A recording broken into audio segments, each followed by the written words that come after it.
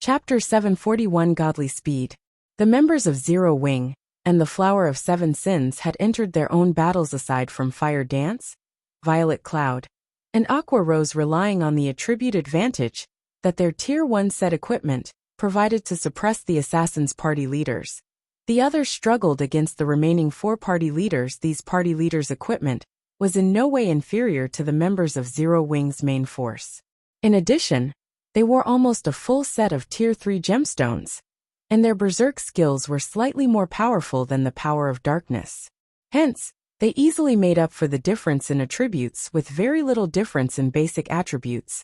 Even if 3 of Zero Wing's main force members ganged up on one of the Flower of Seven Sins party leaders, they were powerless. The enemy neutralized their attacks, one after another. Meanwhile, if they were not careful and received an attack, they would instantly lose 1/3 of their HP. It was only a matter of time before they were defeated. Not to mention, the lava domain was also in effect, continuously reducing the HPs of Zero Wing's players. Surprisingly, Shadow Sword, Minor Wind, Flying Shadow, Turtle Dove, Cola, and Yi Wumian were able to exchange blow for blow with their assassin opponents, both their HPs and their enemies gradually decreasing. A small difference in HP might determine the outcome of their fight. Zero Wing is quite strong.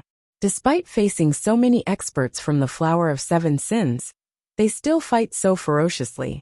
If this were any other team, the Flower of Seven Sins would have defeated them by now, Yuan Tiexin, who watched the fight from afar, said in slight surprise. Unfortunately, Zero Wing will still go up in flames. Currently, aside from a few of Zero Wing's upper echelons holding their ground, it was only a matter of time before the others were defeated. If the battle dragged on, the ordinary main force members would fall. At that time, the assassins could corner Zero Wing's upper echelons. As they already had their hands full with their current opponents, facing more at once would be fatal. The other secret pavilion members nodded in agreement. However, they had to admit that Zero Wing's main force was indeed impressive. If they were in Zero Wing's place, the battle would end very quickly. Refinement realm experts could alter their actions in such high-speed battles nimbly. However, ordinary experts could note in the scorched battlefield.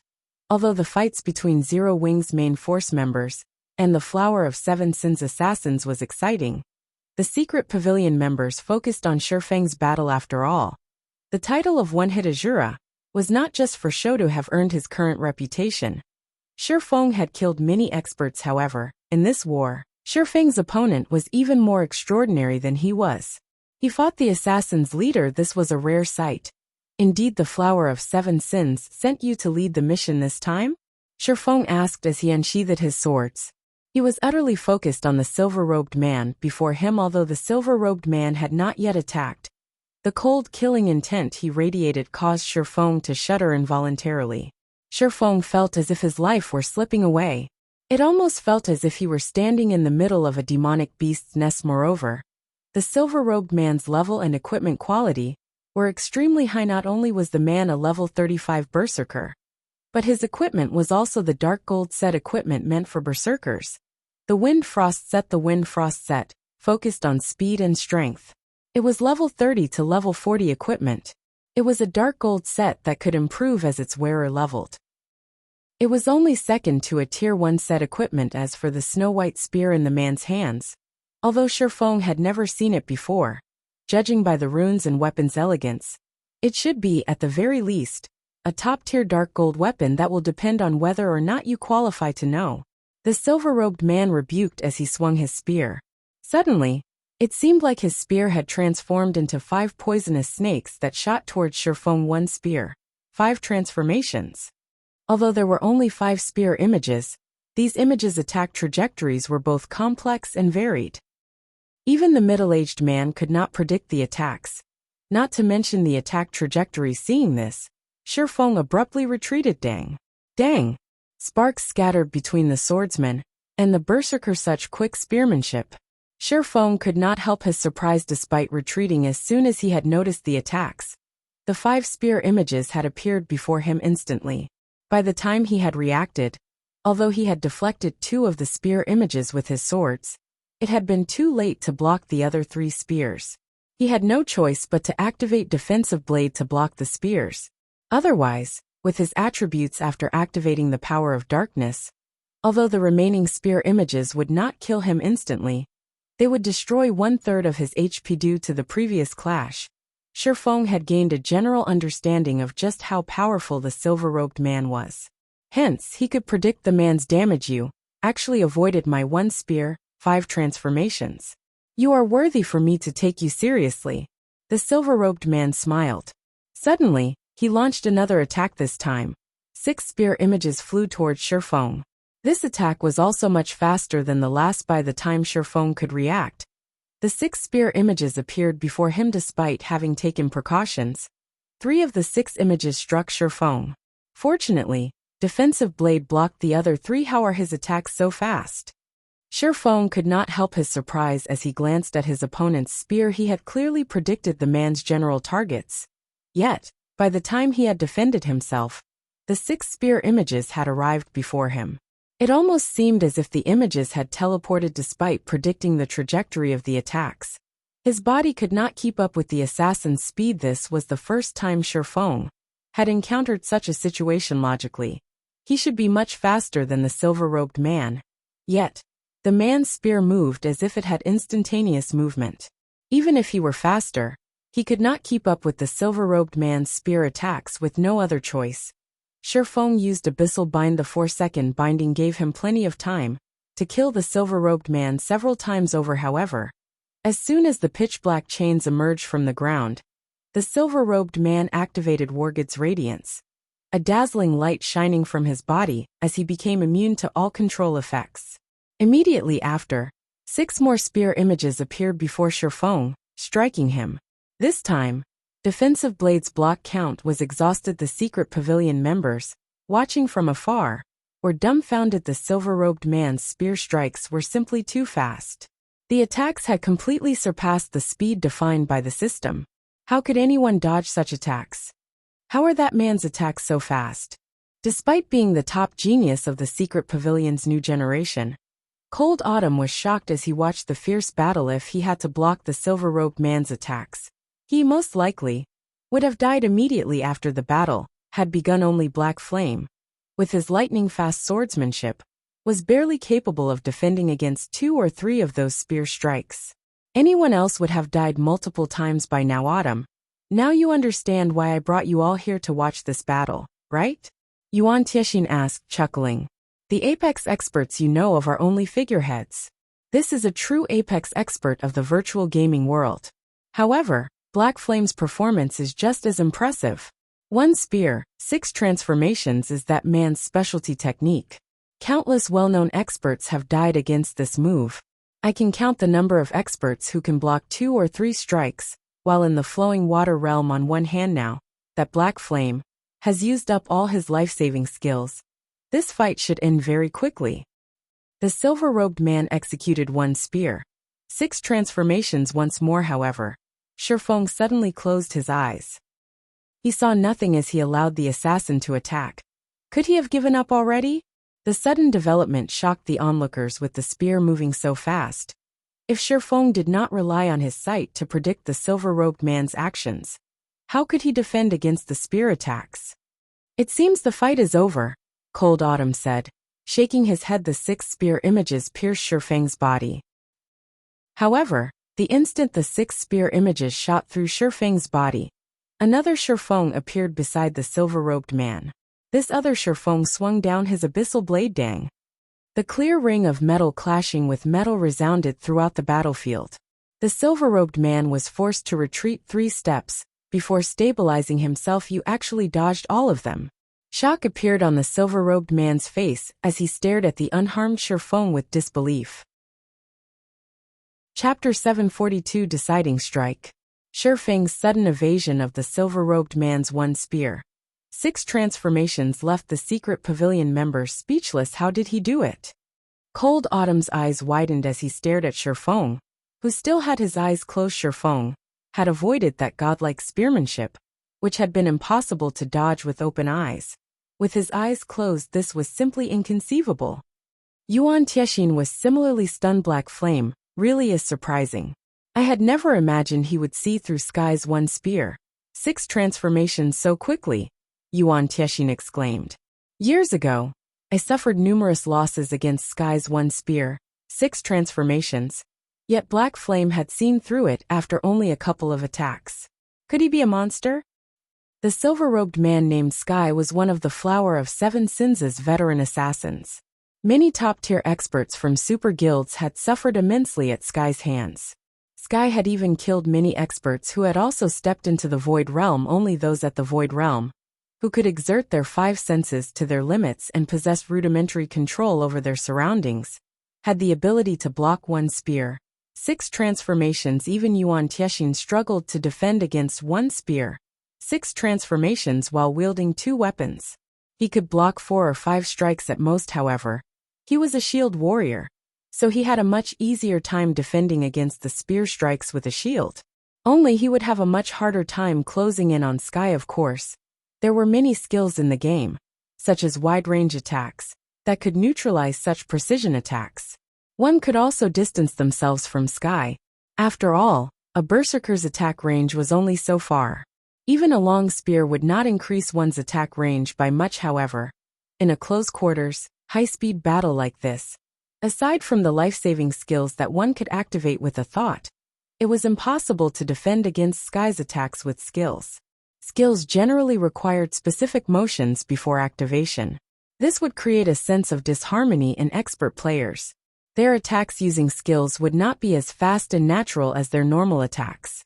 Hence, this would reveal weak points that they did not normally possess. It was this reason precisely that experts in the refinement realm or above rarely used skills in close combat against other players, as it was highly possible that one weakness would spell their doom. Feng had yet to reach the Void Realm. However, without using any skills, he still managed to neutralize Sky's one spear, 6 transformations.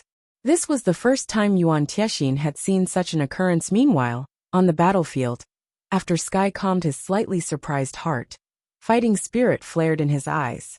He began to execute one spear, 6 transformations. Once more Sky executed his specialty technique numerous times in succession.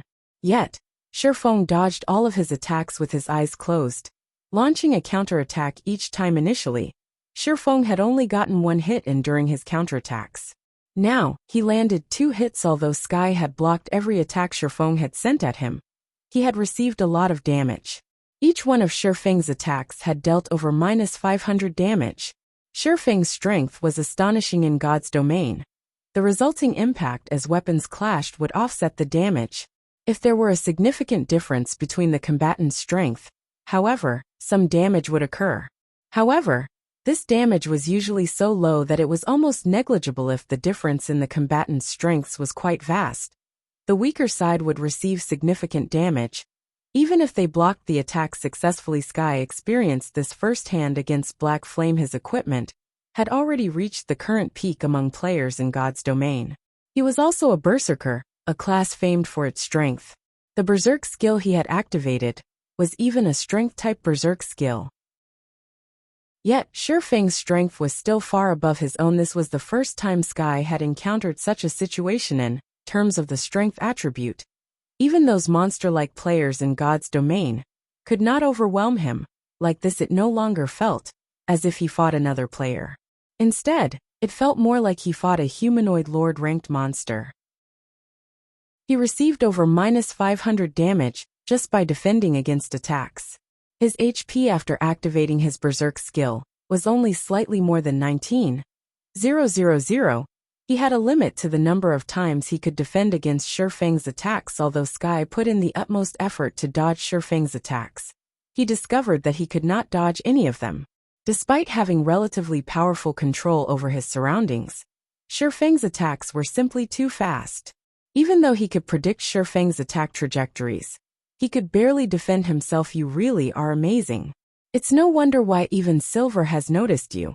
Glaring at Feng, Sky said in a low tone. I had intended to save this card for challenging Silver, but it seems that I have no choice but to try it on you. As soon as he said this, Sky's spear shot out and transformed into 9 spear images. 1 spear, 9 kills. This was currently the limit of Sky's abilities. Not only did this move have a greater range than one spear, 6 transformations, but it was also much faster this time. Shifeng opened his eyes facing the sudden approach of the 9 spear images. Rather than retreating, Shifeng moved forward to welcome the spears. Yuan Tiexin, who watched from afar, thought that Shifeng had lost his mind. Players, who knew of it, already avoided 1 spear, 6 transformations like the plague. On the other hand, 1 spear, 9 kills sent chills down even Yuan Tiexin's spine. Even if he could lift his shield in time, the spear images would most likely hit him. Yet, Shifeng had taken the initiative to welcome the spears. Did his success of neutralizing Sky's 1 spear, 6 transformations make him overconfident? However, as Yuan Tiexin stood too far away from Shifeng, he did not notice the faint blue arcs of electricity circling Shifeng's body. This move was none other than Killing Ray's second skill. Thunder God's Descent. Thunder God's Descent. Become immune to all control skills. Movement speed and attack speed increased by 150%. Damage increased by 50%. And all damage received decreased by 50% for 30 seconds cooldown. 1 hour. In the next moment, numerous blue lights flashed. The lights deflected the spear images as they closed in on Shifeng. From an outsider's view, it looked as if the spear images had avoided Shifeng like a strong gale. Shifeng blasted through the 9 spear images and swept past Sky. Too fast for the naked eye to follow. Killing Ray penetrated Sky's body. This had all happened in an instant before Sky even realized what had just happened. Fountains of blood spurted from his body. His HP plummeted rapidly. In the blink of an eye, his 19,000 plus HP fell to 0. Sky's body thudded as it hit the ground. This Shifeng's sudden attack had killed Sky, stunning everyone who watched for a moment. Only silence followed. What happened just now? How did he block the 9 spear images? Sky died. Questions filled the minds of the secret pavilion crowd. Despite their focus on Shifeng all this time, they had only seen Shifeng vanish and reappear. They had not noticed Shifeng draw his sword before Sky fell to the ground. None of them knew exactly what had just happened. Shifeng had clearly waged a bitter battle against Sky just moments ago. Yet, after a few exchanges, Shifeng had seen through and neutralized Sky's specialty technique. He even claimed Sky's life with a single move. This change had happened too fast. It was unbelievable. Uncle Yuan, do you know what happened just now? What did Black Flame do? Cold Autumn asked, practically shouting his question with bloodshot eyes. However, standing beside him, Yuan Tiexin's were just as wide, containing his own confusion. Chapter 743, 7 Sins Defeat. In Yuan Tiexin's eyes, although Shifeng was certainly strong, he was still no match for him. However, the swordsman's sudden performance had truly dumbfounded him. If Yuan Tiexin faced Sky's 1 spear, 6 transformations, he was only 50% certain of emerging victorious. However, against the 1 spear, 9 kills Sky had just displayed, Yuan Tiexin did not think he had any chance of victory yet. Even after using 1 spear, 9 kills, Sky died after Shifeng's single strike. From the moment Shifeng moved to when he swung his sword, everything had happened all too quickly.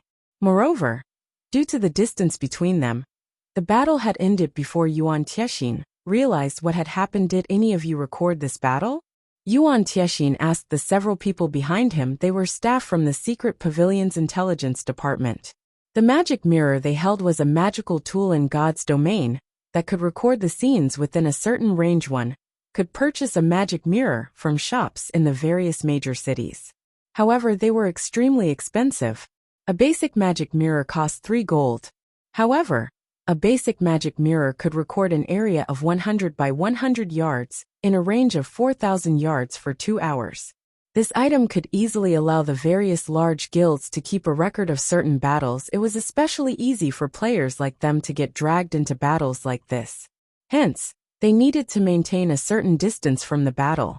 Although they could use binoculars to watch the fights, those items could not record the battles. Hence, magic mirrors were the best tools to gather information. After collecting the required data, one could research the information in detail. It was much easier than the system's recording function. We got everything. The intelligence agents nodded in reply. Good. Make a copy and send it to me later. Send a copy to the guild leader as well. Yuan Tiexin commanded seriously for an expert like himself. Nothing was more alluring than watching a battle between players of Shi Feng's and Sky's standards. Moreover, Shi Feng's performance was also mind-blowing. At this moment, Yuan Tiexin could not help but reconsider the relationship between the secret pavilion and Zero Wing. However, this decision would have to wait until after the war ended. Compared to the surprise the secret pavilion members had felt, the Flower of Seven Sins assassins were thunderstruck. Although Sky was not one of their upper echelons, his fame within the organization was resounding. Almost everyone had heard of him. Moreover, among the many Void Realm experts in the organization, Sky was the only expert capable of facing down Silver Yet, Black Flame. Someone who was only slightly famous had killed Sky. This was like watching an ant defeat a lion. It was inconceivable. Guild leader. When Fire Dance saw the assassin Pleiades freeze, she followed the assassin's gaze. Immediately, she discovered that Shi Feng had claimed the assassin's team leader, and unconsciously, power welled up in her. Fire Dance wasn't the only one to react this way. Everyone from Zero Wing's main force also felt power flow into their bodies when they saw the berserker on the ground. Although Zero Wing's main force had lost over a dozen members, this one death had far more of an impact that killing 3 or 4 of the Flower of Seven Sins party leaders. Hadn't the Flower of Seven Sins never failed a job? In the end, hadn't their strongest team leader still died under their guild leader's sword? Sky's death also caused the lava giant to disappear. Without the lava giant, the lava domain vanished as well in the blink of an eye. The suppression on everyone from Zero Wing lifted, their attributes abruptly soaring.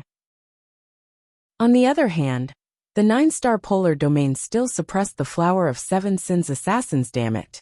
Sky actually died so quickly. Pleiades frowned as he turned to Fire Dance, whose attributes had been restored. He lost his prior composure initially. Fire Dance already had higher attributes than he did. He had only kept up with Fire Dance's attacks by relying on his accurate judgment. Now that Fire Dance had recovered her attributes while he was still hampered, dodging and blocking the woman's attacks became far more difficult. Whether it was Pleiades or the other members of the Flower of Seven Sins, they all had grimaced as they fought. Didn't you enjoy beating me up just now? Shadow Sword, who had less than half of his HP remaining, said as he smirked at a Refinement Realm level 34 Guardian Knight. His lips curling into a smile, Shadow Sword said, "It's my turn now." Saying so, Shadow Sword swung the blue fire double-edged sword violently and executed Whirlwind Slash. He was not the slightest bit afraid of revealing any weak points against absolute strength and speed.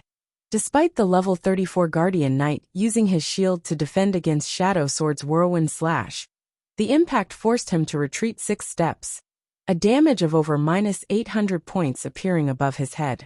For a second there, he had nearly lost his balance. Shadow Sword immediately followed up with a series of violent slashes facing Shadow Sword's rapid barrage. The Guardian Knight had no choice but to raise his shield and defend himself. However, every time Shadow Sword struck his shield, he received over -200 damage, his body forced to retreat one step after another. He had no chances to counterattack on Violet Cloud's side. The Astromancer was finally able to apply leverage. Activating Star's guidance, she sent the level 34 Berserker party leader, who chased after her flying. Immediately after, she attacked with her mana balls. 30 mana balls appeared in the air around them. Although this attack was not as strong as the 36 mana balls she could summon after drinking the 100-berry wine, Violet Cloud was able to control the 30 mana balls with much greater precision. Moreover, due to her recovered attributes, the force her mana balls contained had also increased significantly. The Berserker party leader required his full might to block every mana ball. Otherwise, the balls would knock him back and reveal even more weak points. However, against the overwhelming power of the 30 mana balls, the Berserker party leader occasionally missed 2 or 3 mana balls, receiving around -500 to -600 damage without the suppression of Zero Wing's attributes. The battle immediately turned to Zero Wing's favor, whereas the Flower of Seven Sins were at a complete disadvantage after killing Sky. Shi Feng did not stop to pick up the loot the Berserker had dropped. Instead, he turned around and dashed for the Seven Sins party leader, that posed the greatest threat to Zero Wing. These party leaders were all experts in the flowing water realm. Even if Zero Wing's main force members recovered their attributes, the party leaders were still a major threat after Shifeng's attributes recovered. Due to Thunder God's descent still being active, he became much faster. Although he was not as fast as when he had killed Sky, his speed was more than enough to deal with the Seven Sins party leaders. After appearing behind one of the party leaders, Shifeng executed Chop with his killing Raya streak of blue light flashed 15. For 85 a bloody mark appeared on the Shield Warrior party leader. Only at this moment did the Shield Warrior's shield appear in Shifeng's trajectory. The Shield Warrior was slower than Shifeng's by a massive margin. Suddenly, the party leader, who had roughly 11,000 HP remaining, fell to the ground. Observers were, once again, rendered speechless. Shifeng's attack was simply too fast. Watching from afar, they had only seen a flash of blue light. They had not even seen his sword's afterimage before it struck his opponent. Just how was someone supposed to defend against such an attack? After just a short moment, 4 of the 7 Flower of Seven Sins party leaders had died at Shifeng's hands. Fire Dance, Violet Cloud, and Aqua Rose took care of the last 3 in the end. Zero Wing had annihilated the assassins from the Flower of Seven Sins. Chapter 744, Star Alliance's Defeat. As the Flower of Seven Sins came to an end, everyone watching from afar was dumbfounded. It was especially true for the Star Alliance's upper echelons. People in their position were very aware of how terrifying the Flower of Seven Sins was. The Flower of Seven Sins was an organization that had killed the upper echelons of super guilds countless times, invoking the super guild's wrath. However, none of those guilds could do anything to the assassin organization until this day. The Flower of Seven Sins had never failed a job. Yet now this legend shattered. The most incredulous aspect was that it had been an upstart guild that broke the legend. How can this be? Red Feather's eyes widened, and he clenched his fists as he stared at the corpses of the Seven Sins scattered across the ground. The Flower of Seven Sins had been their final trump card against Zero Wing. Now that the assassins had been wiped out, how were they supposed to deal with Zero Wing's upper echelons? Any expert could take advantage of the narrow terrain to exert their strength, not to mention Black Flame, who could instant kill the Flower of Seven Sins team leader. With Black Flame's strength, he could slaughter elite players without wasting much stamina. He only needed 1 hit for each kill if they relied on Zerg tactics to kill Black Flame. Just how many elite players would they need to sacrifice? Not to mention, the Tier 3 demon was still alive and kicking. It was practically impossible to annihilate Zero Wing's main force here. With just 20,000 elite players. Guild leader, the Flower of Seven Sins members have been wiped out. What should we do now? Unsure himself, Red Feather quickly decided to report to Galaxy Past. What? Galaxy Past was momentarily stunned when he received the news. For a second, he even thought Red Feather was joking. However, Red Feather would never joke so distastefully in such a dire situation like this. His expression turning serious, Galaxy Past asked, "How many people does Zero Wing have left? Is Black Flame dead?" The Flower of Seven Sins' strength was absolute. Even if Zero Wing's main force were impressive, they would not walk away unharmed. If Zero Wing's main force had suffered severe casualties, then they could rely on their elite army to swarm their remaining enemies without any commanders. Zero Wing's army would into disarray, and morale would drop sharply. It would be significantly easier to take out Zero Wing's elite army. Without its leaders, they have 76 people remaining. Black Flame is still alive, Red Feather hurriedly reported after glancing at Zero Wing's members, who were still within the magic array. Galaxy Past surprise escalated. "Are you sure?" Galaxy Past asked once more. The Flower of Seven Sins had dispatched 50 of its top-tier assassins. Every one of these assassins was an expert that struck fear into one's heart. Even Galaxy Past himself was not sure that he could escape should any one of these experts come for his life. How was it possible that this team of assassins had only claimed slightly over 20 Zero Wing lives? Galaxy Past had a very clear understanding of the strength of Zero Wing's main force. Aside from the few very strong upper echelons, most of them were subpar. Galaxy Past was even confident he could face several of them at once. Guild leader, how could I mistake something like this? For a time, Even Red Feather was at a loss. Hurriedly he said, "All of Zero Wing's upper echelons are still alive. Only a few core members died. That Tier 3 demon has also broken out of its magical imprisonment and has begun to attack our people." When Galaxy Past heard this, his brain stopped functioning. Since when was Zero Wing so powerful? Against the Flower of Seven Sins' 50-man assassin team, Zero Wing had actually emerged victorious, losing only a few unimportant members. Guild leader, what should we do now? Do we fight or retreat? Red Feather asked anxiously, as he watched the Tier 3 demon slaughter his elite members. Black Flame, we will retreat. Only after a long moment did Galaxy Pass finally decide. When he uttered the word retreat, he sounded as if he had been sapped of all of his energy. How many years had it been? Galaxy Past had long since forgotten the feeling of defeat. However, today, he had been reminded of the taste. This taste made him very uncomfortable ever since the Star Alliance had fallen into his control. The guild had only lost to super guilds and super first-rate guilds. The Star Alliance had never lost to anything less yet. Now, the Star Alliance he commanded had been beaten into submission by an upstart guild. This blow was many times more humiliating than suffering defeat at the hands of those super guilds. A Tier 3 demon was the equivalent of a great lord.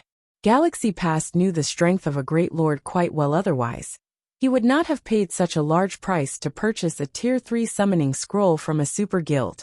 At this stage of a game, having a great lord on one's side could reduce one's losses significantly, while dealing a devastating blow to the enemy with 2 Tier 3 summoning scrolls. They thought they had this war in the bag. However, Galaxy Past had never imagined that an energy pulse attack would eliminate both of their great lords. They had no way to deal with a Tier 3 demon if they did not retreat. They would only suffer more casualties. After Red Feather heard Galaxy Past's command, his downcast expression became even more gloomy. However, he still gave the order to retreat. Meanwhile, standing on a nearby mountaintop, the secret pavilion members were engaged in a heated discussion over this war between the Star Alliance and Zero Wing Guild leader. Black Flame is too powerful. The way he killed that team leader from the Flower of Seven Sins was just too cool. I wonder what sort of training Black Flame used to get to his level. Even after watching the battle so many times, I only caught a glimpse of Black Flame's figure. I couldn't even see the afterimage of his attack. Uncle Yuan would most likely last only a few moves against Black Flame. What do you even know? Uncle Yuan is powerful. Of course, he could block Black Flame's attack. But Black Flame's attack speed is so high. Who could possibly defend against his attack? Among the secret pavilion's trainees, many had renewed their impressions of Zero Wing. They were no longer arrogant when talking about Zero Wing. Unconsciously, they had gone from calling the swordsman Black Flame to calling him guild leader Black Flame. However, a few youths among them were still unsatisfied. There is no need to argue. I am not a match for Black Flame. Or to put it in another way, only those few monstrous players can contend with Black Flame now, Yuan Tiexin said suddenly. He could not help but laugh at everyone's conversation. Autumn, what did you think of this fight? Yuan Tiexin asked the silent Cold Autumn. Cold Autumn was the top genius among the secret pavilion's new generation. The youth had joined the secret pavilion's secret training program a year ago. He was only 17 years old, yet he had already become the pavilion's star pupil. He had already reached the half-step refinement realm, and was only a thread away from truly entering the refinement realm. He could break through at any time. Initially, Yuan Tiexin had brought Cold Autumn and the other trainees here to teach them not to be too arrogant, showing them that there were many experts in the virtual gaming world. He had also wanted to show them a true monster. Unfortunately, Silver had not made an appearance this time. However, their gains from watching the battle between Sky and Black Flame should be sufficient. Yuan Tiexin had even hoped to see a confrontation between Black Flame and Silver.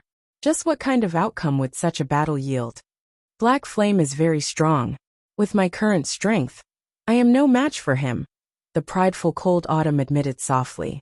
However, I will continue to work hard. Sooner or later, I will surpass him. Ha ha ha. That's right. This is the sort of mindset you must possess. It seems that this trip here has not been a waste at all. Yuan Tieshi nodded with satisfaction. Suddenly, he heard the ring of his communicator, surprising him after all. This was a call from none other than the Secret Pavilion's guild leader. Chapter 745, Eternally Remembered Strike. After Red Feather gave the order, the elite army the Star Alliance had sent to deal with Zero Wing's main force retreated, leaving behind only a small squadron to deal with the battle demon. The elite legions of the Star Alliance, and the various large guilds, which fought elsewhere on the battlefield, also began to retreat, preparing to leave the Stoneclaw Mountains. It's too late to retreat now. Shifeng sneered as he swept his gaze across the fleeing Star Alliance army. Immediately, he sent a command through the guild chat, saying, "All elite legions, activate the 9-star polar domain magic array." There was why Shifeng had previously split Zero Wing's army into 10 separate elite legions. The Stoneclaw Mountains outer region was vast. However, there were only 10 paths that led to the dungeon's teleportation areas. Soon as the war began, Shifeng had used the guild war order to seal off the Stoneclaw Mountains. Any player within could not escape with the return scroll. The only way to leave the dungeon was by using the teleportation array. There were 2 methods of using magic arrays in God's domain. The first method used a magic array aggressively to suppress the enemy. The second use was defensive due to the unique characteristics of barrier magic arrays. Once these magic arrays were activated, enemies trapped inside the barrier could not leave. Similarly, nobody would be able to enter the barrier unless they destroyed the magic array itself. However, it was not easy to destroy a magic array. A lot of time was required to do so. Attacks from outside the array would be weakened. Normally, it was much easier to destroy a magic array from inside. The 9-star polar domain was no exception. Hence, Shifeng had sent Zero Wing's 10 elite legions to guard the 10 paths. When the elite legions activated their 9-star polar domain magic array, they would prevent the Star Alliance and other large guilds from leaving the Stoneclaw Mountains. They could then take the opportunity to gain more from this war. With Shifeng's command, the barrier parties mobilized, every one of them revealing the 9-star polar domain magic scroll. They had held on to all this to me as the 90 players unfurled the magic scrolls in their hands. 10 massive magic arrays suddenly appeared above the battlefield, enveloping a large portion of the battlefield and sealing all exits out of the Stoneclaw Mountains. What's going on? Why have my attributes decreased? Damn it! I don't even have 6,000 HP right now. The various guilds' elite members, who had forced Zero Wing's elite legions into a constant retreat, suddenly discovered something amiss. Their attributes had decreased by 40%. Their attacks could not cause any significant damage to Zero Wing's elite members at all. In contrast, Zero Wing's elite members, whose attributes remained unchanged, could finish them off with just a few hits. Suddenly, Zero Wing's enemies began to panic. Although the players caught outside the magic array tried to help and constantly attacked the barrier with spells, the effect of their attacks were minimal. The magical class players maintaining the 9-star polar domain did not lose much mana from their attacks. It's our turn now. Seeing the various guilds panicking elites, Zero Wing's elite members rushed forward to resolve the battle. Originally, they had needed roughly 4 or 5 attacks to defeat their enemies. Now they only needed 2 or 3 hits to do so. On the other hand, their enemies now required roughly 8 or 9 hits to kill them. The battle was one-sided. Moreover, the 9-star polar domain magic array was like a knife at their throats. The magic arrays had cut off their retreat. Aqua used the mana pulse cannon to support the legions. Everyone else, guard the cannon and clean up the battlefield. After Shifeng issued his commands, he activated Wind Rider and flew down the mountain. The 9-star polar domain would not hold the Star Alliance and its allies for long. The various large guilds would escape by the time the battle demon reached them. However, if he killed his enemy's commanders, the remaining elite players would run like a headless chicken. He would significantly reduce the elite army's momentum, earning more time for his army. Someone's flying towards us. The retreating Star Alliance members suddenly shouted as they glanced towards the sky. Everyone turned to see the flying figure Black Flame. It's Black Flame. As the figure approached, The elites recognized Zero Wing's guild leader charging at us alone? Do you really think the Star Alliance is that easy to bully? Red Feather also noticed Shifeng rapidly approach their army. He bellowed, "Ranged players, shoot him down. Anyone who kills Black Flame will be rewarded with a set of top-tier equipment, 500 gold, and a promotion to core member." A first-rate guild had many members. However, only a few could become core members. Without extremely powerful combat skills, becoming one of the guild's elites was generally their limit. Meanwhile, there was a qualitative difference between the treatment an elite member received and what the core members enjoyed. Not only did core members have priority on good equipment, but they also received a bountiful salary each month. One could earn far more credits as a core member than they could as at an office job in a large corporation. One could say that core members were considered formal internal staff in a first-rate guild, while an elite was merely external staff. The benefits were on a completely different level. Black Flame, die. The Star Alliance's elites shouted excitedly. Thousands of ranged players began casting their spells and knocking their arrows as they awaited Shifeng's arrival. As Shifeng grew closer to the elite army, spells and arrows began to fly towards him. However, with Wind Rider's speed increase, Shifeng had little trouble evading the spells and arrows. Moreover, as these elite players launched their attacks based on their predictions of Shifeng's movement, he only needed to fly out of range to avoid the attacks. Like this, Shifeng advanced effortlessly, weaving his way through the rain of spells and arrows from afar. It seemed as if Shifeng danced amidst the countless spells and arrows as a result of his frightening speed. Shifeng left behind one afterimage after another, confusing the Star Alliance's elites. None of them could follow Shifeng's movements. Seeing Shifeng approach, instead of being affected by Shifeng's frightening momentum, Red Feather sneered as he took out a Crimson Tier 2 magic scroll from his bag. Black Flame, you're the one who will die today. Red Feather acknowledged that none of his own spells would land on the fast-moving Shifeng. However, the Tier 2 magic scroll he held was a different story. Tier 2 spell, Holy Spears of Flame. Suddenly, 36 flame spears appeared around Red Feather, the scorching fire increasing the surrounding temperature. Black Flame turned to ash. Red Feather waved his staff when he saw that there were only 30 yards left between him and Shifeng. The 36 flame spears transformed into streams of light. As they shot towards Shifeng, the flame spears were much faster than Shifeng, taking only an instant to cross the 30 yards. The flame spears blocked any path of escape, giving Shifeng no room to dodge. Meanwhile, the Holy Spears of Flame was an unblockable sacred spell. Every spear rivaled a Lord-ranked monster's power. It was an extremely powerful spell. Just as the spears were about to strike Shifeng, he suddenly disappeared. None of the flame spears hit their mark. Before Red Feather could react, he discovered Shifeng in front of him. Blue arcs of electricity circled Shifeng's body, crackling as they sparked Tier 2 taboo skill, Instant Strike. Shifeng's figure dashed past Red Feather, leaving behind a blue afterimage that remained for a relatively long time. Red Feather fell to the ground, his body lying motionless. His HP, which had been over 8,000, dropped to nothing. Meanwhile, Shifeng's figure had long since departed, leaving the Star Alliance elites in a daze. They would carry this scene forever in their minds while thousands of players bombarded him with attacks. Shifeng had managed to kill Red Feather with one hit. All they could do was stare at Shifeng's back as he departed. Chapter 746, Breaking Through Flowing Water. The retreating elite members weren't the only ones who saw Shifeng kill Red Feather. The secret pavilion members, who had been preparing to depart from the battlefield, also saw the attack with a flash of blue light. The battle had been over. No one from the secret pavilion understood what had just happened despite the thousands of elite players and Red Feather's Tier 2 magic scroll.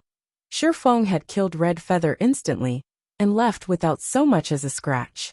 It was simply inconceivable. Shifeng's attack was even faster than the one he had used to kill Sky. Who could possibly contend with that kind of speed? Black Flame was still hiding his strength when he faced Sky. Yuan Tianxin was shocked. As for the secret pavilion's trainees, everyone was speechless, chills crawling down their spines. Ordinary elite members might not have caught the crucial moment of the fight, but they had seen it rather than his dodging capabilities. The speed of Black Flame's attack had been truly frightening. They had only seen Black Flame brush past Red Feather. None of them had seen Black Flame's sword leave its sheath. They stood too far away, so they had not been able to see the attack too clearly. However, Red Feather had taken the hit personally. He should have seen Black Flame's technique clearly. Moreover, due to God's domain, both ordinary players and experts' sharp intuition had improved significantly in the moment of death. This wildlike intuition could allow them to evade attacks. Expert players, in particular, had an easier time and a higher chance to evade. Red Feather was an expert ranked on the God's Domain Experts list, which the Secret Pavilion published. His strength was extraordinary. Although he had yet to reach the half-step refinement realm, he possessed bountiful combat experience, with very high basic attributes to back it up. His ability to respond to danger was first-class among experts. Even Cold Autumn, a genius proclaimed by the Secret Pavilion, might not be as good as Red Feather in this aspect yet. An expert with such fast reactions had not reacted in the least when Black Flame had attacked him. It was as if Red Feather's intuition had vanished during that moment. Only when he had died did he realize that he had been struck.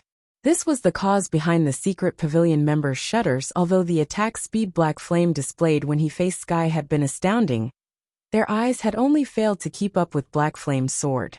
Now, however, they had not even realized when Black Flame had attacked. They had only seen the streak of rapidly dissipating blue light. Meanwhile, Shifeng, who had already pulled away from the elite army, was not particularly satisfied with his performance. Sure enough, it won't be easy to replicate that sensation again. After killing Red Feather, Shifeng recalled the move he used to kill Sky. The principle behind one spear, 6 transformations was similar to his void steps. One spear, 6 transformations was a technique that used special attack methods to overload the opponent's brain with complex information, causing their brain to ignore this information, not allowing them to perceive the attack. Only when the spear truly threatened their life would their brain dispel this ignorance. However, at that point, the spears were already under their noses, and it was too late to react. Even with his advantage of attributes, Shifeng could barely block 2 or 3 spear images.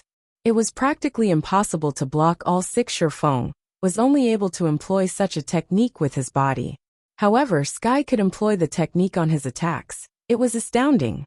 The body's movement speed was far inferior to its attack speed. Hence, it was exponentially more difficult to employ such a technique with one's attacks. Moreover, for this kind of technique, the faster it was, the more difficult the technique was to use. One was required to carry out a series of complex motions within an extremely short period to execute the technique. Only with overly complex information would the brain refuse to accept the image, choosing to ignore it. As someone who had a profound understanding of this technique, Shifeng had no choice but to close his eyes and shut out all visual information. Instead, he chose to rely on his other sensory organs, his wealth of combat experience, and his sharp intuition to dodge Sky's one spear, 6 transformations with his absolute advantage regarding attributes. It was possible if he maintained a distance of roughly 1 yard away from Sky's attack range, and evaded the instant he sensed the Berserker's spear displace the air around him, he would have sufficient time to dodge the incoming attacks. This was precisely the reason that Shifeng had avoided Sky's aggressive attacks while launching his own counterattack in a battle between experts. It was extremely dangerous to shut out one's visual sense because, among a person's 5 senses, one's sight absorbed the most information. Ordinary players relied on sight the most. If a player lost their sight, they would be crippled, wounding their combat power. However, while Shifeng had closed his eyes and evaded Sky's one spear, 6 transformations, he discovered that his perception of the world had changed without his sight. His concentration had focused on his surroundings. He no longer focused on his enemy.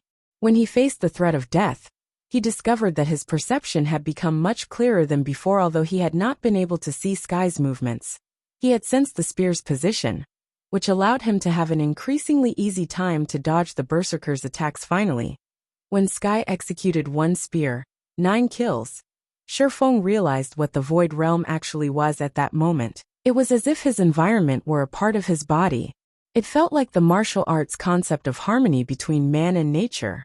At that moment, Sky's spear ceased to confuse him in the end. Shifeng had opened the last door of the realms of refinement Void Realm. After reaching the Void Realm, Shifeng could see the general attack range of one spear. 9 kills with a single glance. Hence, Shifeng brandished Killing Ray to block every single strike if comparing attack speed. Shifeng, who had activated Thunder God's Descent, could not lose however. When Shifeng landed the final strike against Sky, he noticed a crack in space. He unconsciously swung Killing Ray along that space. By the time he was aware of what was happening, Sky was already on the ground when he had killed Red Feather. However, he had not been able to relive that sensation. Only the bonus speed that instant strike provided was simply astonishing, so much so that Red Feather could not react to his attack. Hence, Shifeng was somewhat dissatisfied with this result. After Shifeng killed Red Feather, Red Feather's elite army fell into a turmoil. None of the elites knew what to do. Moreover, after watching Shifeng's performance, many of them were scared witless, as they scattered if killing Red Feather generated such a result. Shifeng could not let the other Legion commanders off the hook on top of his own battles. Shifeng directed the Battle Demon to kill the Star Alliance and their allies' commanders. Very quickly chaos broke out on the battlefield. Damn that black flame. He is trying to wipe us out. After receiving the reports from the Star Alliance's various elite legions, even if Galaxy Past were a fool, he understood Shifeng's goal. He then looked at the map of the Stoneclaw Mountains and said through the guild chat, "Everyone, gather at the Northwest Mountain Path. We'll break through as one." With mayhem overwhelming the battlefield, breaking through multiple exits would be too time-consuming. They would only play into Shifeng's hands if they did so. Hence, Galaxy Pass chose to gather the Star Alliance's army at the nearest exit path, focusing their power into a single point. With this, they could smash through Zero Wing's defense. A moment later, under Galaxy Pass's command, the Star Alliance's elite army gathered at the Northwest Mountain Path and began to attack the 9-star polar domain madly. Despite Zero Wing's elite members retaliating, the effect was minimal. The 9 players maintaining the magic array lost their mana rapidly. After a few minutes, the 9-star polar domain shattered. The Star Alliance members rejoiced. "Huh? Isn't that Black Flame?" "It's not just Black Flame. Isn't that Fire Dance and Aqua Rose beside him?" When the magic array shattered, the players from the Star Alliance with sharp eyesight discovered Black Flame and Zero Wing's main force members in the middle of the mountain path. Their expressions sank instantly. Chapter 747, Harvest of the War. Everyone had seen for themselves what kind of powerhouse Shifeng was despite watching from afar. They could not stop their shudder the fact that Shifeng was able to kill Red Feather, while surrounded by thousands of elite players, and leave unharmed showed them that their lives were in Shifeng's hands. If Shifeng wanted to take any life here, nobody could stop him. It was precisely this reason that kept the various players from the Star Alliance from rejoicing when they shattered the 9-star polar domain. Right now they only felt fear. Every one of them froze. None of dared to move forward by a single step. One man had deterred an elite army of tens of thousands. Moreover, this was no ordinary elite army. It was the elite army from the Star Alliance, a first-rate guild. Every elite member was level 32 or above. In the eyes of ordinary players, they were all experts, yet, against Shifeng's might, these experts lost the will to fight. Furthermore, Shifeng had many famous experts standing with him, whether it was Fire Dance, Aqua Rose, and the other upper echelons of Zero Wing. Each one of them was even more famous than their guild leader, Galaxy Past. Moreover, they all possessed dazzling battle records. Chances were that Zero Wing's upper echelons were stronger than their guild leader. How were they supposed to face these monsters? Zero Wing loomed in front of them. Behind them Ouroboros waited. The Star Alliance army was stuck between a rock and a hard place. Zero Wing only has several hundred people guarding the exit. So what if Zero Wing's main force has joined the fray? Do they really think they can stop our 50,000-strong elite army? Galaxy Pass suddenly shouted, "All of you charge! Wipe them out!" Galaxy Past's words jerked everyone out of their daze. Although Zero Wing had a Tier 3 demon, they had barrier scrolls, which could to suppress it. Dealing with Zero Wing's several hundred members would be a piece of cake even if Shifeng were more powerful, and could kill a player with every attack. Even if everyone let him, it would take a very long time to kill 10,000 players. Not to mention 50,000. Suddenly, the Star Alliance members swarmed towards Shifeng. The players from Zero Wing felt their hearts race. As they watched the tide of players surging towards them, they only had several hundred players on their side. Although their guild's main force had arrived to assist them, it was impossible to hold off 50,000 players. Even lasting for a short time would be impressive. After all, battles between players demanded an extremely heavy burden of one's stamina. Without stamina, even the strongest expert would fall under an ordinary player's blade. However, as soon as the Star Alliance's elites closed in, dozens of intermediate frost grenades exploded among the crowd, freezing the mountain path and decorating it with hundreds of ice sculptures. As soon as they appeared, these ice sculptures shattered and disappeared naturally. Shifeng knew that it was impossible for several hundred players to hold off an army of 50,000. However, the frost grenades could delay the elite army for long enough for Ouroboros's army to arrive. Each main force member carried 100 intermediate frost grenades and 10 advanced frost grenades, which were significantly more powerful than intermediate frost grenades. With the main force's strength and the large stock of frost grenades, it was child's play to hold back the Star Alliance's army until Ouroboros arrived. Black Flame. Galaxy Past gnashed his teeth as the frost grenades appeared once more. At this point, the fearsome might of the frost grenades had embedded itself into everyone's minds. Previously, Zero Wing's elite legions had damaged the various large guilds significantly with these frost grenades. To deplete Zero Wing's supply, the various guilds had sacrificed a large chunk of their armies if the Star Alliance showed its fear and halted its rampant assault. Zero Wing wouldn't need to waste their grenades to buy time.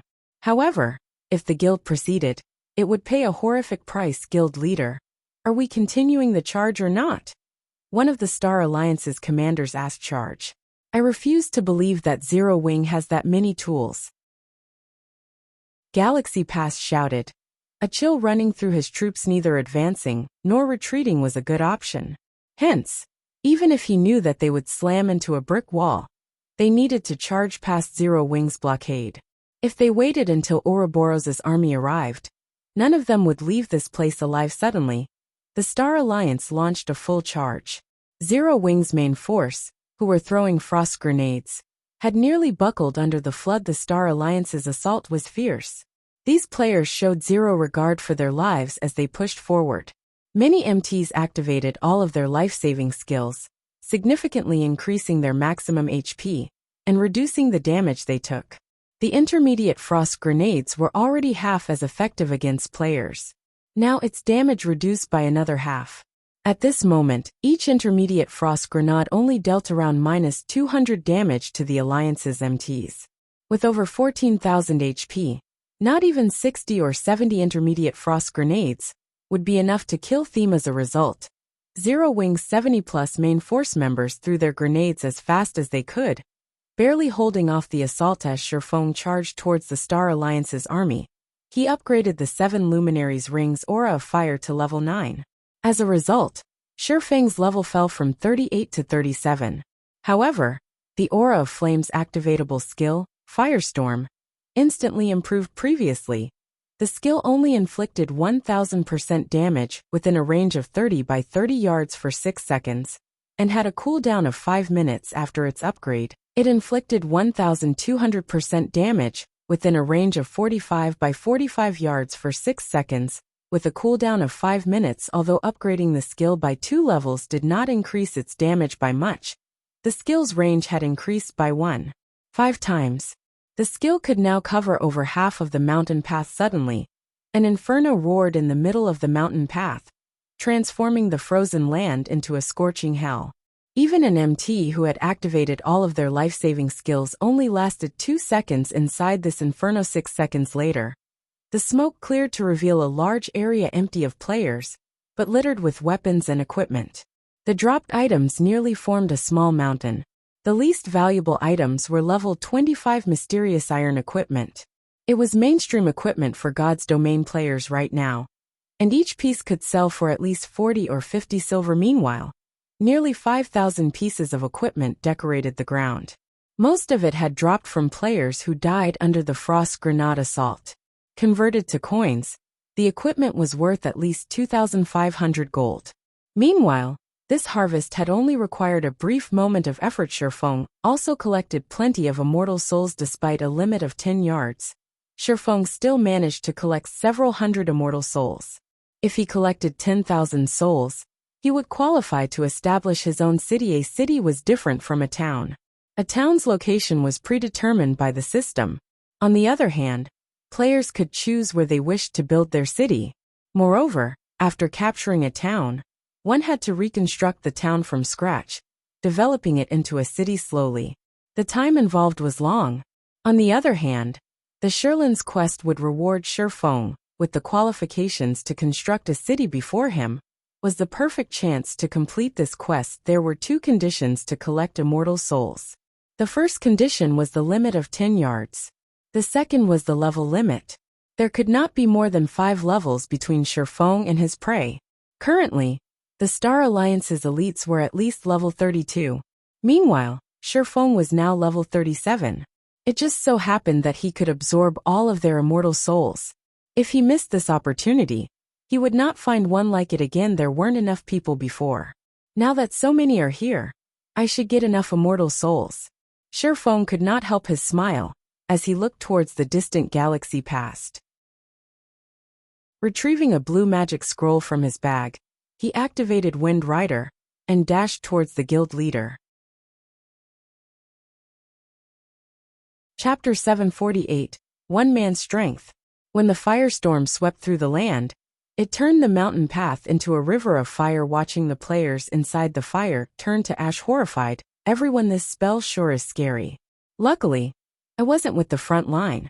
A level 32 shield warrior in silver heavy armor gulped as he watched the flames in front of him. He had only been a thread away from losing his life. Had he taken another step forward, he would have died like the Guardian Knight, who had been in front of him a second ago. The Guardian Knight had over 12,000 HP, and had Protection Blessing and Magic Resistance aura activated. The Guardian Knight had even received a Truth Shield from a cleric, and a Defense Blessing from an oracle. Yet, said Guardian Knight still evaporated in a matter of seconds. Someone's heading this way. The heavy-armored shield warrior suddenly discovered a figure charging straight for him. Someone actually dares to face us alone. Brothers, let's *CK him up.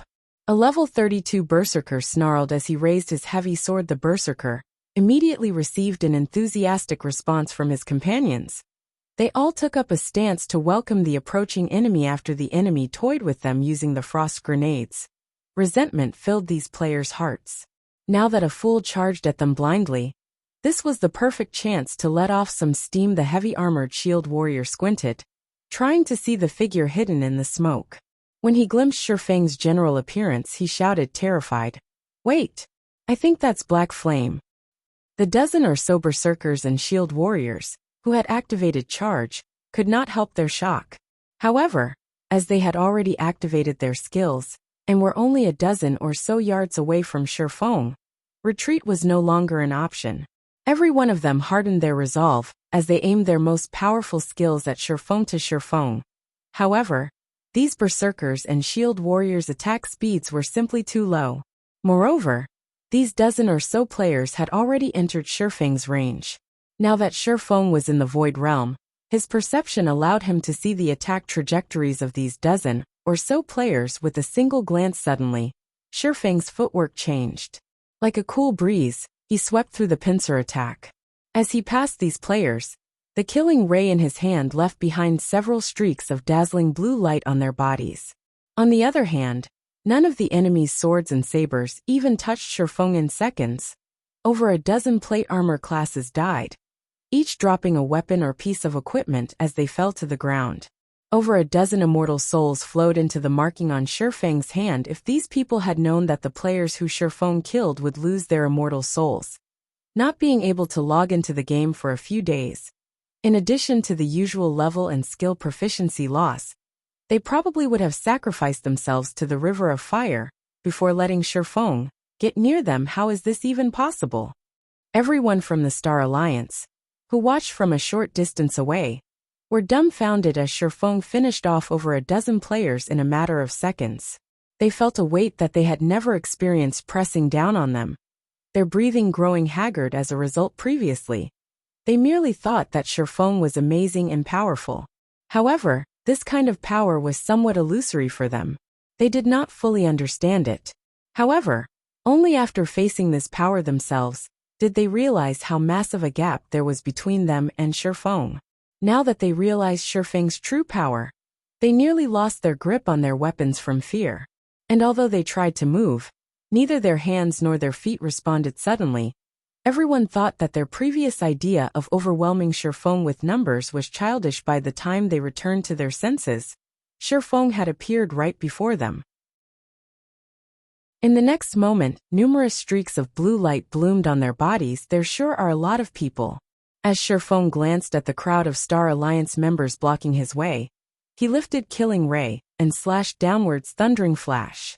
Suddenly, several lightning strikes slithered towards the Star Alliance players, leaving behind dazzling electric arcs in the air. With a single move, Shifeng gained dozens of immortal souls and cleared a path for himself. By the time the Star Alliance members reacted and tried to surround and contain Shifeng, he had already dashed into the crowd and began a slaughter chop. Earth Splitter, Thunder Flame Explosion, Skywheel Sword. Shifeng leisurely harvested the Star Alliance's lives one after another. Despite the elite members throwing all sorts of control skills at Shifeng, who had activated the aura of space, none of these control skills had taken effect. As for the various attacks sent at him, with his movement speed, none of them even came close to hitting him frequently.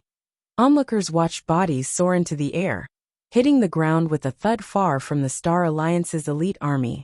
Those who watched were stupefied. Not only had Shifeng's onslaught slowed the Star Alliance's offensive, but he had also killed a large fraction of the Star Alliance's elites.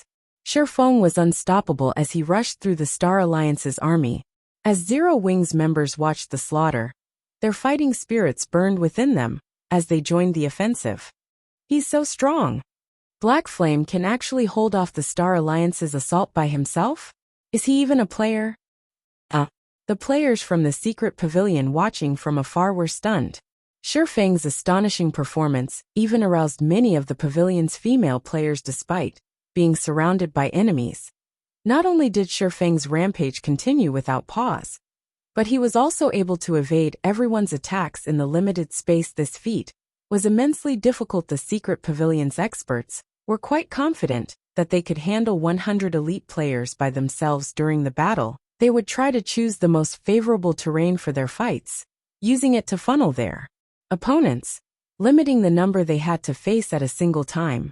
This way, they would have a much easier time defending against and dodging attacks. However, when the enemy surrounded them, the difficulty of defending and dodging increased exponentially. They would most likely last only a moment before they died. Even Cold Autumn, who was known as a genius of the new generation, would be lucky if he lasted even 20 seconds. However, Shifeng had already lasted over a minute. Moreover, he had yet to receive any damage. Black Flame. Complex emotions filled Galaxy Past's heart as he watched Shifeng. The Star Alliance's overall strength had clearly surpassed Zero Wings by a large margin. The Alliance had even received assistance from various guilds. They had amassed a force that not even Zero Wing and Ouroboros combined could defeat. Yet, at the end of the day, he never would have imagined that. In this war, involving hundreds of thousands of elite players, Zero Wing grasped the outcome, dominating simply because they had Shifeng on their side. It should have been impossible for a single player to change the outcome of a major guild war. Yet at this moment, that is exactly what had happened. Moreover, this domination occurred right before his very eyes. This will end now. Killing intent flashed in Galaxy Past's eyes as he lifted his great sword and charged at Shifeng, shouting, "Everyone attack him as one!" Even Twilight Echo's guild leader Glorious Echo took action. Over 100 experts also circled to Shifeng's back stealthily. Chapter 749 War God Possession. Galaxy Pass finally can't endure it. Yuan Tiexin could not help but smile as he watched Galaxy Pass, who rushed at Shifeng. Although it was impossible for Shifeng to wipe out the Star Alliance's army, even if Galaxy Pass let the swordsman be, doing so would wound the Alliance's morale severely. If Galaxy Pass did not stop Shifeng's unrestrained slaughter, the elite members' opinions of their guild might hit rock bottom when Ouroboros' army arrived. The Star Alliance would truly be finished. However, with this opportunity, Yuan Tiexin would finally see Shifeng's limits. During the battles against Sky and Red Feather, Shifeng had shown rapid improvements to his combat power initially. Yuan Tiexin merely thought that Shifeng's stunning performances against Sky and Red Feather were a result of his overwhelming attributes. However, after seeing Shifeng last so long while surrounded by elites, yet not receiving any damage, this was no longer a matter of superior attributes. Without stepping into the Void Realm, which allowed one to perceive one's environment as if it were a part of their own body, it was impossible to dodge so many spell and arrow attacks coming from behind accurately. Yuan Tiexin suddenly realized something that made his skin crawl. The secret pavilion had collected plenty of information regarding Zero Wing's guild leader, Black Flame. Yuan Tiexin himself had read the reports on Black Flame multiple times. In the beginning, Black Flame had gained his fame in Star Moon Kingdom through his identity as a forger, earning himself the title of Star Moon Kingdom's chief forger. However, as Black Flame began to appear in battle, everything had changed. Black Flame had relied on absolute strength to defeat his enemies. Through his achievement of killing his enemies with a single hit, he had gained the title of One-Hit Azura. However, Black Flame's performance had been a result of his excellent equipment and very high basic attributes. As for his combat standards, he was merely a top-tier expert in the eyes of the general public. He had not even been a match for Cold Autumn when it came to combat standards. He was only someone with a wealth of combat experience. He could not hold the attention of the major powers in God's domain yet. As he participated in more battles, Black Flame's combat standards surprised the public again, and again he had gone from half-step refinement realm to reaching the refinement realm fully, then entering the flowing water realm as well. As his battle count increased, Black Flame's abilities increased. Now he had reached the void realm. Yuan Tiexin refused to believe that Black Flame's battles had just been acts. Moreover, experts who had set foot into the realms of refinement had their own pride. They would not suppress their strength to deal with a weakling. There was no point to that since it wasn't an act. Yuan Tiexin could only think of one possibility. Zero Wing's guild leader, Black Flame, had improved with an intensely terrifying speed. Compared to the horror of Black Flame's basic attributes, his growth was what truly frightened people. The secret pavilion considered Cold Autumn a genius because he was young. In addition, despite training with the pavilion for less than a year, he had already reached the half-step refinement realm and could break through to the refinement realm at any moment. Cold Autumn's growth was even faster than Yuan Tiexin's when he had been young. But what about Black Flame? How long had it been since God's domain launched? In less than 2 months, Black Flame had gone from someone who was not even a half-step refinement realm expert to a true void realm expert. Was he even still human? Even Martial Dragon, someone whom the Dragon Phoenix Pavilion had considered a genius that only appeared once every 10 years, would not be a match for Black Flame in the future. Black Flame might very well become one of the virtual gaming world's monsters. With that in mind, Yuan Tiexin decided that, even if Zero Wing suffered defeat in this war, he would offer to aid Zero Wing in securing Stone Forest Town, taking the opportunity to get associated with the Guild God's domain as a virtual reality game was massive. It was different from the virtual reality games they had seen in the past. Even a super guild should not consider the idea of monopolizing the game. Moreover, the waters of the virtual gaming world were relatively deep. Now that various major international corporations had put a foot in as well, the virtual gaming world had become far more complicated. If the secret pavilion could gain a powerful ally like Zero Wing, it would benefit the pavilion's development in the future. The pavilion could seize more opportunities and gain a stronger influence. Just as Yuan Tiexian plotted to strengthen the relationship between the secret pavilion and Zero Wing, over 100 figures approached Shi Feng, with astonishing speed. I'll hold his attention. Find an opportunity to attack. Galaxy Pass commanded through the team chat as he approached Shi Feng. He then retrieved a deep blue potion from his bag. Shi Feng might be able to fight with relative ease while surrounded by elite players. But it would be a different story if he were surrounded by expert players. It was extremely difficult for elite players to push their virtual bodies to their limits. However, this was not an issue for experts. They could do so easily naturally. Shi Feng had no trouble with elite players if he fought with everything he had. However, it was a vastly different story against experts who also pushed themselves to their limits. Black Flame, I'll teach you that a first-rate guild is not easy to deal with. Galaxy Pass shouted. He then dumped the deep blue potion down his throat. At the same time, he activated his berserk skill, War God Possession. Suddenly, not only did his body grow a size larger, but it also released a brilliant golden glow. His aura was even stronger than a Lord-ranked monster. And this sudden change sent a ripple of shock through the Star Alliance's army. Since the various guilds had learned of Zero Wing's berserk skills, they had spared no effort to collect their own Galaxy Pass, had even mobilized the entire guild's strength, and lost several thousand elite players to obtain War God Possession. The berserk skill that all berserkers dreamed of having, War God Possession, was a Tier 1 taboo skill. Its effects could even rival an ordinary Tier 2 berserk skill. Moreover, the skill was very well suited for the berserker class. Upon activation, it instantly increased the user's strength by 150%, all other attributes by 80%, and defense by 200%. Moreover, the less HP the user had, the higher the strength bonus the user received. The only shortcoming the skill had was its short duration of 20 seconds. Once those 20 seconds passed, the user would enter a weakened state for 1 hour. The skill also had a 24-hour cooldown. It was a forbidden skill that should only be used during the most crucial moments. However, to deal with Shi Feng, who possessed frightening attributes, Galaxy Pass had no choice but to activate this berserk skill as insurance.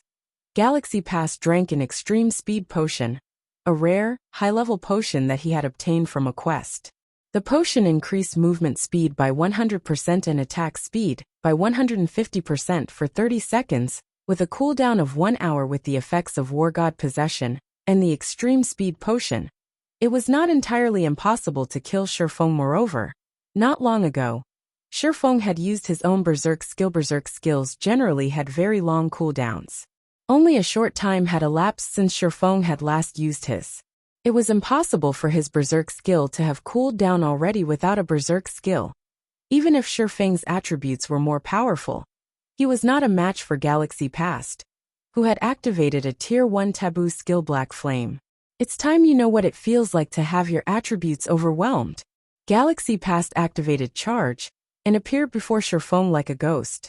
With a malevolent smile, he swung down his dark gold-ranked greatsword. Weeping Silver violently boom. When Weeping Silver descended, an explosion shook the area. The ground beneath Shi Feng's feet shattered, revealing long sword marks. A level 32 shield warrior, who had accidentally collided with the sword aura, lost his life instantly. Galaxy Pass's horrific power caused everyone to shudder. Chapter 750 Berserk.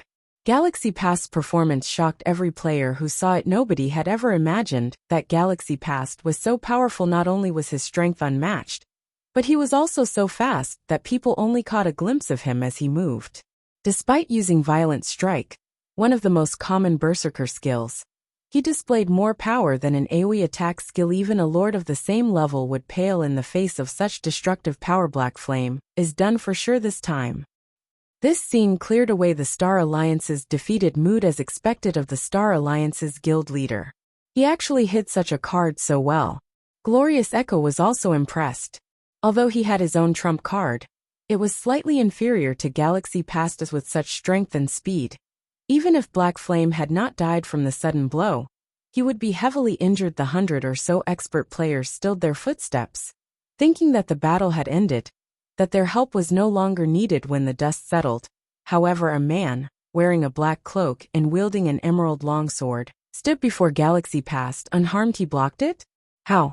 Everyone's jaws nearly fell to the ground. Shifeng had actually blocked Galaxy Past's attack, which had been stronger than a Lourdes. Everyone had thought that Shifeng might evade the attack, but never had they thought Shifeng would block it with his sword. Moreover, Shifeng was still unscathed. Only the ground beneath his feet had fragmented, the cracks spreading out across 5 yards in every direction. From the state of the ground, they knew how heavy Galaxy Past's violent strike had been. Such immense strength. Shifeng felt his hand, which held on to Killing Ray, go numb. Although he had sensed Galaxy Past charge at him, he had not expected the berserker's strength and speed to increase by so much. With that kind of speed, it had been too late to dodge. If not for his perception of his environment having sharpened, he would not have executed parry in time. To block Galaxy Past's attack, parry was considered one of a swordsman's life-saving skills. It could neutralize one instance of damage coming from ahead of the user. However, the user would not be exempt from the impact. If Galaxy Past's attack had struck Shifeng's body, even with his high defense and his HP being over 14,500, he would not have died, but he wouldn't have had much HP left. Either. I want to see just how many life-saving skills you possess. Seeing that his surprise attack had failed, Galaxy Past swung Weeping Silver and executed Horizontal Slash. Not only did Horizontal Slash have a larger attack range than Violent Strike, but it was also significantly faster with the boost from the Extreme Speed Potion. Weeping Silver transformed into a streak of silver light as it shot towards Shifeng. Galaxy Past completely disregarded his own safety, revealing all sorts of weak points as he attacked. He was fully intent on trading Shifeng a hit for a hit in response. Shifeng used silent steps and avoided the devouring white light. Reappearing behind Galaxy Past, he swung Killing Ray down on the berserker while using a skill. Players were highly susceptible to revealing weak points if they were not adept with the skill's movements. Galaxy Past experienced this for himself, transforming into a streak of electric blue light. Killing Ray descended with frightening speed. Even if Galaxy Past had wanted to block the attack, it was too late. However, as if he had expected this, Galaxy Past immediately executed Whirlwind Slash, spinning with his greatsword. He ignored the blue light descending towards him, fully intent on trading damage for damage. In terms of strength, Galaxy Past had an absolute advantage. Hence, if they traded blows, Galaxy Past would come out victorious. Shifeng had no intentions of granting Galaxy Past's wish. With a thought, he activated Defensive Blade Boom. The blue light slammed into Galaxy Past's body, stealing over 2,300 of the berserker's HP. Meanwhile, although Weeping Silver found its mark, Shifeng's defensive blade blocked the damage. Such high defense. Shifeng clicked his tongue. He wielded the epic weapon Killing Ray. His one-handed sword mastery had even reached the basic Sword King standard, which increased his damage with the one-handed sword by 80%. He could easily finish off a cloth armor class of the same level with a single hit. Yet, his attack had only inflicted around minus 2,300 damage. Galaxy Past currently had 21,000 HP.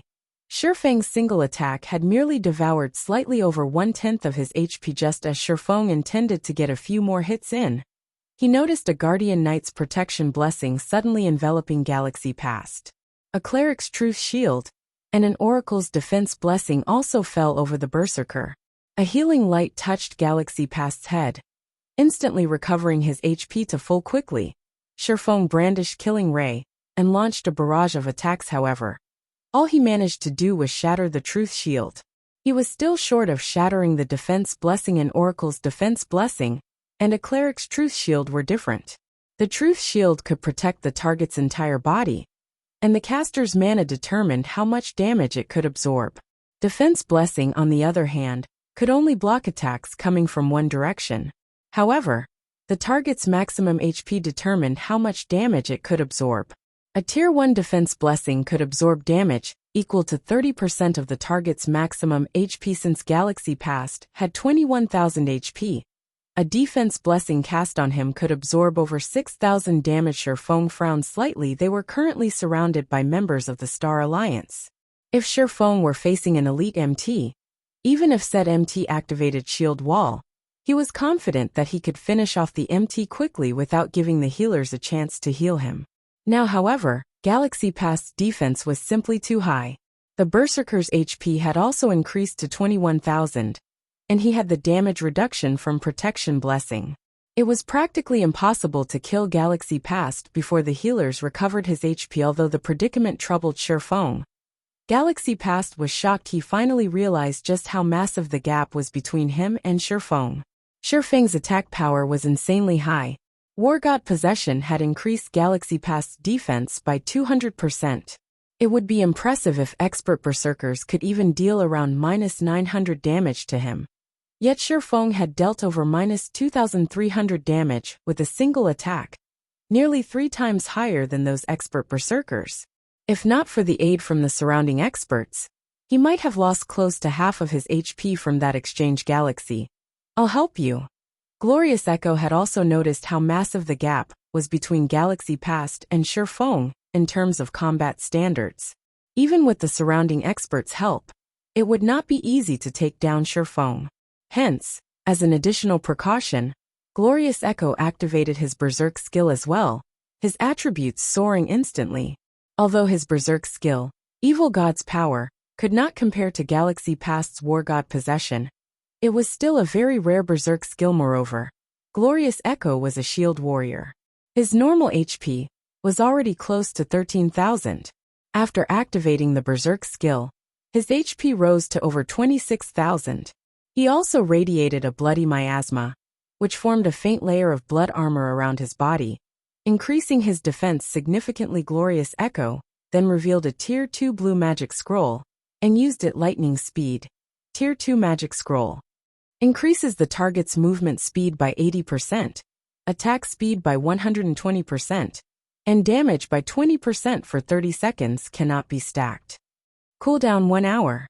When the Star Alliance members saw the 2 guild leaders activate their own Berserk skills, their confidence rose. The expert players a short distance away began to support the 2 guild leaders, casting buffs and heals. At this moment, it was practically impossible to kill Galaxy Past and Glorious Echo. Black Flame. Today will be the day you die. Glorious Echo used Charge, following up with a Justice Roar, and releasing a dazzling glow as he forced Shi Feng to focus on him. If he didn't, Glorious Echo's strength and speed would increase significantly, and killing Shi Feng would become much easier. Yet, as soon as Glorious Echo arrived before Shi Feng, he discovered that Shi Feng was smiling. That smile told him 2 things. Everything was under Shi Feng's control, and they had foolishly jumped into Shi Feng's trap. Heavenly Dragon's Power. Suddenly, numerous golden dragon scales covered Shi Feng's body, the strength of his aura rising exponentially. It felt like they had woken an ancient beast, and one could not help but shiver when this aura swept over them. Chapter 751. Ancient Broken Sword. Crap! He still has a Berserk skill. Galaxy Past was shocked. Hurriedly, he lifted his greatsword and swung it towards Shi Feng, taking the opportunity to assist Glorious Echo. Just as frightened by this sudden development, Glorious Echo instinctively lifted his massive, golden shield. A blue streak of light flashed across them. Boom! Glorious Echo was forced back by 6 steps, each step leaving a deep footprint in the ground. 527. Although the damage was small, practically negligible compared to Glorious Echo's 26,000 HP, Glorious Echo's shield hand was numb and trembling. A grave expression crossed over the shield warrior's face after activating Evil God's Power. His defense had received a massive boost. In addition, as a shield warrior, he possessed skills and equipment that reduced the damage he took. After activating Shield Wall, the damage was reduced by another 60%.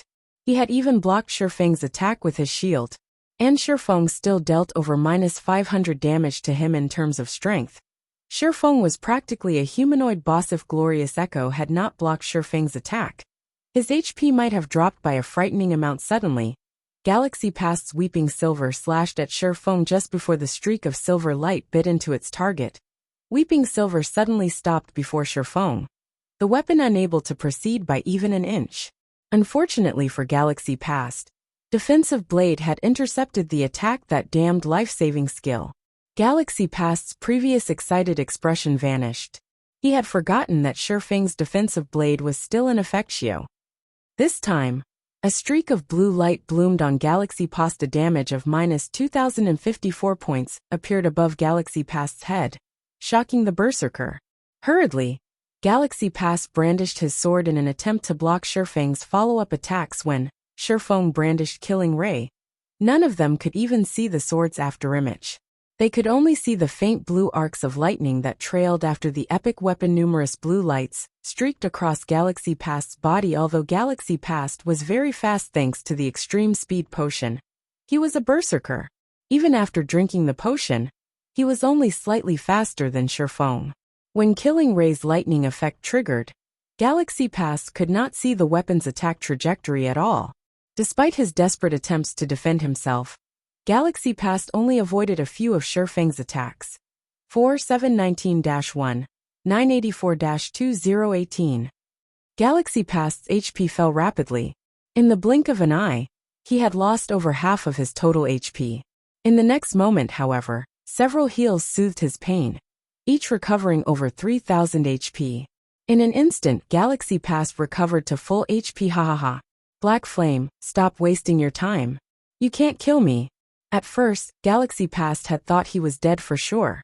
For a moment there, he had completely forgotten about the numerous expert players supporting him from the sidelines.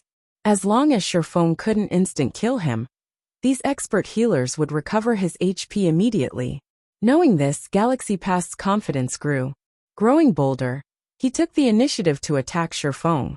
Disregarding the swordsman's attacks. Watching, the frightened Glorious Echo also calmed down and continued charging at Shifeng. Although neither of them was a match for Shifeng, as long as they could land one hit out of the dozens of attacks they sent, they would obtain their victory with both of them having such high defense and protection blessings.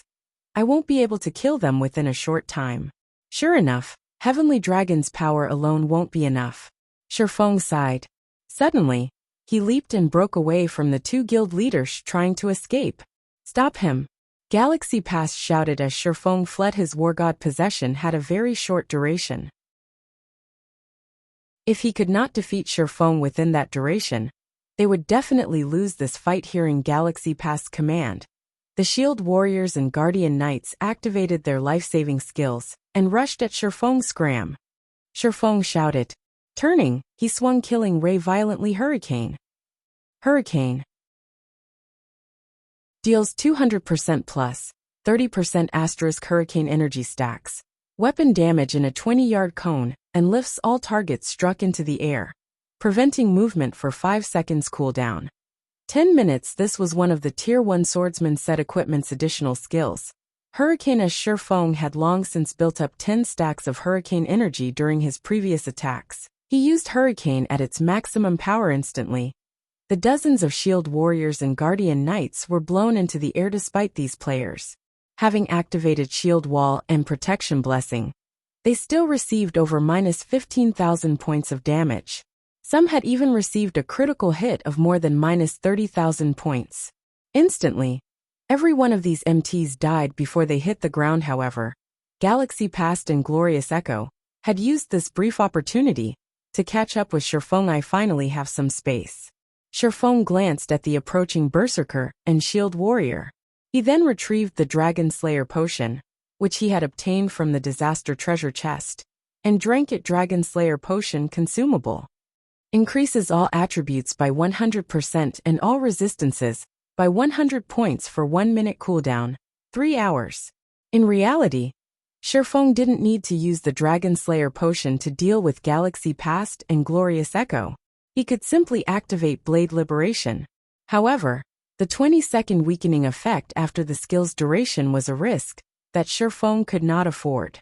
Hence, he toughened his resolve and chose to drink the Dragon Slayer potion instead. That way, he would not receive any negative side effects that would hamper his combat power later on. After drinking the potion, Shifeng felt his entire body brim with energy. It felt as if his every attack contained enough power to decimate heaven and earth. Black Flame. You won't escape. After activating charge and arriving before Shifeng, Galaxy Past executed the Berserker's strongest Tier 1 skill, Lethal Blow. However, Shifeng suddenly stopped running. With double the attributes now, Shifeng turned around and evaded Galaxy Past's lethal blow easily. The killing ray then transformed into numerous blue lights that snaked towards the Berserker. Before Galaxy Past realized what had happened, killing ray had struck numerous times for 18-9, 578-9, 495. In the blink of an eye, Galaxy Past's HP hit rock bottom, his body falling to the ground. The healers standing at the rear had not even had the time to heal him. When Galaxy Past died, he dropped a piece of equipment and an ancient, broken sword with a golden hilt. Suddenly, the entire battlefield fell silent. The Star Alliance members who had tried to block Shifeng's path revealed expressions of disbelief. The guild leader they revered had been killed. When Glorious Echo saw his companion hit the dirt, he froze in his tracks, his will to fight vanishing. Shifeng's terrifying power left him thoroughly shaken. Shifeng noticed that Galaxy Past had dropped something extraordinary, so he took the opportunity to pick up the Berserker's loot. While everyone was still caught in their stupor, they all watched in a daze as Shifeng collected the drops. Nobody dared try to stop him, seeing as nobody wanted to approach him. Shifeng smiled faintly as he took a blue magic scroll out of his bag. Shifeng had also obtained this from the disaster treasure chest. Thunder's Wrath, Tier 3 magic scroll. Deals devastating damage within a radius of 100 yards for 5 seconds. Although this magic scroll was powerful, it had a channeling time of nearly 1 second. During this time, he could not afford any interruptions. This moment, however, was the perfect opportunity to use it while everyone struggled with their shock. Shifeng unfurled the magic scroll and channeled the spell. With himself as the center, he activated Thunder's Wrath. Crap. Run quickly! Glorious Echo shouted in a panic after realizing what was about to happen. Unfortunately, it was too late to finish Shifeng off. The Star Alliance had gathered most of its experts around him. If Shifeng attempted to hunt down these experts one by one, they would have fled if he used Thunder's Wrath. However, none of them would get away. Suddenly, a gigantic magic array appeared in the sky. Countless lightning bolts began to descend. However, area-wide attacks like these usually required around 2 or 3 seconds to reach their full potential. During this period, the lightning strikes that snaked down from the sky would gradually increase.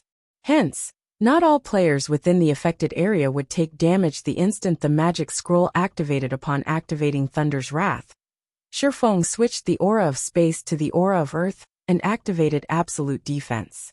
The skill's duration was just enough to last through the duration of Thunder's Wrath. Shifeng then dashed towards the Star Alliance's expert players. Lightning bolts descended, one after another. Even Glorious Echo, who had the highest HP and defense among every player present, was vaporized when one of these bolts struck him. Shifeng weaved his way through the lightning storm as he collected the experts' immortal souls.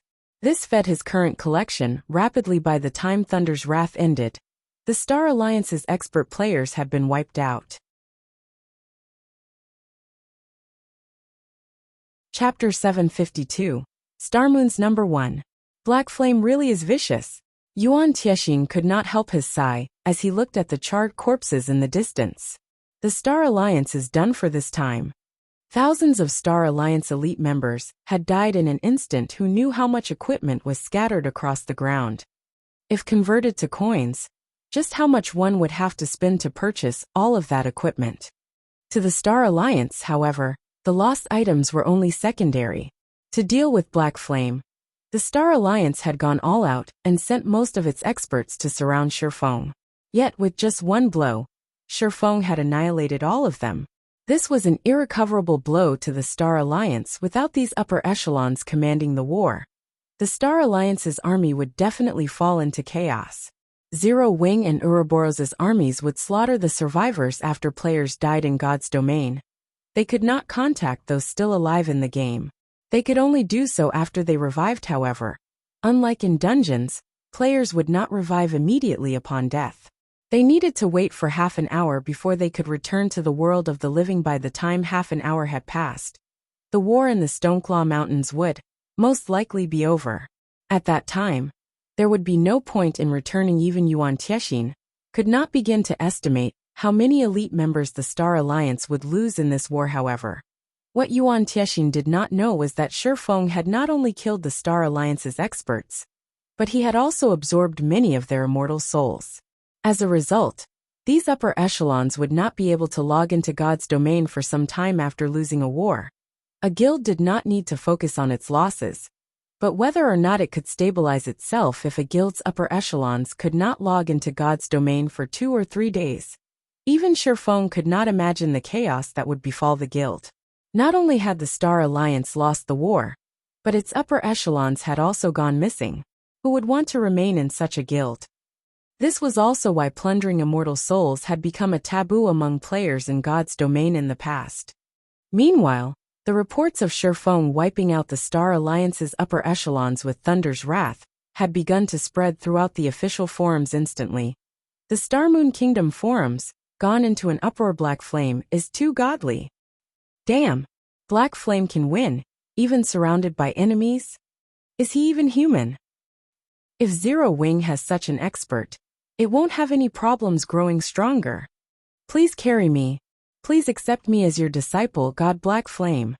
Although I've just joined God's domain, I am going to join Zero Wing no matter what. Only minutes after Black Flame's battle video posted, it had been upvoted to the #1 spot on Star Moon Kingdom's forums. Meanwhile, the majority of the kingdom's players desperately wanted to join Zero Wing. Aside from focusing on Black Flame, players had also grown curious about Zero Wing's other experts, and had begun to investigate the guild the moment they checked. However, they were frightened. Zero Wing had 3 people who had reached the 8th floor of the Divine Colosseum's trial tower. If one were a veteran player in God's domain, they would be very enthusiastic about the Divine Colosseum's trial tower.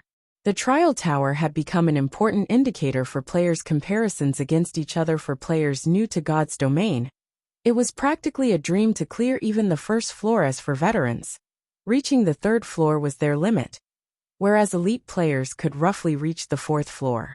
Meanwhile, ordinary players already considered elite players experts. When forming a party to raid a dungeon, any party that had an elite player would be the envy of others. An elite player could increase the party's overall strength, making it a piece of cake to clear a hard mode party dungeon. As for the experts who had reached the 5th floor, ordinary players looked up at them, as if they were stars. A city would only have several hundred experts. Some even had less than 100. NPC cities' player population could range anywhere from 70,000 to over 1 million. One could imagine just how rare such experts were. In other words, these experts were the top players in an NPC city currently. In most of the cities in Star Moon Kingdom, the highest floor any player had reached was the Trial Tower's 6th floor. Only the major NPC cities, with a player population of over 1 million, would have 7th floor experts yet. Zero Wing actually had 3 people who had managed to reach the Trial Tower's 8th floor. The players of Star Moon Kingdom struggled to accept this fact. It was impossible for ordinary players to encounter true experts. Hence, they usually used the Trial Tower as a method of judging experts, because the Divine Colosseum's tower did not test a player's attributes or equipment. Rather, it tested a player's true power. The difference between players was made clear. Each of the Trial Tower's floors was more difficult than the last. Veteran players could only reach the 3rd floor after fighting through hell and high water. Hence, elite players who reached the 4th floor were treated like experts. However, what about those who managed to reach the 8th floor?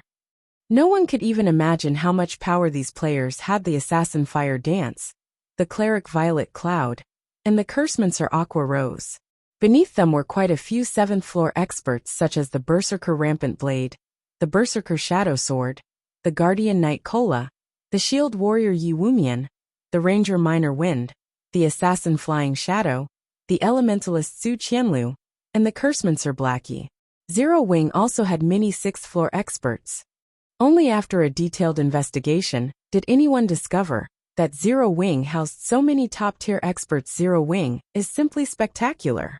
There are actually so many experts in a single guild. For a time, The many players in Star Moon Kingdom began thinking that, if they wanted to become an expert, they would only have a chance at fulfilling that dream by joining Zero Wing. After all, wasn't Zero Wing's guild leader Star Moon Kingdom's top expert? Aside from Aqua Rose, who used to be in Twilight Echo, nobody had ever heard of Zero Wing's experts before the guild established. After some research, they discovered that these players had undergone a heaven-defying change after they had joined Zero Wing. This discovery made many players who had withdrawn from Zero Wing to join other guilds regret their actions dearly. They had begun from the same starting point. Yet because of their unfortunate decision, their past companions had become the experts that they revered. Inside the Stoneclaw Mountains, after Thunder's wrath dissipated and the Star Alliance's upper echelons were dead, chaos descended on the Alliance's elite army.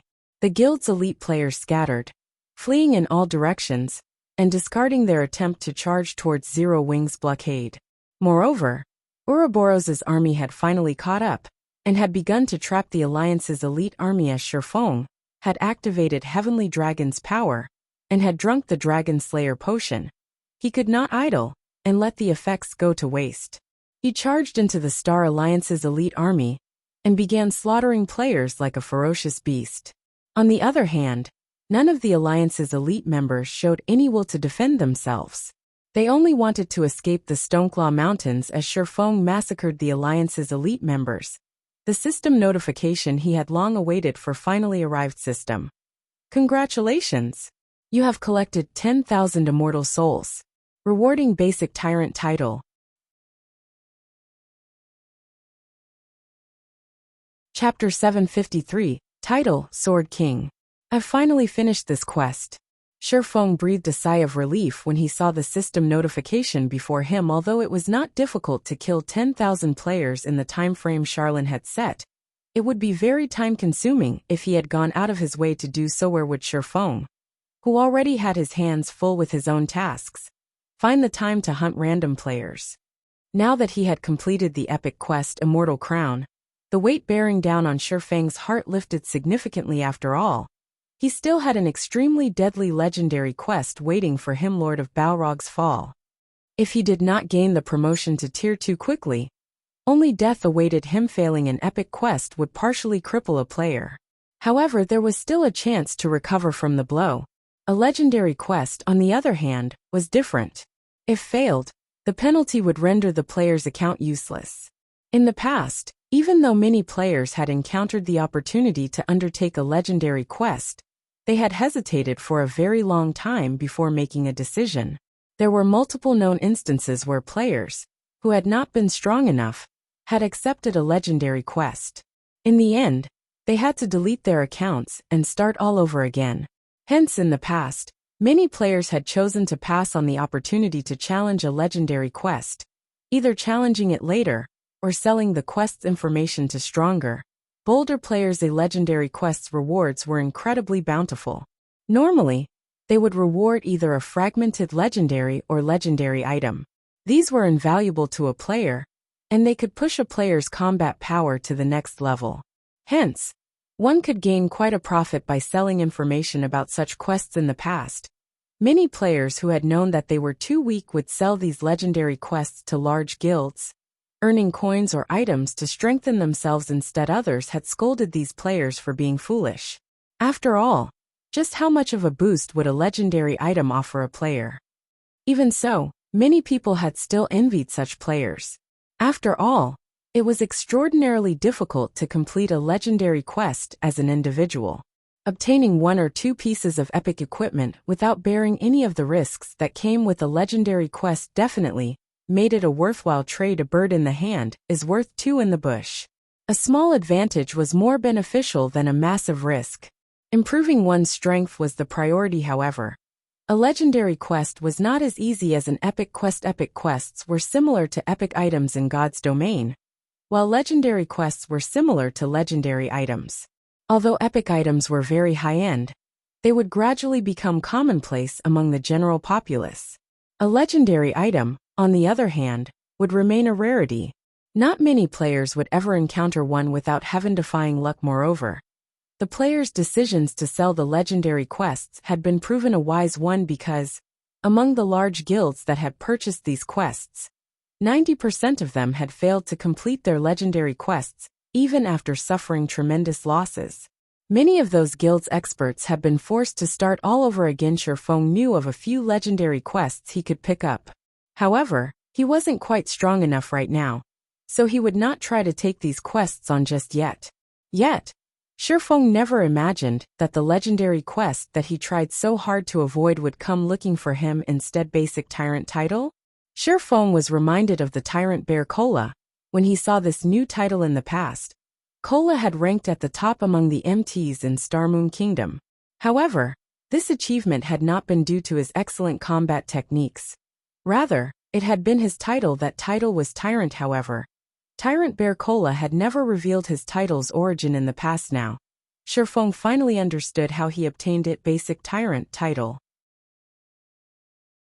When title is in use, Fortitude plus 30, maximum stamina increased by 20%, and all attributes increased by 5%.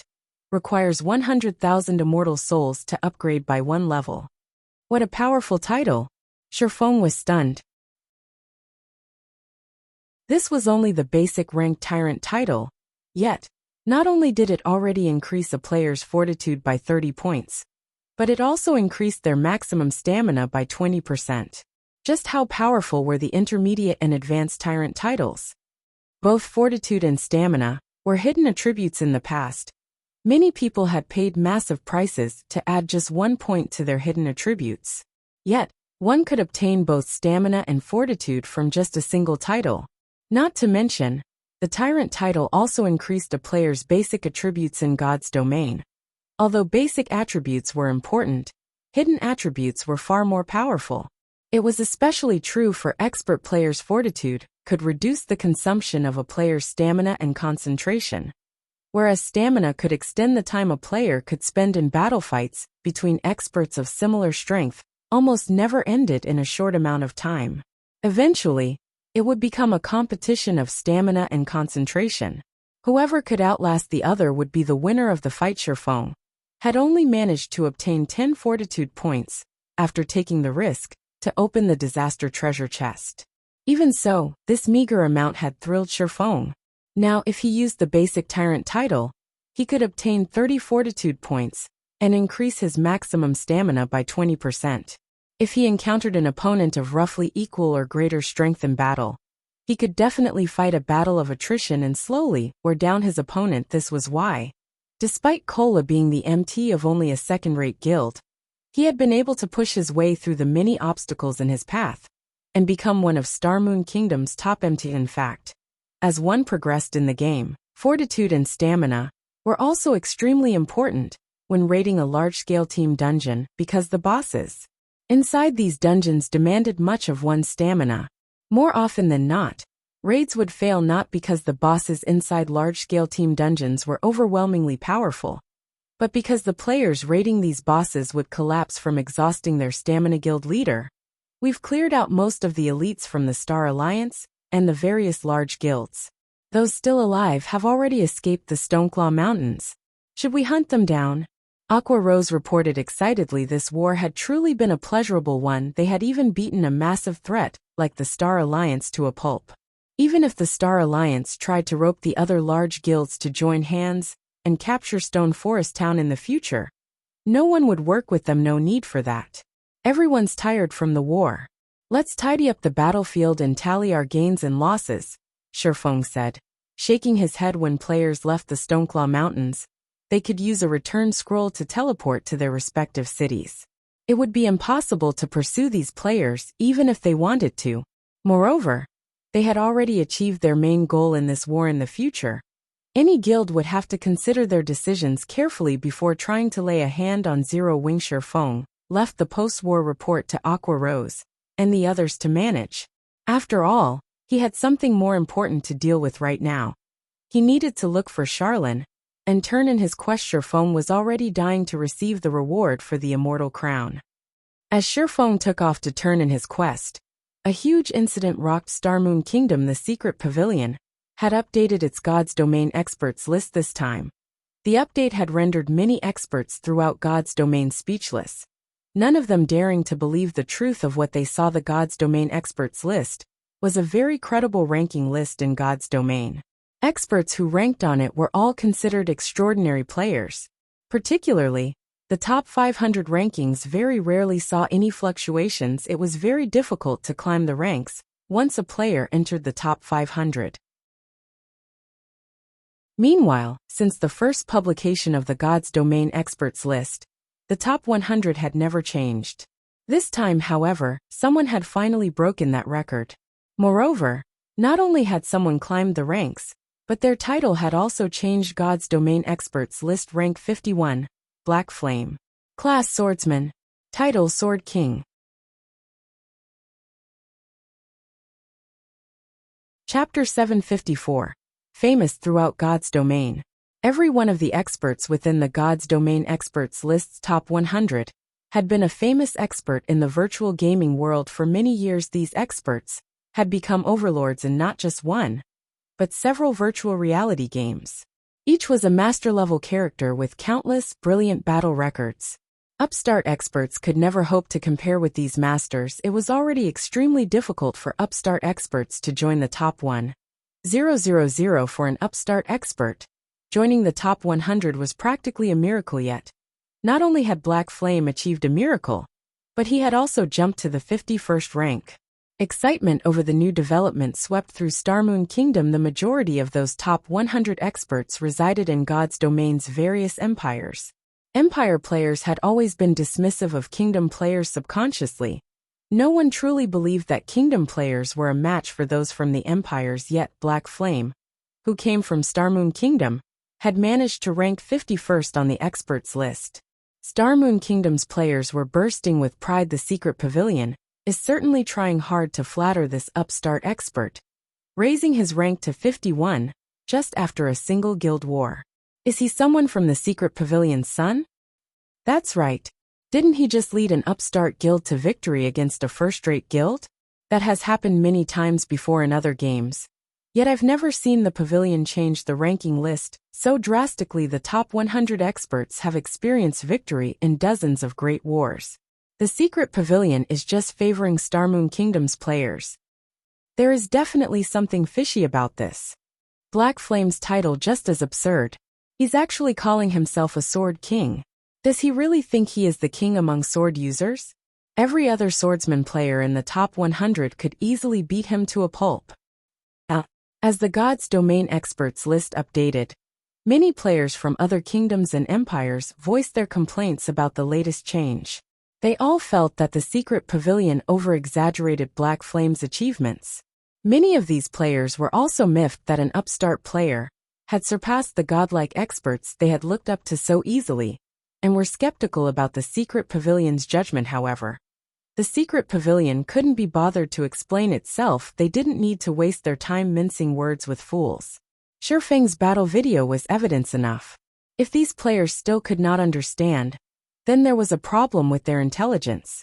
Trying to explain further was pointless. If Shifeng had not displayed the combat standards of a Void Realm expert, the Secret Pavilion would not have granted him the 51st rank. When the other top-tier experts saw this development, they realized that Black Flame was someone who demanded their attention.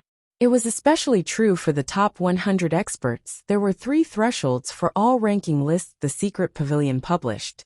Only the pavilion itself, and very few experts knew exactly what these thresholds were. The first threshold was the top 400. If an expert had yet to set foot into the realms of refinement, then regardless of how brilliant they performed in a game, they would never reach the top 400.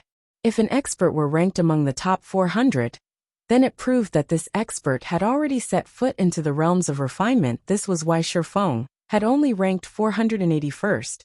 Based on the Secret Pavilion's previous investigation, Shifeng had not yet entered the realms of refinement. He had only reached the half-step refinement realm. Otherwise, Shifeng would have had a higher ranking. The second threshold was the top 200 experts outside of the flowing water realm should not even dream of entering the top 200. Even with the most brilliant of performance, the best rank they could achieve was 201. The third threshold was the top 100. Only those in the Void Realm could earn one of the top 100 ranks as Shifeng had shown that he had reached the Void Realm and had defeated the well-known Sky. His rank instantly jumped to 51. Otherwise, the best rank Shifeng could achieve was around the 80s or 90s. An expert's position on the God's Domain ranking list was not determined by just their strength. Instead, experts ranked based on their performance and battle records in a game. If experts ranked according to strength, then many of the experts on the ranking list would qualify for any positions. If an upstart expert managed to reach the 401st rank on the God's Domain experts list, God's Domain's top powers would, at most, spare that player a glance, making a note of their existence. They would not consider that person important in the least. Now that Shifeng had joined the top 100, however, this sudden development forced the major powers to acknowledge him 51st. Black Flame is truly interesting. Phoenix Rain's beautiful eyebrows lifted slightly as she read the God's Domain experts list. He certainly knows how to hide his strength. I had actually failed to notice his true combat standard. It seems that he had not defeated Martial Dragon by luck alone. Previously, Shifeng had merely been a minor character in Phoenix Rain's eyes. He had just luckily obtained some top-tier equipment. At most, he would only reign supreme for a short time. However, it was a different story if Shifeng had reached the Void Realm. Even Phoenix Rain would have no choice but to treat Shifeng as an equal with the experts list's latest update. God's Domain's top-tier players understood one thing. Another Apex expert had appeared in the virtual gaming world. Starmoon Kingdom, White River City. As soon as Shifeng returned to the city, he discovered that a constant stream of players arrived the White River City's teleportation hall. Moreover, these players' average level was quite high, with the lowest among them being around level 30. Although they were not at the standard of a guild elite player, they were considerably high-leveled among ordinary players. Meanwhile, as these players arrived, they immediately asked around for directions to Zero Wing's guild residence. Little brother, do you know where Zero Wing's guild residence is? A thin man approached Shifeng, asking politely. This man looked to be in his 40s, and wore a blue mage's robe. Behind this middle-aged man were 5 other people. All 5 were level 30, and their equipment was level 25 mysterious iron rank, at the very minimum. In a guild, these players could definitely join the elite members. Unfortunately, their levels were slightly off the mark. However, independent players did not have the same advantages as guild player. Independent players did not have access to the various benefits that a guild offered. They had no choice but to invest some of their time in other aspects.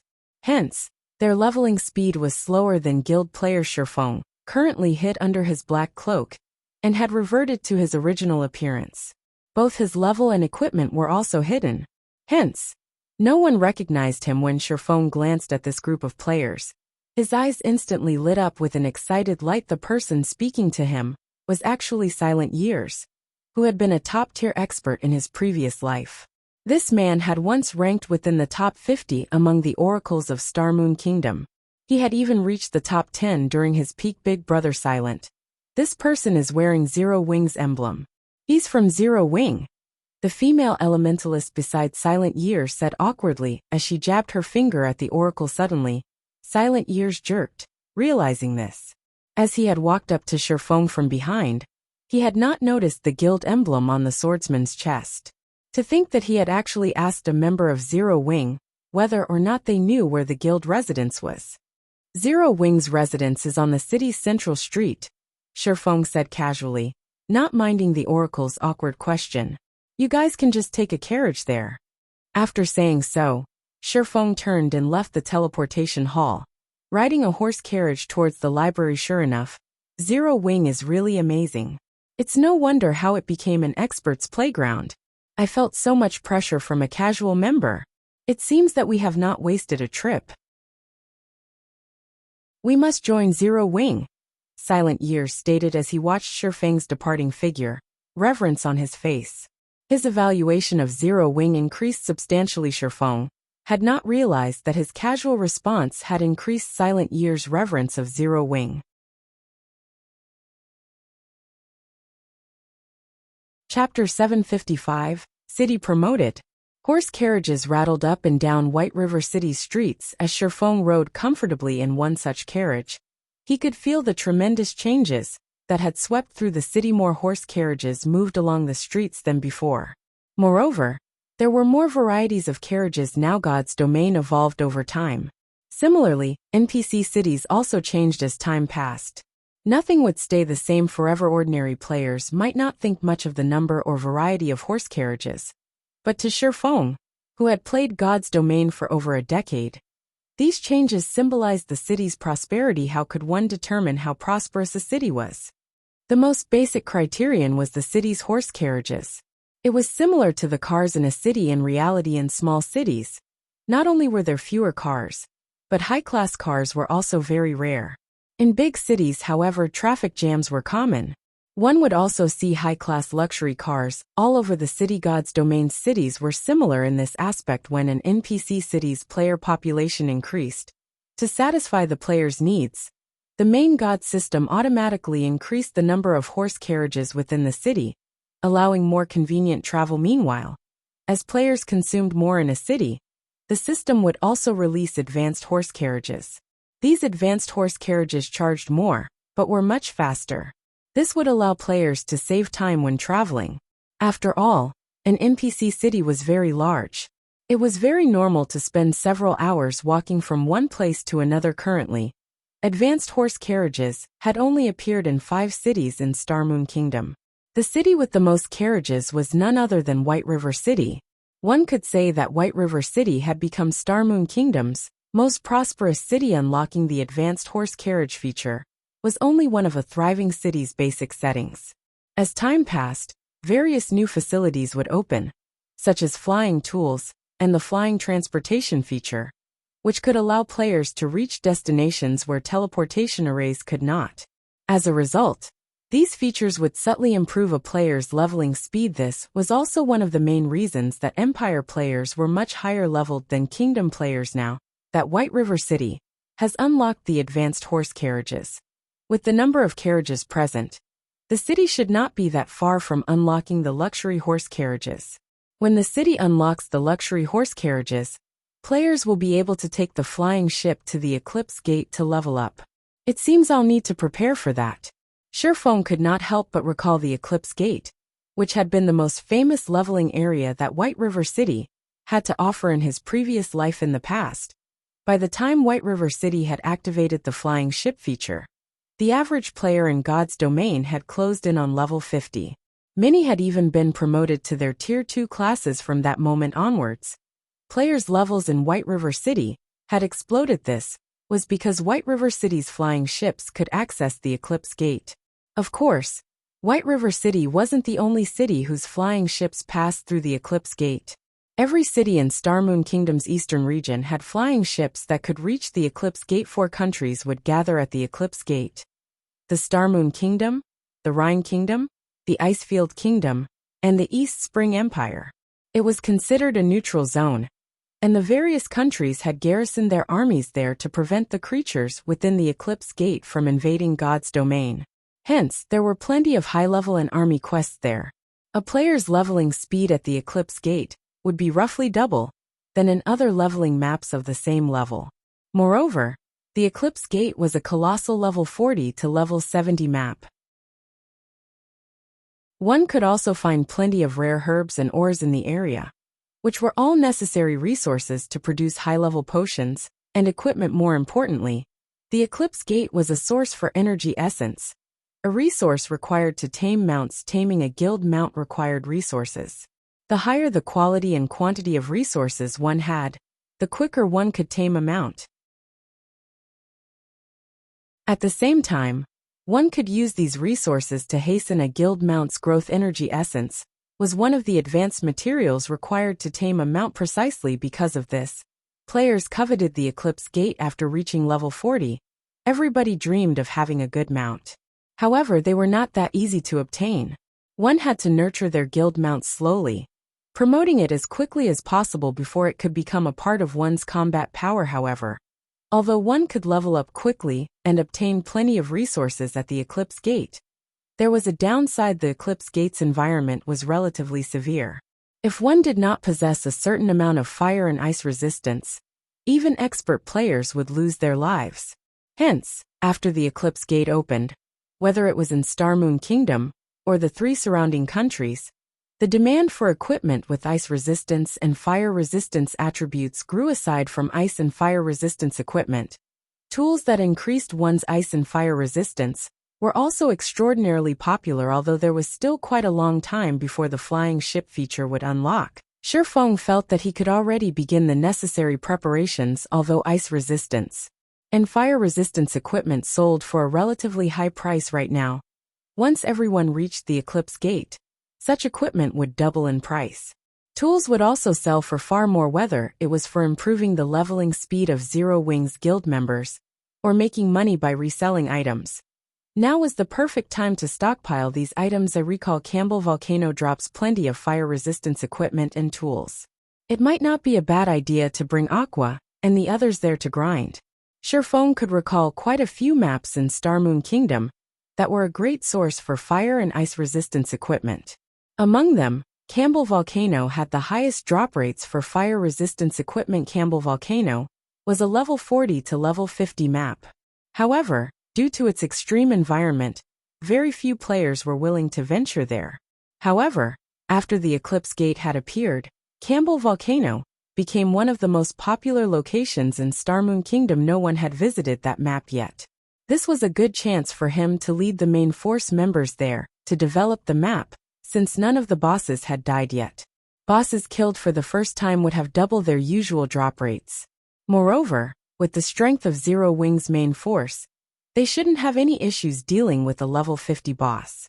As for the magic crystals in the Stoneclaw Mountains, they could rely on the guild's elite members to continue that harvest. Before Shi Feng realized it, the advanced horse carriage he rode in had already arrived at the library. The library's entrance was the same as usual, with a group of players bunching around the doors, hoping to gain the favor of an NPC noble and gain entry into the library under everyone's watchful eyes. Shi Feng strode into the library unhampered.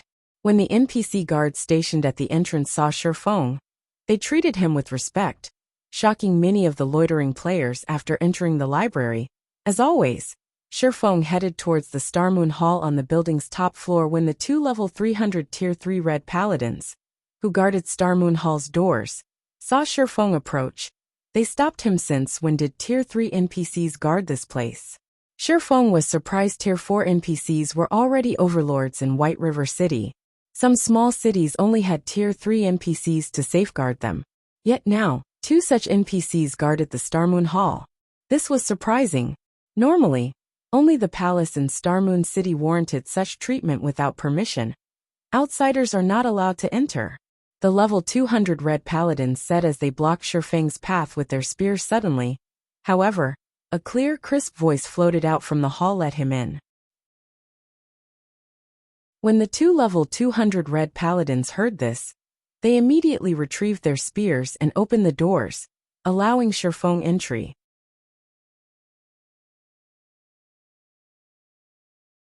Chapter 756 Fief. Compared to Shi Feng's previous visit, a new large collection of ancient books filled the Star Moon Hall. Some of these books even radiated mana that could rival Tier 4 magic scrolls. Tier 4 magic scrolls were almost as rare as legendary items in God's domain. Tier 4 magic scrolls had survived since the ancient era. Shi Feng had yet to hear of anyone who could produce Tier 4 magic scrolls. If a book could exude so much mana that it rivaled a Tier 4 magic scroll, one could easily tell that these books were extraordinary. Meanwhile, Charlene, who sat high above the hall, had also changed significantly. Although her level, statistics, and clothing had not undergone any transformations, the pressure she gave off had changed tremendously. She did not have the usual, oppressive aura of a powerhouse. Instead, she felt like the all-encompassing sky. Her presence could be felt from anywhere within the room. Before Shi Feng had approached Charlene, he felt his mind clear far more than ever before. He also noticed that the endless streams of mana in the room were actually moving towards Charlene. It was as if Charlene were God's domain's heart. How could this be possible? Shi Feng was shocked when he arrived before Charlene. Shi Feng had discovered something that shook him to the core. After reaching the Void Realm, He felt his environment as clearly as the palm of his hand. He could sense everything within a fixed radius of himself, to an astonishingly accurate degree. Previously, as Charlene had still been outside his range, he had not thought much about not noticing Charlene's energy. Yet, despite standing so close to the woman, he couldn't feel her at all before. The two Tier 3 paladins had clearly been able to feel her presence. Shifeng doubted that his sense had failed him. Has something happened that has led you to find me so urgently? Charlene, who had been reading a book, asked with great interest as her beautiful eyes turned towards Shifeng. Lady Charlene, I've collected the immortal souls you requested. Shifeng displayed the spirit seal imprinted on the back of his right hand. Immortal souls filled the seal to the brim. Oh, good job. With this many immortal souls, I'll be able to repair the immortal crown quickly. Charlene nodded and tapped her finger in the air. Suddenly, golden divine runes began circling Shifeng's right hand. Countless golden threads flowed out of the spirit seal, gathering into a ball before flying into Charlene's hand. Since you have completed your quest, I will fulfill my promise as well. Here, this is for you. Charlene waved her hand. In the next moment, a leaf of lambskin parchment appeared in her hand. The parchment then flew towards Shifeng. The lambskin parchment looked quite ordinary. However, the words on the parchment could tempt any guild in God's domain Starmoon Kingdom city building order. As long as it was within Starmoon Kingdom's jurisdiction, one could construct their own city with this city building order to a guild. Even a legendary item was not worth as much as this single piece of parchment. Cities were different from towns. In God's domain, cities could be built, whereas towns could not.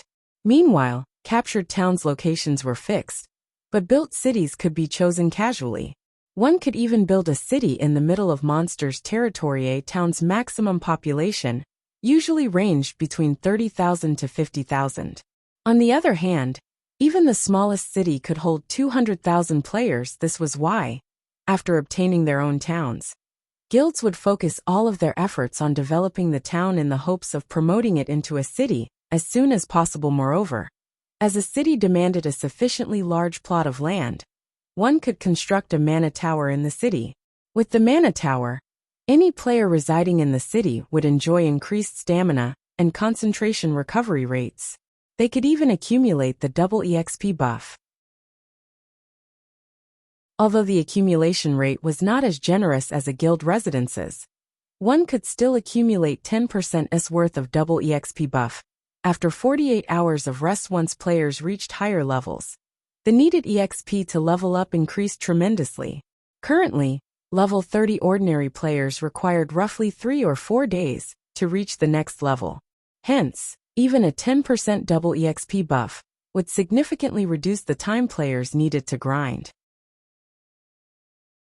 Aside from improving one's stamina and concentration recovery rates, hotels would also offer the guild residence effect, allowing players to accumulate 20%'s worth of double EXP buff after 48 hours of rest. Meanwhile, the guild that controlled the city would also see some benefits. When guild members rested in the guild residence, they would accumulate 30%'s worth of double EXP buff after 48 hours. In addition to receiving this double EXP perk, a player-established city would also receive a specialty product. Aside from being able to construct a mana tower, one could also construct a black market auction house in the city. This auction house would function like the auction house in Blackwing City. It would offer a large stock of products once every 3 days. Sometimes, even epic items were available for bidding. Because of these benefits, many guilds in God's domain desperately wanted to establish their own cities. Regardless of the price, a player-owned town could only make travel more convenient for players. A city, on the other hand, made it easier for players to level up. The size of a guild residence and the number of members it could house were limited. Not every guild member could enjoy the double EXP buff. However, it was a different story if a guild owned a city. With a city, every guild member could enjoy the double EXP buff. A city was also a great source of income for a guild, as a player city had various benefits that an NPC city did not. Many players wanted access to a player city. Unless a guild offered private housing within the city, all players were required to pay an entry fee. The entry fee was an important source of income for a player city. In comparison, a guild would only earn pennies from the opening a shop. A shop could never compete with a city regarding profits. When Sherfone gazed down at the city-building order in his hands, he nearly drooled. Despite having been the guild leader of a second-rate guild in his previous life, the guild having owned 10 city-states, he struggled to maintain his calm now that he knew he would have his very own city. In the past, something like this could only happen in his dreams. Yet now, he held this dream in his hands while every other guild competed over the golden lands and NPC cities. Nobody had any clue that Sherfone would no longer compete on the same stage. Because from now on, Sherfone would begin the competition for the kingdom's territories. Calm. I need to stay calm. This is only the beginning. Sherfone continuously advised himself in God's domain. Like NPC cities' golden lands and ordinary lands, there were poor territories and territories with excellent resources in every kingdom and empire. The sooner one constructed their own city, the sooner they could occupy these resource-rich territories. What counted as a resource-rich territory? First, it was in an easily accessible location. As players reached higher levels, they would have to venture further from NPC cities. If a city were close to these high-level maps, it would save players a lot of travel time. It was a similar concept to capturing certain towns. However, most towns were still quite far away from the truly excellent leveling areas. Meanwhile, a city that was close to multiple high-level maps would attract large amounts of players. Second, it was an area that was near consumable resources. This would provide convenience for players who needed to farm materials. After all, rare herbs and ores were necessary for players, regardless of level. Third, the territory needed to be close to high-level regional dungeons. Most regional dungeons were particularly far from NPC towns and cities. Furthermore, regional dungeons had their own specialty products, such as the Stoneclaw Mountain's magic crystals. Even after reaching level 200, magic crystals were still must-have items. Where should I construct the city? Sherfone grew troubled as he stared at the city-building order.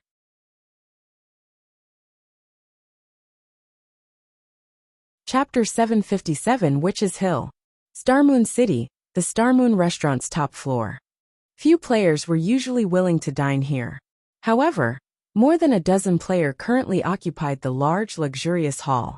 If Gentle Snow were there, she would have been shocked, as every one of these players was an elder from the Star Alliance.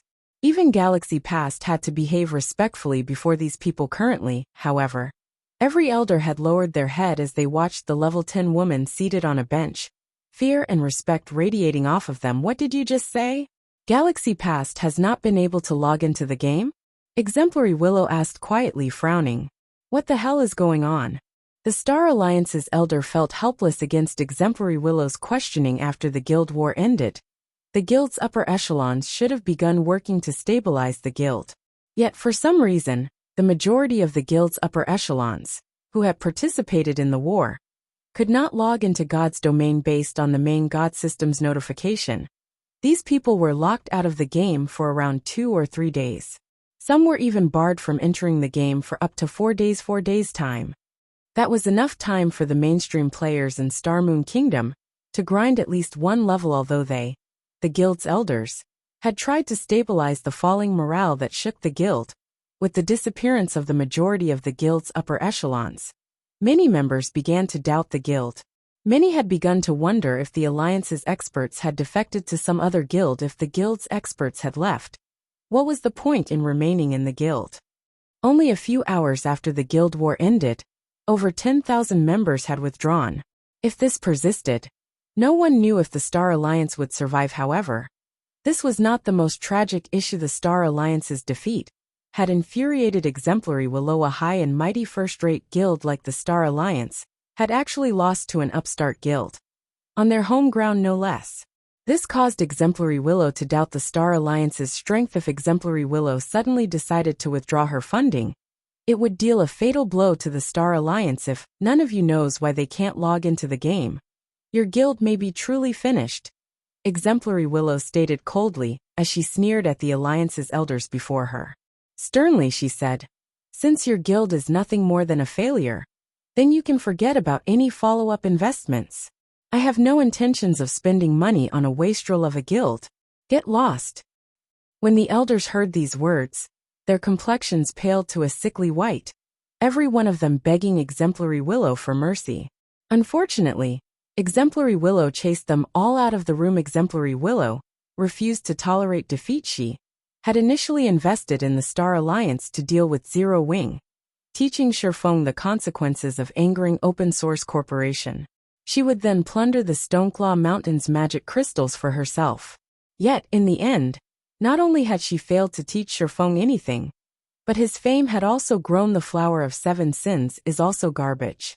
They had been so confident of themselves. In the end, didn't they lose as well?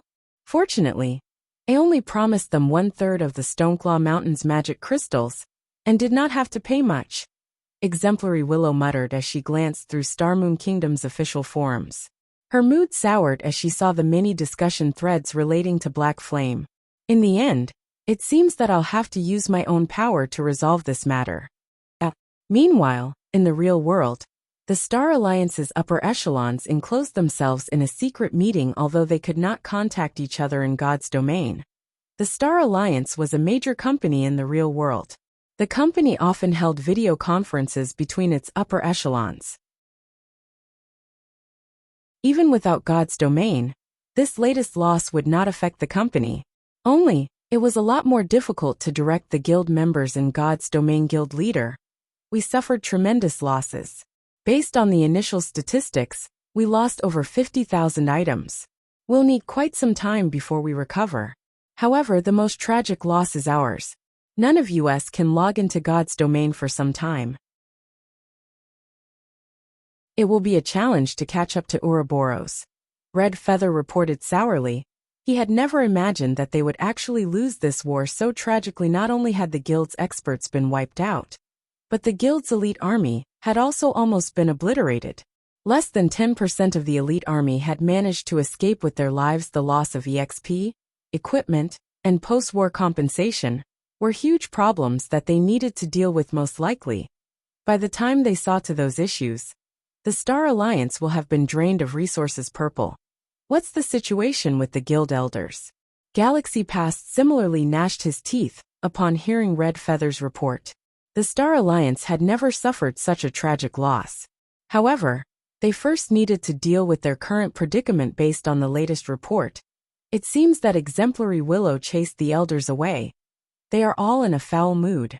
Exemplary Willow has probably withdrawn her funding, Purple Eye said, shaking her head as expected of a businesswoman. She gave up on the guild as soon as she deemed it useless. Galaxy Pass could not help but laugh, reacting as if he cared nothing for this result. Guild leader, what should we do now? Seeing Galaxy Pass laugh even in this situation, Red Feather's frustration grew. Without Exemplary Willow's funding, the guild would have to spend significantly more time to recover. They might never truly recover from this blow, and the guild might fall from its status as a first-rate guild. What's done is done. These elders normally have little regard for me. They were also the ones who supported the decision to cooperate with Open Source Corporation. Now that OSC has withdrawn its funding, it is about time for these elders to leave the Star Alliance. Galaxy Pass sneered when Exemplary Willow had first approached them. He had strongly opposed the idea of cooperating with Open Source Corporation. He had not believed that Black Flame was as much as a fool as the OSC thought. However, with the guild elders supporting the decision so strongly, his opposition had been futile. Now that the alliance had lost the guild war, all of the blame could be pushed onto these elders. He could also utilize the board of directors to expel them from the Star Alliance. This way, he would become the guild's true ruler, not just in name. In the future, he would have a much easier time taking action. Meanwhile, in God's domain's White River City, after Shifeng bade Charlene farewell, he took a horse carriage to White River City's City Hall. Shifeng was all too familiar with Starmoon Kingdom. He knew of multiple locations, which fulfilled two, or even all three conditions, for a resource-rich territory. However, players could not reach these locations yet. If he constructed a city in a very high-level location, the city would not be nearly as attractive to players. Although building a city in a level 100 map might be attractive towards players in the future, to current players, this city would be useless without a large player population. The city's development would be slow. The city's construction was not a small issue, either. The demand of manpower and resources could not compare to a town's. It would be a severe waste if he invested a large amount of resources in something that would not yield any immediate profits. Moreover, Shi Feng's goal of constructing a city was to earn money. He could not waste large sums of money on a useless city. It seems that the Witch's Hill is my only choice. After considering his options, Shi Feng decided that the Witch's Hill was the most profitable location right now. While Shi Feng's mind wandered, the advanced horse carriage arrived before the city hall.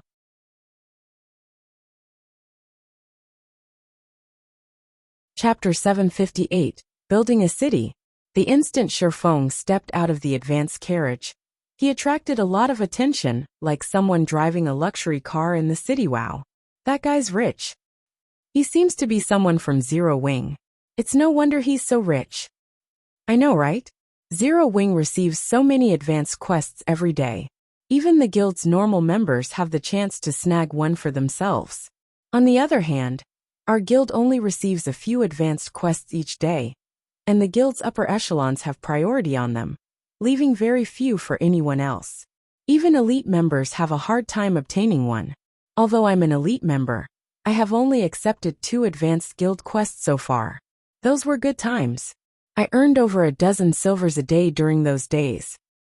Indeed, one of my friend's friend is an elite member in Zero Wing, and he says that Zero Wing's elite members can accept an advanced guild quest once every 2 or 3 days, while normal members can pick one up once every 5 or 6 days. Envy filled these players' voices as they spoke about Zero Wing. It costs 1 silver to ride an ordinary carriage, and 3 silver to ride an advanced carriage. To them, even riding an ordinary carriage was a luxury. They would rather run to their destination than spend so much. Shi Feng could not help but shake his head at this sight. He had never imagined that he would be envied for riding a carriage while the majority of the players in God's domain still strive to earn a single silver coin. Even a gold coin was of little use to Shi Feng anymore. He was more concerned about time than he was about spending a few silvers at this point. The towering city hall bustled with noise regarding both reputation and coins. The various large guilds had accumulated a certain stock after playing God's domain for so long. Naturally, more people would be attempting to purchase the city's lands. However, most purchased ordinary lands, as the Golden Lands and lands in the Central District were not easily affordable. Hello, sir. How may I be of service to you today? A beautiful female employee approached Shi Feng and asked. I wish to construct a city. Shi Feng said, please follow me. The NPC receptionist smiled as she led Shi Feng to a VIP reception room. Whether it was establishing a town or a city, players needed to begin the relevant procedures in an NPC city. May I know if you have a city building order? The NPC receptionist asked politely. Shi Feng retrieved the Star Moon Kingdom city building order Charlene had given him. The lambskin parchment was worth over 1 million gold. Very good, sir. May I know where do you wish to establish your city, so that I can quote you a price? The NPC receptionist said as she took out a magic scroll. Unfurling it on the table, this magic scroll displayed a map of Star Moon Kingdom. Compared to the system map players had, this map was far more detailed. The Witch's Hill, Shi Feng said as he tapped a spot in the southwestern corner. Immediately, the scroll displayed the Witch's Hill map. The Witch's Hill was a level 50 to level 70 map. Rumors had it that a great witch lived there, hence, the hill had been called the Witch's Hill. The hill's name had remained unchanged even after hundreds of years, and the Star Moon Kingdom's ownership. The Witch's Hill could be considered an ordinary leveling map. It was not particularly rich in resources yet.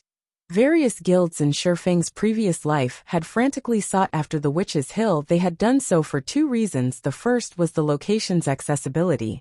The Witch's Hill bumped up against 2 resource-rich maps, Shadow Forest, a level 80 to 100 map, and Ruins of Agon, a level 60 to 75 map. Of these 2 locations, one produced rare herbs, while the other housed a Hell Mode regional dungeon. The Witch's Hill's secret was the second reason. This secret of the Witch's Hill had only been discovered after the mainstream players had reached level 100. At that time, the various guilds had suddenly rushed to construct their cities in this map. Dozens of guilds had fought over the Witch's Hill. Naturally, that included Shadow, the guild Shifeng had led in the end. The powerful Star Alliance and Ouroboros had captured the Witch's Hill. The other guilds had stood no chance against them. Rumors had it that the Witch's Hill was home to a great witch, and they had been around for hundreds of years. In fact, this rumor was absolutely true, as even now, that witch still lived in the Witch's Hill. That witch was also one of God's domain's legendary characters. The jealous witch. In the past, Shifeng's sight had been limited. He had thought that the jealous witch was only a Tier 5 powerhouse. Now that he thought about it carefully, he was sure that the jealous witch was not a Tier 5 powerhouse, but a demigod. Otherwise, how could she have lived for so long? The jealous witch, none other than the guardian of the Otherworld Gate. The Otherworld Gate led to another continent outside of God's domain. The Otherworld was similar to the top of the world that Shifeng recently visited there. Not only could players level up much faster, but they could also obtain equipment far more easily. There was only one condition to cross the Otherworld Gate. Players must have reached Tier 2 inches God's domain. It was very difficult for players to find equipment of good quality above level 50. However, it was much easier to grind for such equipment in the Otherworld. Hence, back when the Otherworld Gate had been discovered, the various large guilds had fought frantically to occupy the Witch's Hill. After all, in order to obtain good equipment, countless players would grind and level up in the Otherworld. Hence, Witch's Hill bustled with player activity even after a decade had passed. A storm of players still gathered in the Witch's Hill currently. However, no one had discovered this secret yet. Hence, Shifeng had to strike while the iron was hot. Furthermore, Zero Wings members were nearing level 50. The Witch's Hill's proximity to a Hell Mode regional dungeon was also a good enough reason to establish a city there. Hello, sir. We have calculated the quote for the region you've selected. At this time, a beautiful female NPC walked over and handed Shifeng a list. Based on our preliminary assessment, the city's construction will cost 90,000 gold. If the city comes under attack, we will charge you an additional fee, based on the number and rank of monsters killed. In addition, there is also a 30,000 gold registration fee. Based on the city's current level, you will also have to pay a 30,000 gold management fee each month. May I know how many guards you wish to be stationed there? Although Shifeng had prepared himself, and had only come here to ask about the price, his heart skipped a beat when he heard the cost. The price of establishing a city was more than 10 times higher than establishing a town. Moreover, after establishing the city, he also had to pay a monthly management fee of 30,000 gold. That was the equivalent of paying 1,000 gold every day. Just how many guilds in God's domain could earn 1,000 gold every day? Even if Shifeng had not spent most of his funds on frost grenades and the mana pulse cannon, he couldn't afford even a fraction of that price. Sir, do you wish to build the city now? The NPC receptionist asked with a smile. No, I have to consider this. Shifeng rolled his eyes at this NPC receptionist. The initial payment alone was 120,000 gold. There were also additional fees if the city were attacked during construction. Shifeng had experience in constructing a city. Even if he dispatched the entire guild to repel the monster attacks, defending the city would cost tens of thousands of gold. Alright. However, I must remind you that you only have 1 month to use this city building order. If it isn't used within a month, this city building order will be voided, the NPC receptionist said before leaving the reception room.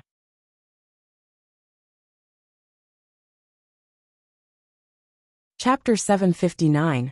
Harvest of the War. Shifeng could not help his bitter smile as he heard the NPC receptionist's words. Sure enough, it isn't that easy to establish a city.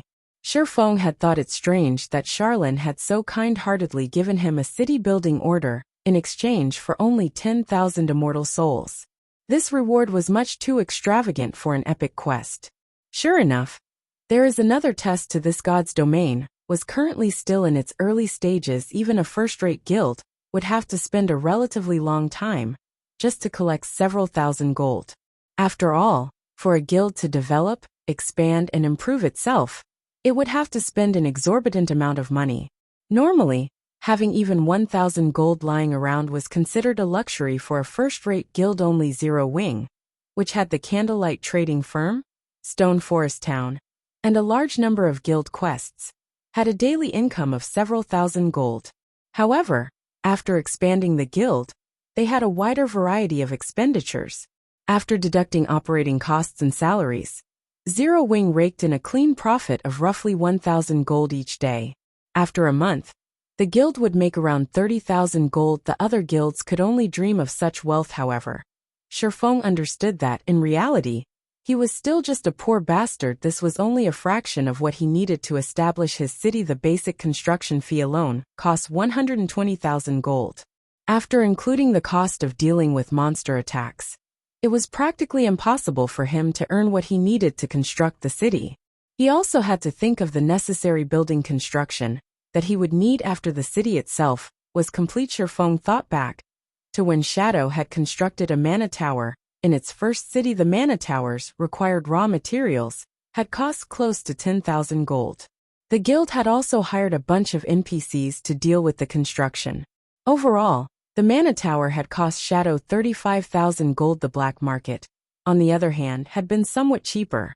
Even so, its construction still cost over 20,000 gold. If one added all the costs together, they would discover that the initial construction fee was only the first step to constructing a city. Even so, a large guild would willingly sacrifice everything it had, seeking sponsors and selling small portions of the guild shares to build a functioning city. Once the city was built, however, it would be a money magnet. In the past, to construct its first city, Shadow had sought out over a dozen sponsors. It was also then that Shadow split its shares between many financial groups and corporations. If Zero Wing did not wish to rely on external powers to construct a guild city, then it needed to earn a lot more money. When Shifeng thought about the need to multiply his current income by several times, he felt his head throb. When Shadow had constructed its first city, there were far more people playing God's Domain, and it had been much easier to earn money. Currently, the majority of the players in God's Domain had yet to reach level 30. Hence, the challenge of earning more than 100,000 gold was significantly more difficult than it had been. Moreover, the candlelight trading firm's daily income was nearly at its max. It would be very difficult to increase ETAs for Stone Forest Town. The town's income mainly came in the form of magic crystals. Moreover, it was also impossible to increase the town's income within a short time. As for the income from guild quests, it could not even begin to compete with the income of the candlelight trading firm and Stone Forest Town. It seems I'll have to look for a new source. Shifeng began to consider the matter. Currently, the most profitable trade involved selling top-tier weapons and equipment. Consumables were the next most profitable items. Zero Wing did not even have enough top-tier weapons and equipment to equip all of its members. So how could it possibly afford to part with those items? Just as Shifeng's headache over searching for a new source of income grew, Aqua Rose contacted him. Guild leader, I have the post-war report ready for you. We struck gold this time, Aqua Rose said excitedly.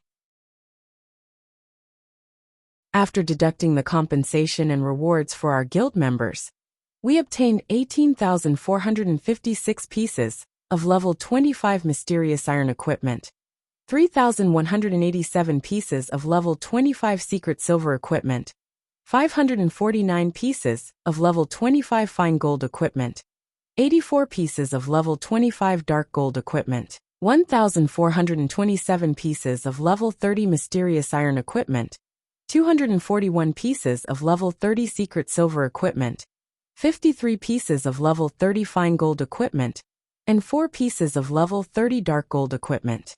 There were always spoils after a great war. However, Shifeng had never imagined that they would enjoy such a bountiful harvest. This was all net income. With this equipment enriching the guild warehouse, they could increase Zero Wing's strength by a large margin. If they had purchased all of this equipment, they would have had to spend over 50,000 gold. With this equipment, and the equipment we already had in the guild warehouse, we will have no problems expanding the guild by another 30,000 to 50,000 members.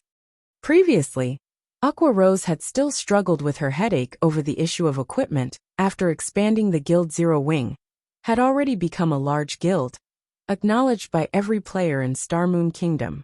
Its fame had even surpassed the Star Alliance in Ouroboros. As a result, more players reached out in an attempt to join the guild each day. Hence, this was the perfect time to expand. However, they would suffer if they did not have enough equipment in the guild warehouse for the new recruits initially.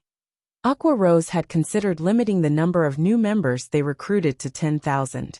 Now that they had obtained so much new equipment, however, they could recruit an additional 30,000 to 40,000 players. However, most of the equipment's durability has nearly been depleted. The repair fees will cost us a lot. I was thinking of taking out a portion of the guild funds to repair the equipment. Aqua Rose suggested if it were only a small amount of money, Aqua Rose could make the decision herself. However, too much equipment needed repairs. Hence, she needed Shifeng's permission before she moved forward. Hearing this, Shifeng felt another headache bloom. There isn't a lot left. Sell some of the lower quality equipment, and use the money to repair the rest, Shifeng said after some thought. I understand. Aqua Rose then disconnected the call. After speaking with Aqua Rose, Shifeng suddenly recalled the forging design inside his bag, the strengthening device. This item was capable of strengthening a player's equipment, reducing the consumption of durability. This was a must-have for current players during lower levels. The majority of players in God's domain would not think much of their equipment's wear and tear. However, as players reached higher levels, they encountered far more powerful monsters. Naturally, the burden on their equipment grew as they began to take more damage. The repair fees alone would demand the majority of a player's earnings. Selling the strengthening devices would be a great source of income. Shifeng could not help but smile. Previously, he had considered selling the magic devices. However, magic devices were too precious and expensive. Only the various guilds' upper echelons could afford to purchase and use them. Moreover, there weren't even enough magic devices to outfit Zero Wings members. Fortunately, it was a different story for the strengthening devices. Shifeng immediately left the city hall and hurried towards the candlelight trading firm. Isn't this the broken sword that Galaxy Past had dropped when he died? While Shifeng searched through his bag for the strengthening device forging design, he discovered an extraordinarily eye-catching broken sword. The broken sword's aura alone was enough to make Shifeng's heart skip a beat, despite it sitting idle in his bag.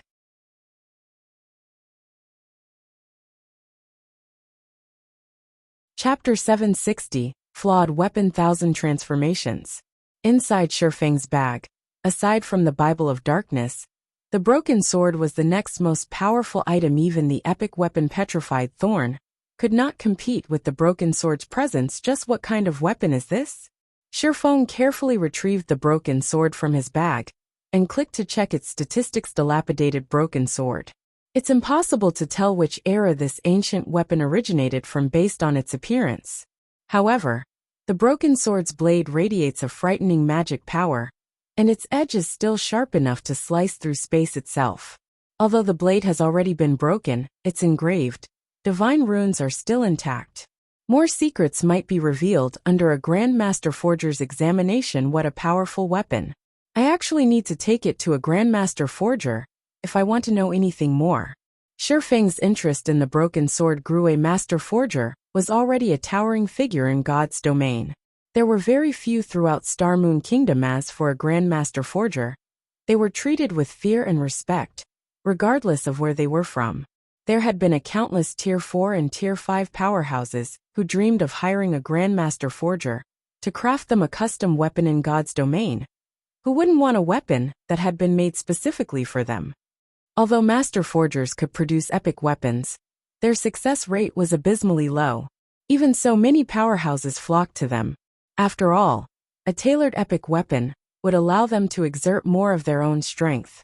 Hence, Master Forgers enjoyed a lofty position in society. Meanwhile, a Grandmaster Forger had a much greater chance of producing an epic item.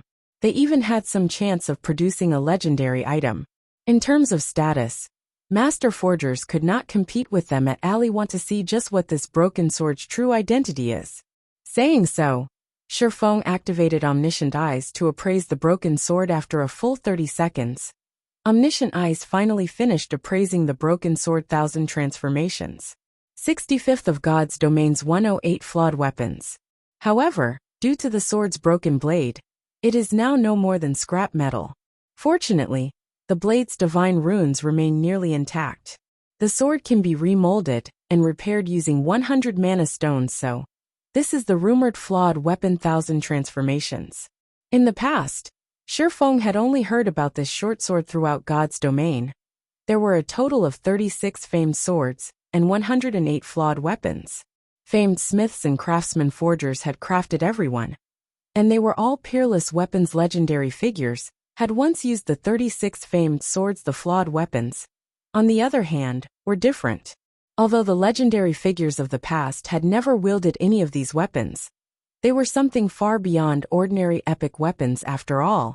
The flawed weapons were the results of famed smiths and craftsmen forgers' failed attempts to forge legendary weapons. A weapon produced with the same materials as a legendary weapon was naturally not something ordinary epic weapons could compare to. Meanwhile, the 1000 transformations had been made vastly famous by a player in Shifeng's previous life. In the past, a Tier 6 assassin god had wielded the 1000 transformations and had claimed countless expert lives with the blade. Among those experts, even the era's apex experts had died to the blade. This was precisely the reason that Assassin had become one of God's domain's solo players that others feared and respected. Meanwhile, that Assassin's name had been Feather. Although his ID was ordinary, nobody dared to show him disrespect. In the past, a few people with too much time on their hands had compiled a list of God's domain's solo players that one should avoid provoking. Among them, the top 10 were known as the 10 Great Solo Players. One of these 10 Great Solo Players had been the cleric god Violet Cloud. However, Violet Cloud had merely ranked 8th on the list, whereas the assassin god Feather had ranked 3rd. Shifeng had never imagined that he would obtain Feather's weapon. Although 100 mana stones is a steep price, owning a flawed weapon will be a worthwhile trade. Shifeng inwardly smiled. For most, obtaining 1 mana stone was an extremely difficult endeavor. To Shifeng, however, there was no challenge to it at all. He only needed enough magic crystals to synthesize immediately. Shifeng contacted Melancholic Smile and Fire Dance. He had Melancholic Smile retrieve 10,000 magic crystals and instructed Fire Dance wait for him at the Candlelight Trading Firm. An hour later, Shifeng arrived. Both Fire Dance and Melancholic Smile had waited patiently in his special forging room. Guild leader, those are the 10,000 magic crystals you've asked for, Melancholic Smile said as she pointed towards the magic crystals carefully stacked on the table. If other guilds realized that Zero Wing could easily take out 10,000 magic crystals, they might bang their heads against a wall in frustration. Shifeng nodded. 10,000 magic crystals should be just enough to synthesize 100 mana stones. If converted to coins, 100 mana stones was worth far more than an epic weapon. However, anyone would be willing to trade 100 mana stones for a flawed weapon. Guild leader, why have you called me here? Fire Dance asked softly. Although she was thrilled that Shifeng had called for her, she was not a forger. She was only apt at fighting. She could not help the Candlelight Trading Firm. What do you think about this weapon? Shifeng retrieved the petrified thorn from his bag and handed it to Fire Dance. After receiving the weapon, Fire Dance checked its statistics and was stunned. An epic weapon. Fire Dance could not believe her eyes. The true fire blades were top tier, even among dark gold weapons. Compared to the petrified thorn, however, they were no different than trashies. This weapon is for you. I hope you use it well, Shifeng said. He could not help but smile as he watched Fire Dance's excitement. However, this is only one of the 2 I've prepared for you. You'll have to wait a while for the second. Another one? Fire Dance was nearly dying with excitement after receiving an epic weapon. Yet now Shifeng was actually going to give her a second one. Fire Dance had even wondered if she had misheard him. It wasn't just Fire Dance, but Melancholic Smile, who stood beside her, was similarly shocked. Until now, although she had heard about the various large guilds accumulating quite a stock of top-tier dark gold weapons, she had yet to hear anything regarding the rumored epic weapons. One could just imagine how rare epic weapons were, yet Shifeng could hand out 2 such weapons so casually. Moreover, both were meant for assassins. It was simply inconceivable. Melancholic, take this design and learn it. Use as many materials in the warehouse as you need. If there are not enough, have Aqua Rose try to obtain more. Produce as many as you can. Shifeng then handed the strengthening device forging design to Melancholic Smile. Although forging the strengthening device was particularly difficult, Melancholic Smile was an intermediate forger. With a little practice, she should have a relatively high success rate. Shifeng did not have the time to forge the items himself. Of course, Melancholic Smile's eyes shone. After she examined the design, nothing interested a forger more than forging designs. It was especially true for advanced forging designs. Compared to epic weapons, the strengthening device forging design was far more attractive to Melancholic Smile. Moreover, the strengthening device's effect was astounding. It would significantly reduce equipment's durability consumption. Unlike the advanced whetstones, the demand for this item on the market would be immense. Advanced whetstones had already saturated the market, and many guilds could produce their own. On the other hand, the strengthening device would be unique to the candlelight trading firm. It would become a hot-selling item, no matter where they sold it. After Shifeng finished directing the women, Melancholic Smile rushed back to her own special forging room to research the strengthening device production method, leaving Fire Dance and Shifeng behind.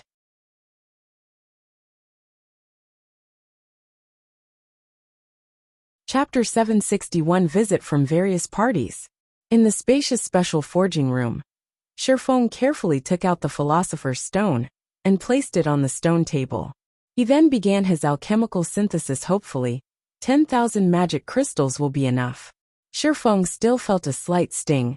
He saw the synthesis success rate of 50% during the war in the Stoneclaw Mountains. The Mana Pulse Cannon had needed to consume 1,000 magic crystals for each shot. Aqua Rose had fired the cannon over 30 times. Although it had been magnificently effective, over half of Zero Wing's magic crystal supply had been depleted during the war. Now the guild had barely 15,000 magic crystals remaining, and he was about to use another 10,000. Even to Zero Wing, this expenditure was considerable. While Shifeng synthesized mana stones, Fire Dance sat out of his way and watched quietly. When will I truly become an asset to guild leader?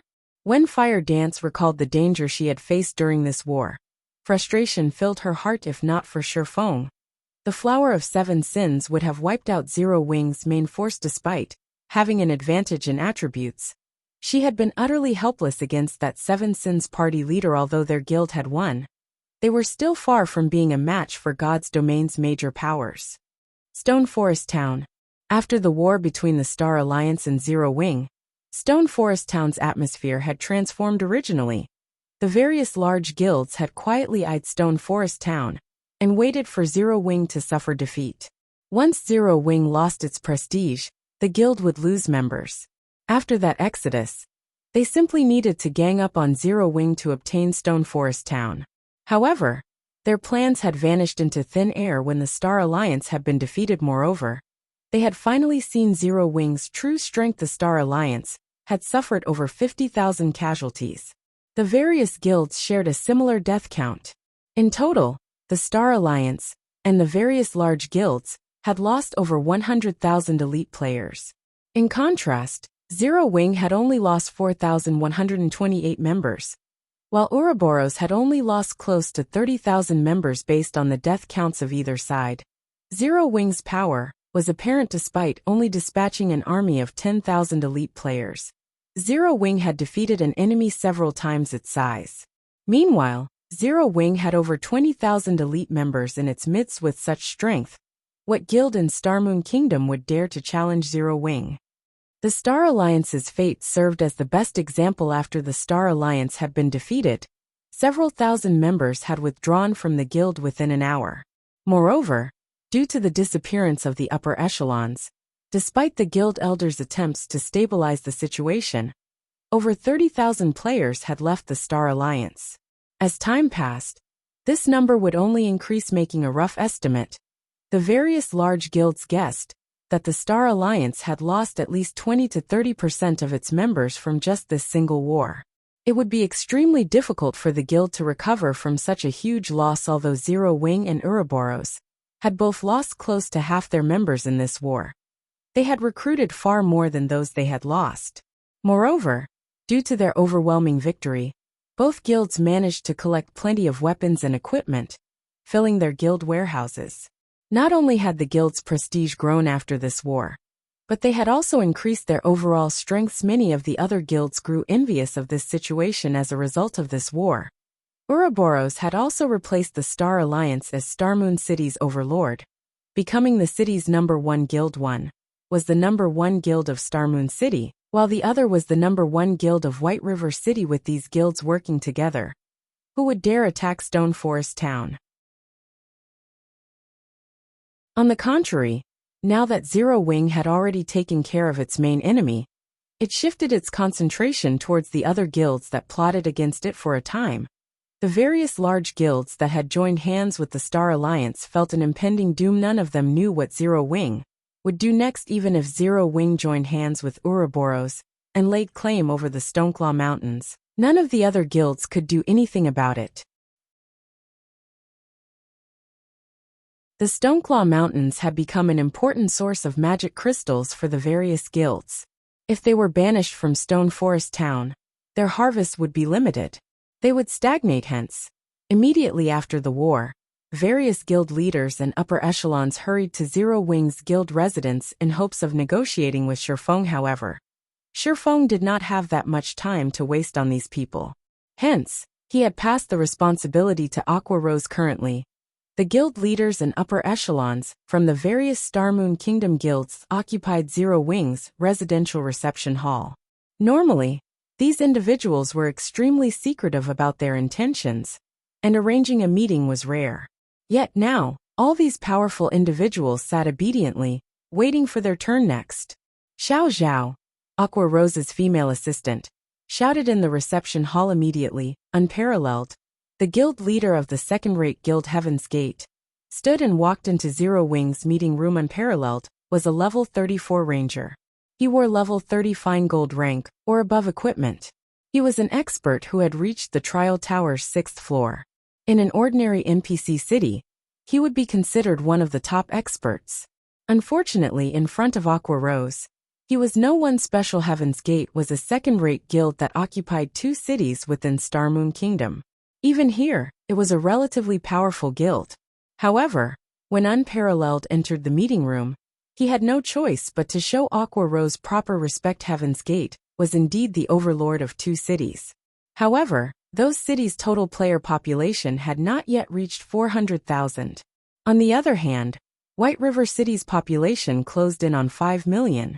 Moreover, the city housed numerous elite and expert players. Other cities could not compare to White River City. Guild leader Unparalleled. Let's not waste each other's time. Here's the contract. If you have no issues with it, please sign here. Aqua Rose said as she took out a contract and handed it to Unparalleled. The contract was quite simple. If Heaven's Gate wished to remain in Stone Forest Town, the guild would have to hand over 15% of its total magic crystal income to Zero Wing. Otherwise, Heaven's Gate would be banished from Stone Forest Town. At the end of the day, Stone Forest Town was just a town, not a city. It could only contain a limited number of players initially. Not many players had visited Stone Forest Town, so it had not mattered whether or not they collected fees from the various large guilds. However, once mainstream players reached level 30, the town would begin to see an influx of activity. Hence, they could not just allow the other guilds and players to occupy the town's limited space for nothing. They had to collect a small fee, similar to how cities charged entry fees. After all, they had not established a town for charity, but to increase their profits. Of course, it was impossible for a town to collect an entry fee like cities. However, it was possible to adjust the repair fees and accommodation fees in Stone Forest Town. Guilds that did not sign Zero Wing's contract would experience doubled repair fees and tripled accommodation fees during their future visits to the town. For those who signed the contract, however, the rates would remain the same. You bastards! Unparalleled paled. He had never imagined that Zero Wing's demands would be so vicious. This contract was an agreement to join Zero Wing's labor force.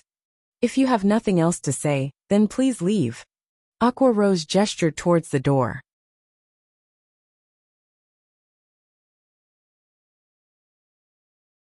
Chapter 762, Grandmaster Forger. Unparalleled never thought that Aqua Rose would not show any intention of persuading him at all. With no better choice, he could only sign the contract currently. Over 100 guilds had come to Zero Wing's residence in Stone Forest Town, and over a dozen of them were second-rate guilds. Who knew which guild had signed Zero Wing's contract, and which had not? It would be fine if nobody signed a contract with Zero Wing. However, if some did while others did not, those who did not sign it would definitely fall behind in their development at the Stoneclaw Mountains after all. The rest stop, known as Stone Forest Town, was simply too beneficial for the purpose. On one hand, members of guilds that signed the contract needed to travel only about an hour to reach the regional dungeon. On the other hand, players from guilds that did not sign it had a travel time of over a dozen hours. The former would have a tremendous advantage over the latter, whether it was in terms of revival point or equipment repair if the situation persisted. What would become of the second-rate guilds that did not sign the contract? Magic crystal was now the most critical resource after coins. Even after handing over 15% of its magic crystals, a guild would still earn substantially more than the alternative should they abandon the assistance of Stone Forest Town in the end. The choice was obvious. It seems that from now on, nobody will be able to stop Zero Wing's development in Starmoon Kingdom, Unparalleled thought as he left the meeting room. When he saw the reception hall packed full of guild representatives, he could not help but sigh inwardly. In truth, they should already consider themselves lucky. Unlike them, the dozen or so guilds that had secretly assisted the Star Alliance did not even get the opportunity to sign the contract. Zero Wing had immediately banished these guilds from Stone Forest Town after the war ended. In the future, these guilds would most likely not be able to develop themselves at the Stoneclaw Mountains, even if they wanted to. On the other hand, due to this contract, Zero Wing's income in magic crystals would increase by 2 or 3-fold at the very minimum. Originally, the guild's daily income of magic crystals was already plenty frightening, enough to supply the daily needs of every core member within the guild. This provision was a feat no other guild could achieve. If Zero Wing's magic crystal supply doubled or tripled, the guild's core members wouldn't be the only ones to receive magic crystals from the guild.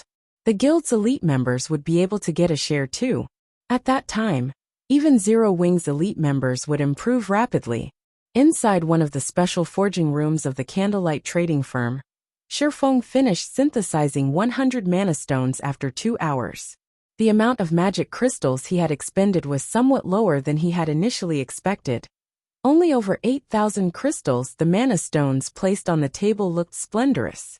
Just their presence increased the mana density within the entire room significantly. Although the mana stones were merely the size of a fist, they contained a frightening amount of mana. If fully utilized, there was enough mana here to turn the entire Stone Forest Town into ash instantly. My job's finally done. Next up will be repairing 1,000 transformations. Shifeng carefully put away the 100 mana stones.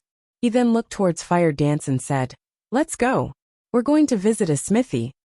Although Fire Dance had no idea why they were going to a smithy, she still followed after Shifeng immediately, leaving behind the serene and elegant special forging room. Shifeng first stored the Philosopher's Stone back in his warehouse. He then took an advanced horse carriage with Fire Dance and headed towards Celiura's smithy. To ordinary players, even meeting a master forger was already a tough challenge.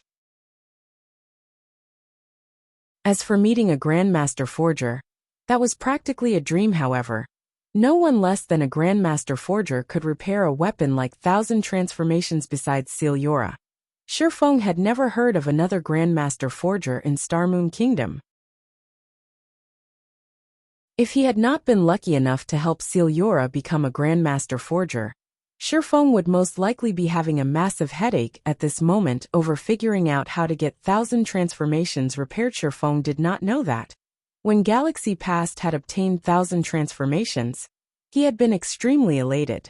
He had even mobilized the entire Star Alliance to search for a Grandmaster Forger.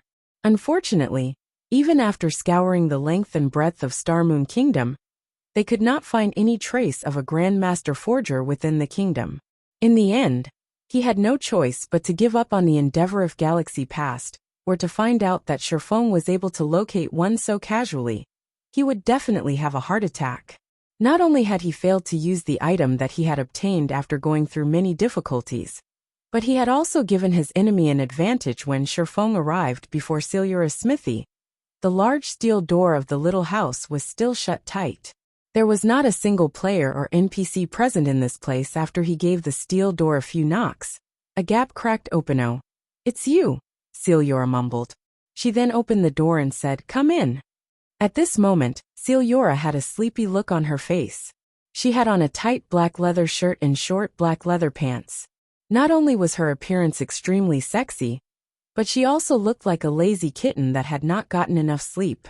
To the ordinary male, her demeanor was pure temptation. Even Fire Dance was mesmerized by Silura, her eyes fixed on the Grandmaster Forger's body. Fire Dance. Fire Dance. After entering the house, Shifeng discovered that Fire Dance still hadn't moved. And even after he called out to her twice, she remained dazed. Shifeng could not help but shake his head and laugh at this scene. Silura was a rose in the forging world. A countless number of young males had tried courting her before, including the prince of an empire. One could see just how amazing Silura was. However, Silura's attractiveness lay not just in her appearance. There was also her temperament. Looks-wise, Silura was only on par with Gentle Snow, whereas figure-wise, she was on par with Zhao Yueru. Generally speaking, Silura's appearance was not enough to seduce a great beauty like Fire Dance. Silura had only managed to captivate Fire Dance due to her unique temperament. If Shifeng were still the young sapling that he had been back then, Silura would have most likely sucked out his soul already. Unfortunately, Shifeng was no longer the same as before. His willpower had long since grown to surpass ordinary people. As he quickly flicked Fire Dance's forehead. "Guild leader?" Fire Dance covered her reddened forehead with her hands. Confused about Shifeng's actions, "The fact that Silura mesmerized you shows that your training is deficient. After we return, we'll need to make sure you properly cultivate your willpower," Shifeng explained slowly. "Fortunately, the one you encountered right now is Silura. If you were to encounter Medusa, you would have most likely been petrified by now." Medusa was one of God's domain's 10 great beauties. She was also one of the legendary figures in God's domain.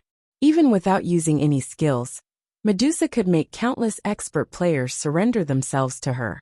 Regardless of gender, Fire Dance nodded wordlessly. Inwardly, however, she was very curious as to why Silura would suddenly enthrall her. Being mesmerized is not a problem. The great characters and powerful monsters in God's domain have already reached an extremely high level of mental strength. Even without doing anything, they can affect a player's mental state. This is your first time encountering a great character like Silura, so your reaction is very normal, Shifeng explained. In truth, with Fire Dance's mental strength and willpower, Silura should not have been able to mesmerize her so easily. Only the current Silura was no longer the Silura Shifeng had known in the past. Instead, she was now a Grandmaster Forger through normal identification. Shifeng could see only Silura's name. Both her level and tier were in question marks even after utilizing omniscient eyes.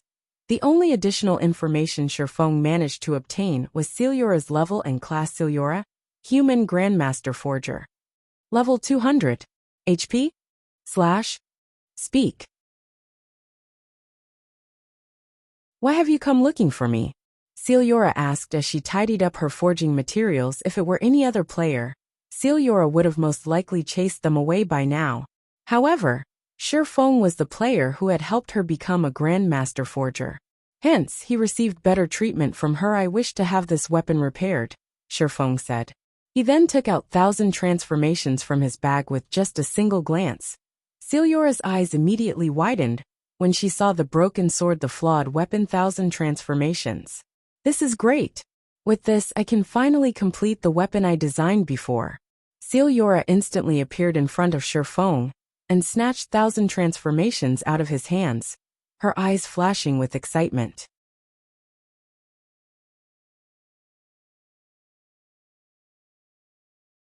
Chapter 763, Legendary Quality. Before Shifeng could even react, 1,000 transformations was already in Silura's hand there. 1,000 transformations underwent massive changes. The mana in their surroundings suddenly began surging towards the flawed weapon. In Celiura's hand, 1,000 transformations seemed as if it were alive. Is this the ability of a Grandmaster Forger? Shifeng was surprised. Shifeng had encountered other Grandmaster Forgers in the past. However, these Grandmasters would never display their abilities before commoners like himself. Hence, this was his first time witnessing a Grandmaster Forger's ability on display. A forger made weapons and equipment. Their understanding of weapons and equipment was most likely much greater than that of the users themselves, despite this clearly being Celiura's first time wielding 1,000 transformations. Shifeng could sense that her compatibility rate with the flawed weapon was at an extremely frightening level. If the abyssal blade could display 80% of its true power, while in Shifeng's hand, then 1,000 transformations could display 120% of its true power, while in Celiura's. This scene fascinated Fire Dance. 2,000 transformations was a short sword. Even though Celiura was clearly not an assassin, 1,000 transformations seemed more like a living being rather than an inanimate object as she wielded it. When Celiura gave 1,000 transformations a few casual swings, the flawed weapon sent ripples through space. Despite having already lost most of its power, 1,000 transformations still managed to tear through the space within the house, leaving behind numerous pitch-black spatial rifts. Even with Killing Ray, Shifeng's swings could never achieve such a standard. In the next moment, Fire Dance suddenly unsheathed the true fire blades that hung at her waist, brandishing them. As she swung the weapons, her body movements contained not a single bit of excess motion. The speed of the true fire blades suddenly increased sharply, Fire Dance's attack speed accelerating significantly. Moreover, her attacks were no longer as rigid as before. They now seemed much more relaxed. What Shifeng was thunderstruck. Fire Dance had only watched Celiura do a few swings, yet she actually managed to break through the final barrier and officially set foot into the realm of top-tier experts. Her power of comprehension was simply too frightening. So this is the refinement realm. No wonder I never could win against guild leader. There was actually such a large gap between us. Fire Dance was still reliving the pleasure she felt just now, as she looked at the true fire blades in her hand. Shifeng sighed with emotion at seeing Fire Dance officially enter the realms of refinement. He had spent many years before managing to set foot into the refinement realm. On the other hand, Fire Dance had succeeded in less than 2 months after coming into contact with God's domain. Her talent was simply extraordinary. Although some luck was involved in her achievement, luck was also a part of a person's strength. If it were anybody else, they probably couldn't set foot into this realm within such a short time. Now, Zero Wing finally had its second refinement expert. This would have an immense impact on Zero Wing's combat power. As soon as Fire Dance reached level 40, she would be able to equip both the Petrified Thorn and 1,000 transformations. At that time, even if Shifeng was not around, Zero Wing would still be in existence that everyone would fear in Starmoon Kingdom. It would be great if Violet Cloud can set foot into the realms of refinement as well. Shifeng was not particularly sure how far Fire Dance could reach in the future. With Violet Cloud, however, Shifeng knew very clearly just how great a potential she had. Tier 6 God-ranked players were peak existences in God's domain, not to mention a Tier 6 God-ranked player. If a first-rate guild managed to produce even one Tier 5 player, the guild would celebrate and hold feasts for days. In the past, after a decade of development in God's domain, the gap between first-rate guilds became extremely massive. Take Ouroboros for example. Even after 10 years had passed, the guild had not boasted a single Tier 6 God-ranked member, though there were quite a few Tier 5 players in the guild. As a result, Ouroboros was only middling among first-rate guilds. However, a first-rate guild that had a Tier 6 God-ranked member would be considered top-tier among first-rate guilds.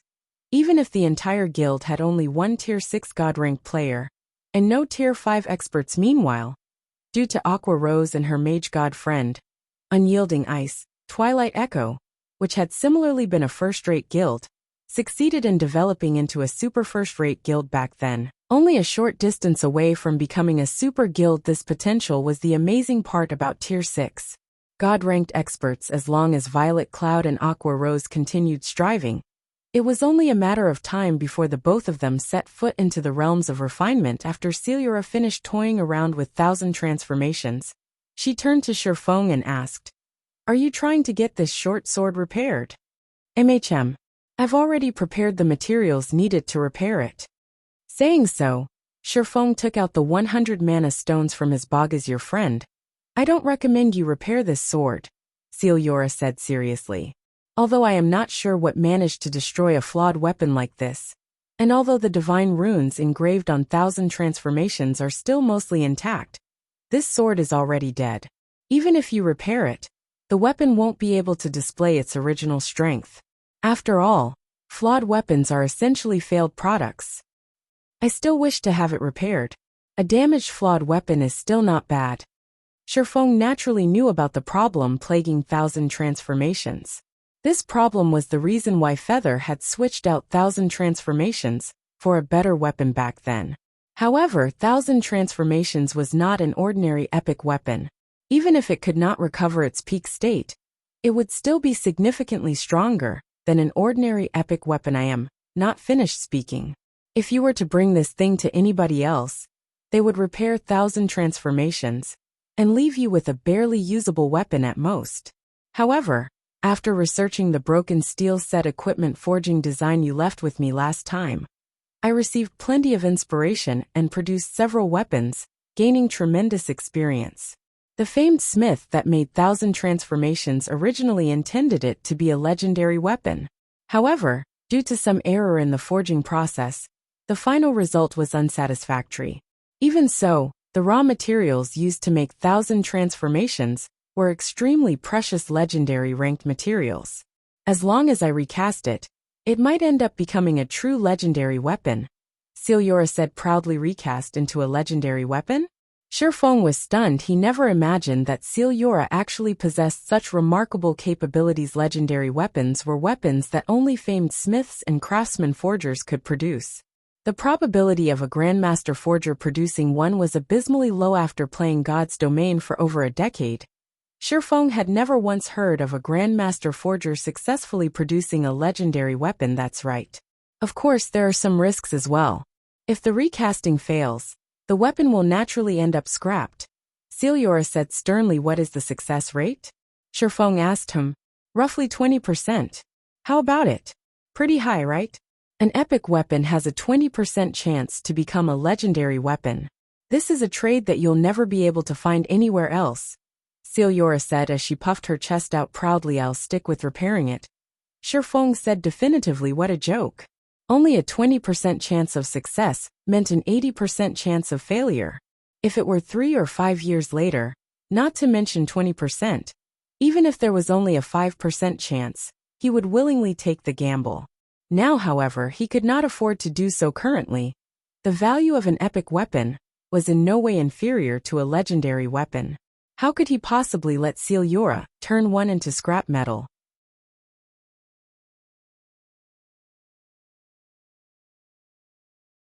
Chapter 764, Epic Hidden Quest. "Don't be in such a rush. I'm still not done speaking." Celiora wagged her finger at Shifeng as if she'd guessed his thoughts. Laughing softly, she added, "Although there is only a 20% chance for it to become a legendary weapon, that doesn't mean that the other 80% will be a failure." "What do you mean?" Shifeng asked uncertainly. Fire Dance didn't understand Celiora's words. Either Ivy already said that the materials used to produce 1,000 transformations are very high quality, but because of some small defects, it did not become a legendary weapon. "If I recast it, then there is a 20% chance it will evolve into a legendary weapon, as well as a 50% chance it will become a fragmented legendary weapon, but never an actual legendary weapon. As for the remaining 30%, the recasting will end up a complete failure, and 1,000 transformations will turn into scrap metal," Celiora explained slowly. "Now you should understand what I'm trying to say, right? Are you sure you are fine with just repairing it?" Shifeng and Fire Dance were both stunned for a long time. "Really?" Shifeng sought further confirmation, thinking that he had heard wrong earlier. Not to mention upgrading 1,000 transformations into a legendary weapon. Just turning it into a fragmented legendary weapon was already an unbelievable notion currently. The various large guilds and major powers in God's domain were frantically searching for traces of epic weapons. Who knew whether they could even obtain one? Fragmented legendary items were practically godly weapons to players right now. It was just like the heavenly dragon's breath he had obtained, which could raise his personal combat power by a large margin. However, the heavenly dragon's breath was only a ring. If it were a weapon, the improvement it could bring him would be dreadfully high. Legendary items could give players the ability to challenge opponents of a higher tier. Tier 1 could go up against Tier 2, Tier 2 against Tier 3, and Tier 3 against Tier 4. Meanwhile, a fragmented legendary item might not allow players to challenge opponents one tier higher than themselves, but it would still increase a player's strength by a large margin. Although Fire Dance was already in the refinement realm, and she possessed combat power at the peak of Tier 1, she was still no match for a Lord-ranked monster of the same level. At the moment, the purpose of combat techniques was to give players the ability to exert their own combat power. Take an ordinary player for example. Even if said ordinary player were fully geared in top-tier equipment, and their system combat power value was at 1,000 points, so long as their combat techniques only allowed them to exert 20% of their combat power, then their actual combat power value was only 200 points. On the other hand, expert players could bring out more of their combat power in battle. An expert player who could exert 50% of their combat power in battle would have 300 points in actual combat power value when wearing shabby equipment and having a system combat power value of only 600 points. However, a person's combat power was only half of what determined a battle's outcome. The other half was external environmental factors. Ordinary players failed to exploit their surroundings. Expert players, on the other hand, were adept at using the environment to their advantage. This knack was another major difference between ordinary players and expert players. Should an ordinary player and an expert player of the same level fight against each other, the outcome of the battle was self-evident.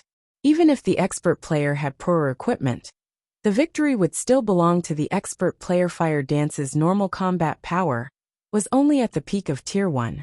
In a situation where she lacked any advantage in environmental factors, or any special skills or tools, a frontal clash with a lord of the same level would only end in her loss. After all, Fire Dance's limit was the peak of Tier 1. Even if she could exert 100% of her combat power, defeating a Lord-ranked monster, which was equivalent to a Tier 2 class, would be impossible for her. However, as long as Fire Dance equipped a fragmented legendary weapon, she would immediately gain the combat power of a Tier 2 class. She would then be capable of soloing a Lord. What's your decision now? Celiora asked with a smile on her face. Since there's a 50% chance for it to become a fragmented legendary weapon, let's recast it then.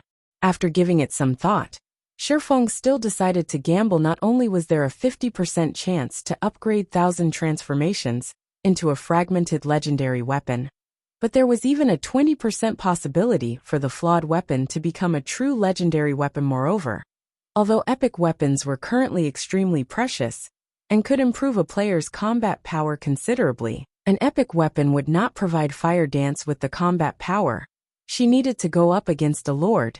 Even if she wielded 2 epic weapons without the heavenly dragon's breath, Shifeng's combat power would directly decrease by at least 40%. In such a case, he would not last even a single exchange with Sky of the Flower of 7 Sins. Such was the strength of fragmented legendary items. If Fire Dance could obtain one herself, rather than improvement, her strength would undergo a metamorphosis. If 1,000 transformations became a legendary item, once Fire Dance equipped it, her strength would most likely surpass even Shifeng. Since you've already decided, then go prepare the materials. Celiora nodded. Sure enough, the game won't give away a fragmented legendary weapon so easily. Shifeng smiled bitterly. God's domain was particular about fairness. Gains and losses came in equal proportion. No matter how Shifeng thought about it, it was simply impossible for him to turn the broken sword he had casually picked up into a fragmented legendary weapon. For no cost whatsoever, the mana stones should be sufficient already. However, it is extremely difficult to melt down legendary ranked materials. Although I have some of the materials I need here at my place, after conducting my previous few experiments, I've already used up all of my Inferno gold. Go and collect 10 more pieces of it for me, Celiora said, smiling. Her eyes gleamed as if she saw a rich tycoon when she looked at Shifeng's system. Epic Hidden Quest, recast 1,000 transformations, accepted quest content. Collect 10 pieces of Inferno Gold quest reward. Celiora will recast the flawed weapon 1,000 transformations for you 10 pieces of Inferno Gold. Does it have to be this vicious? Shifeng felt his stomach aching when he heard the system notification guild leader. I've just checked, but there's no mention of Inferno Gold on either the official forums or our guild's database. Where are we supposed to find this thing? Wanting to share some of Shifeng's burden, Fire Dance had searched through Zero Wing's database for Inferno Gold. However, she came away empty-handed. God's domain had an extremely enormous amount of information for players to process. However, aside from basic information, the official game developers did not provide players with anything else. Players had to depend on themselves to search for the information they wanted through the libraries, ruins, and other such places for convenience. The various large guilds had tasked individuals to collect information in the game after entering God's domain and compile it into a single database. The upper echelons of guilds could then search this database for the information they wanted.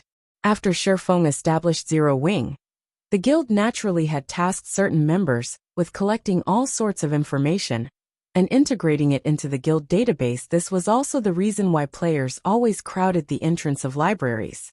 Most of these players were not suited to battle, but were suited to information gathering. They would also often visit the libraries of various cities to collect information, because the information stored in libraries were not uniform, with some libraries having information that other libraries did not. Only Zero Wing's members could access its database. However, the level of information available to them would also differ, depending on the individual's rank within the guild. For example, as the commander of Zero Wing's main force, Fire Dance had first-level authority to the guild database, which was beneath only Shifeng's top-level authority.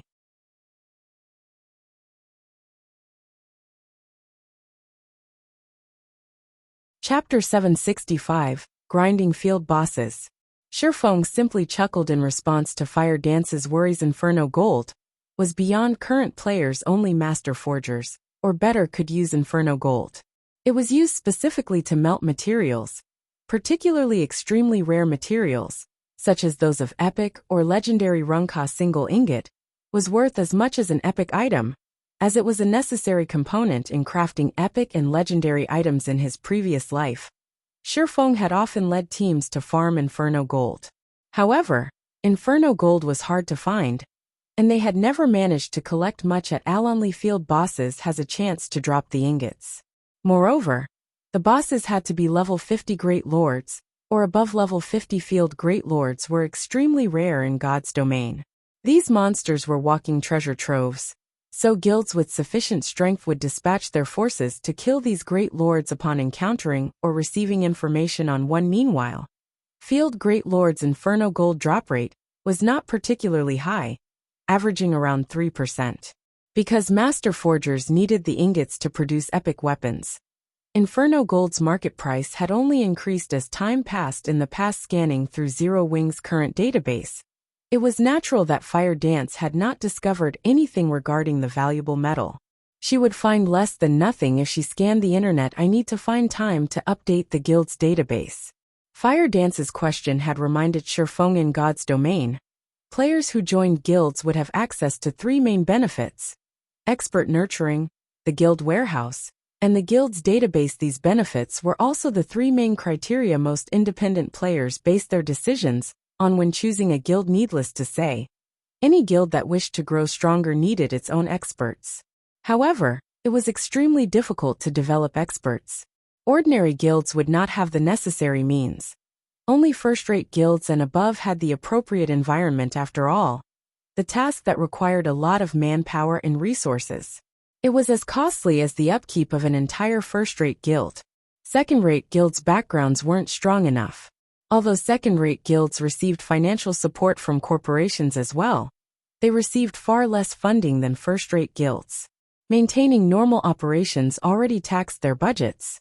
Second-rate guilds never had enough time or money to nurture experts. This was also the reason why there was such a massive gap between first-rate and second-rate guilds. Meanwhile, a guild's warehouse allowed members easy access to the equipment and items they needed.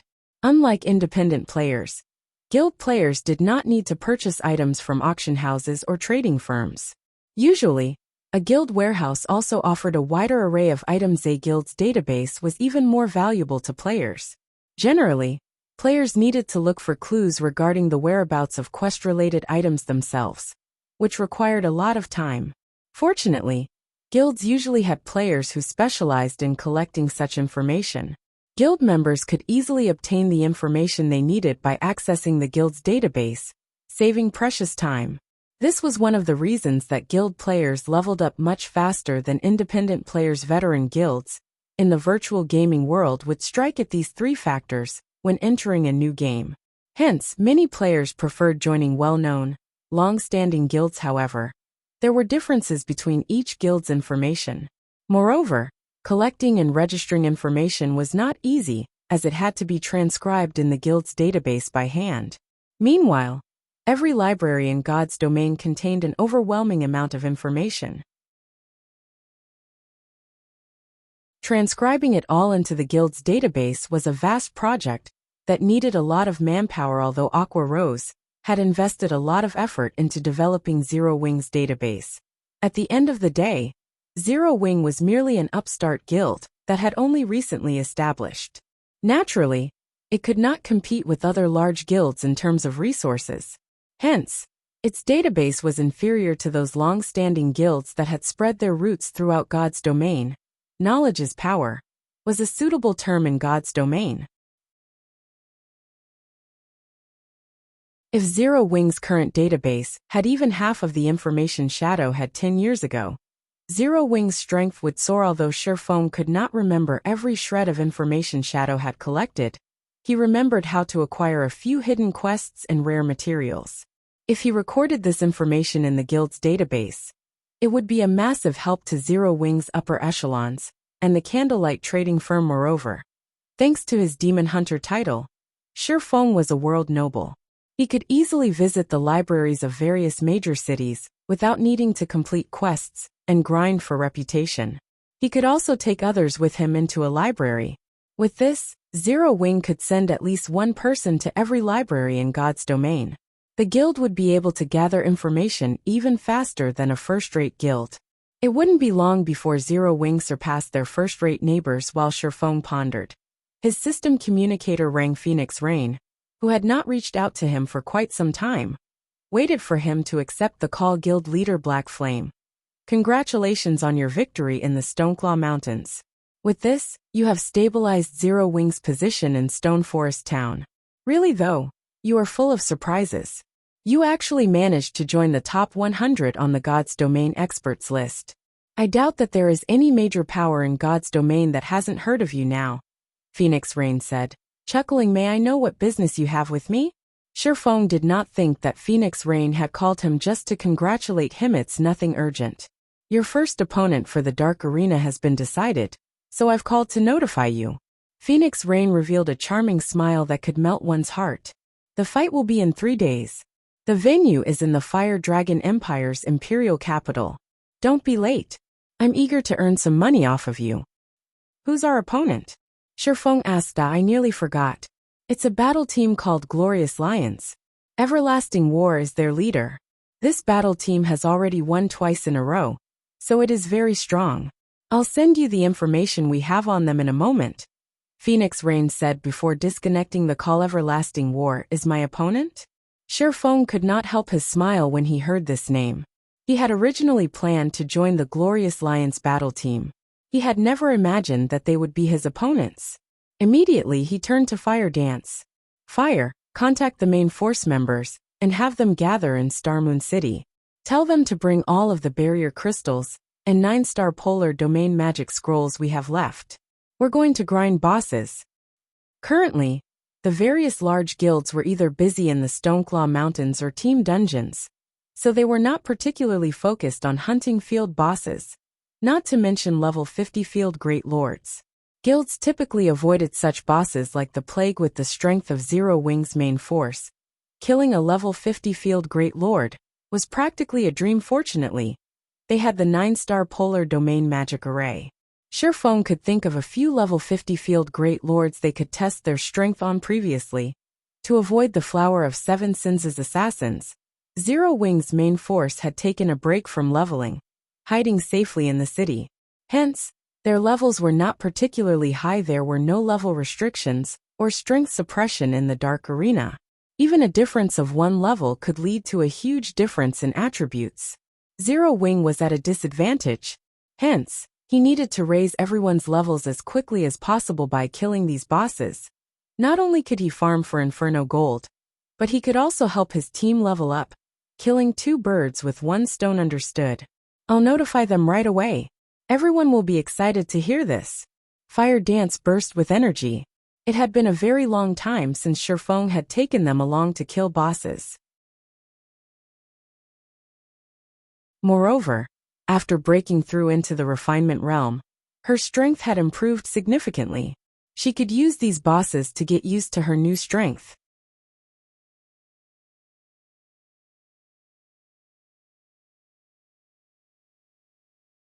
Chapter 766, Azura Battle Team. Beast Empire. Beast City. As the imperial capital of an empire, Beast City was far more prosperous than Starmoon City. Moreover, its territory was vast. It ranked near the top. Even among the many empires on the continent of God's domain, Beast City's player population alone exceeded 10 million. The city had even more elite and expert players than White River City and Starmoon City combined. Although there were 5 first-rate guilds in Beast City, the imperial capital's true ruler was the Super Guild Battle Wolves. All 5 of these first-rate guilds submitted to Battle Wolves' rules. They were only allowed to develop in Beast City after signing an agreement with the Super Guild. Otherwise, the massive guild would have chased them out of the city long ago. Inside Battle Wolves' guild residence. Leader. Our opponent for the next match has been decided. Here is a list of their names and the information we have gathered. The vice leader of the Glorious Lions battle team, Journey Leave, reported as he approached Everlasting War. The report Journey Leave held was very thin, as the folder only contained a single sheet of paper. Many of the battle team's members in the meeting room were confused. Vice leader, you couldn't have brought the wrong report, right? Why is there only one sheet of paper? Don't we usually have a stack for each team? The other members asked curiously. Journey Leave's report regarding the previous 2 battle teams they had faced had taken them nearly 3 days to analyze. Yet their vice leader held only a single sheet this time. No matter how they looked at it, that did not seem like their usual reports. This isn't a mistake. The battle team we're facing this time has only recently joined the Dark Arena. This will be their debut match. Journey Leave confirmed when he had received the report. He too had his doubts.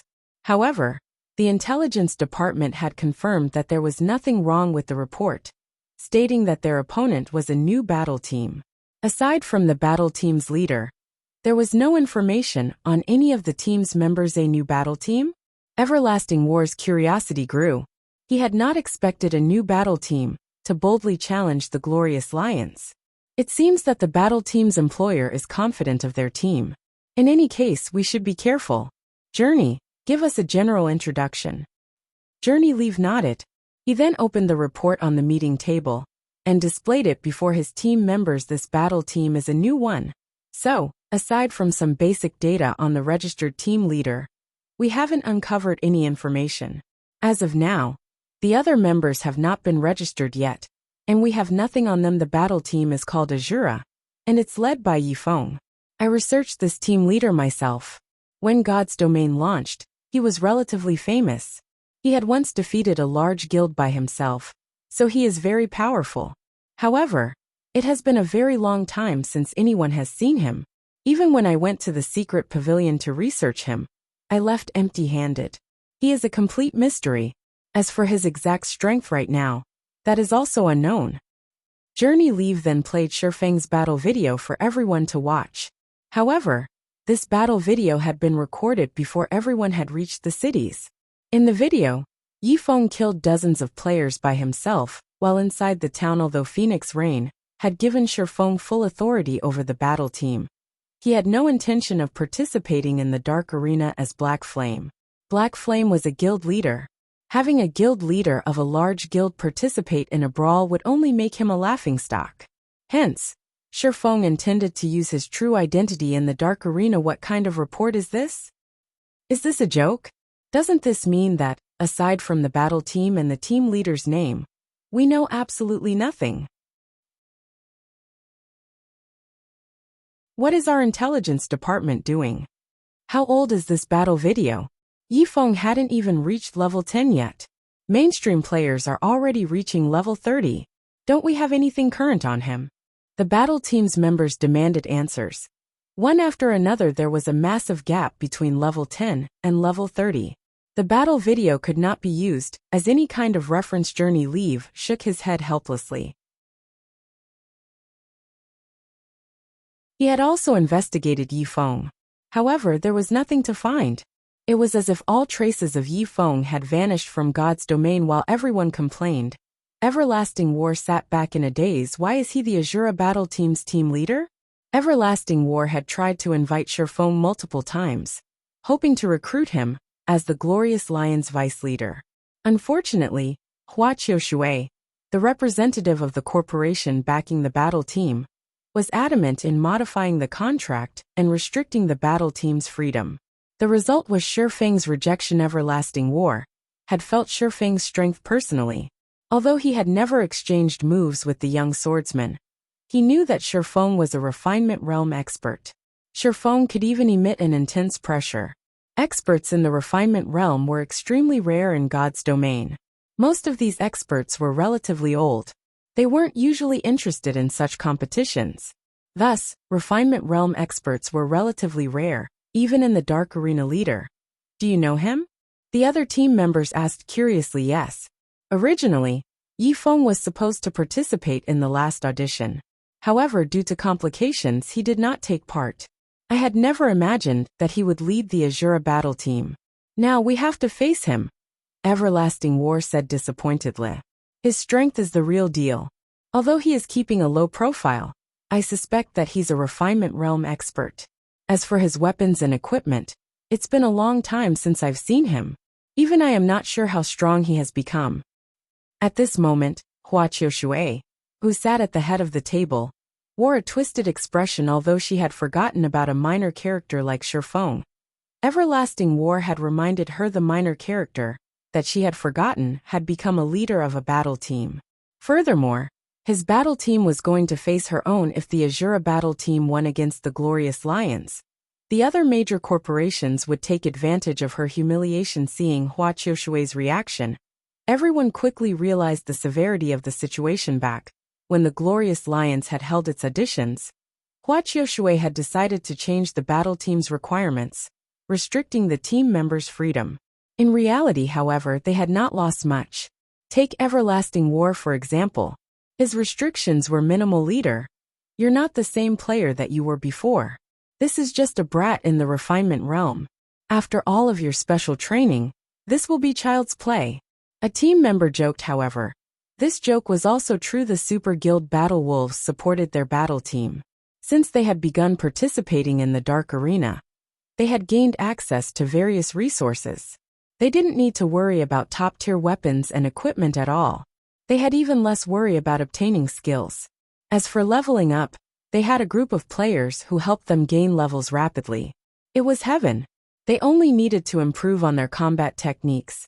Thinking of ways to exert more of their strength, they could also spar and receive guidance from the Super Guild's older generation. In the real world, they also received guidance from martial arts masters on a daily basis. Ever since joining the Glorious Lions battle team, their strengths had improved by leaps and bounds. After 2 matches, the Glorious Lions battle team had earned quite a bit of fame in the dark arena. It would be a piece of cake to deal with the new battle team Everlasting. For the upcoming competition, I only have one demand. You must annihilate the Azura battle team. You cannot go easy on them, just because you know Yifeng. Hua Qiushui interjected as she turned to Everlasting War.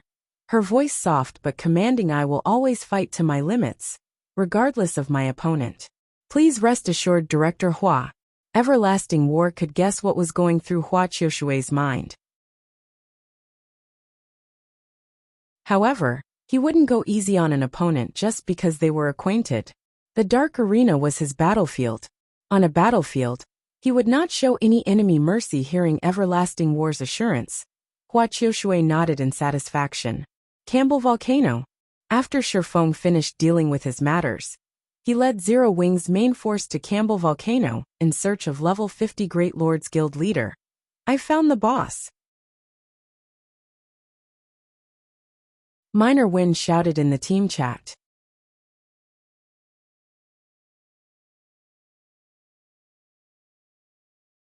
Chapter 767, Godly Skill for Grinding Monsters. Alright, everyone gather over there. Shifeng commanded through the team chat. Campbell Volcano was a level 40 to level 50 regional map in Star Moon Kingdom, and was famed for dropping fire resistance equipment. However, the Campbell Volcano's environment was extremely severe. Not only did the scorching temperatures increase the burden on players' stamina significantly, but players also had to deal with the debuff high temperature environment. All of your basic attributes have been decreased by 10%. Flame damage received increased by 20%, and HP recovery rate decreased by 50%. The monsters in Campbell Volcano's map all use fire-type skills. Some monsters even dealt flame damage with their basic attacks. Due to the severe environment, even common monsters were challenging opponents, not to mention the elite and boss monsters in the future. However, Campbell Volcano would become a favored destination. Many workshops would grind here for fire resistance equipment, earning a fortune. However, God's Domain's mainstream players had not yet reached level 30, so ordinary players could not survive here. Guild players were even less likely to visit this map. This was primarily due to the two main field bosses that wandered about Campbell Volcano. Both bosses were level 50 Great Lords, and they would turn any player that ventured into Campbell Volcano to level up into a Charred Corpse Guild leader. That's the boss, Minor Wind said as he pointed towards the massive bear sleeping in the magma-filled valley. Violent Flame Bear, Elemental Being, Great Lord. Level 50, HP 63, 000, 000/63, 000, 000. Its HP is insane. Blackie gulped. This was the first time he had seen a boss with such a high HP. How long would they have to spend to grind this boss down? The Violent Flame Bear was a level 50 Great Lord. Depending on the boss's defense, after including the damage reduction due to the level suppression, their damage output would drop by at least 50%. Its HP isn't the only challenge. Don't forget about its environment. Look, we are surrounded by magma. If we accidentally touch the magma, the entire team will be in danger. Fire Dance quickly noticed that there were too few footholds for them to stand on. There was no way their MTs could dodge the Flame Bear's attacks properly. A level 50 Great Lord's attack power would definitely be astonishing if their MTs did not have enough space to avoid attacks. With Fire Dance's reminder, the team realized the crux of the problem. The Great Lord was already absurdly strong. If it could use skills that utilized the surrounding magma, they would not be surprised if they team-wiped without extremely high fire resistance. The magma would reduce them to ashes in less than 3 seconds. Fear ripped through the team, as they were suddenly paralyzed. Cola, Yi Wumian, stand where the magma intersects. Everyone else, wait along the sides of the valley's entrance. I'll lure the boss. Shifeng could not help but laugh at his team's response. If they threw themselves into battle, they would never defeat a level 50 Great Lord. It was especially true for the Violent Flame Bear. Due to the high-temperature environment, the Flame Bear could even instant kill a well-equipped level 50 MT. Normally, only Tier 2 MTs could survive the Great Lord's attacks. In addition, the Violent Flame Bear also had the team-wiping skill Earth Fury. When activated, the Great Lord would execute an earth-shaking stomp.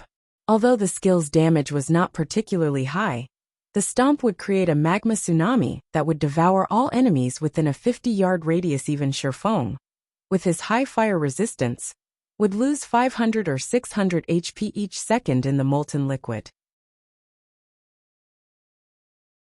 He'd be surprised if his teammates didn't lose 5,000 HP per second among Zero Wing's main force members. Even Cola would only last several seconds with all of his life-saving skills active, much less everyone else in the past. To deal with the violent flame bear, the various large guilds had lost hundreds of 100-man teams. These teams had consisted of level 50 and above elite players. They had been much stronger than Zero Wing's main force naturally. Since Shifeng had chosen to raid this boss, he had a strategy to deal with it. Shifeng retrieved the Bible of Darkness and Magic Amplification Scroll. He then summoned a Demona Tier 3 demon, was the equivalent of a Great Lord. Although the Tier 3 demon Shifeng summoned would suffer the debuff, and wouldn't have any environmental advantages, it could still act as a meat shield. A level 53 Tomahawk demon, with 11 million HP appeared before them, stupefying Zero Wing's main force. None of them had thought that Shifeng could still summon a Tier 3 Demona. A single Tier 3 demon was far more useful than 4 or 5 level 50, 100-man teams. With this demon, raiding the violent flame bear would be much easier. Go. Shifeng directed the Tomahawk demon to fly towards the Great Lord. When the Tomahawk demon was within 50 yards of the flame bear, the sleeping Great Lord discovered its presence. Suddenly, the flame bear opened its mouth, gathering an overwhelming surge of fire-type mana in its mouth before releasing Tier 2 spell, Breath of Fire. Instantly, a red beam of light lanced through the air towards the Tomahawk demon. The beam was too fast. Shifeng already struggled to control the demon. Hence, the red beam struck the Tomahawk demon, sending it plunging into the molten magma. 124,084.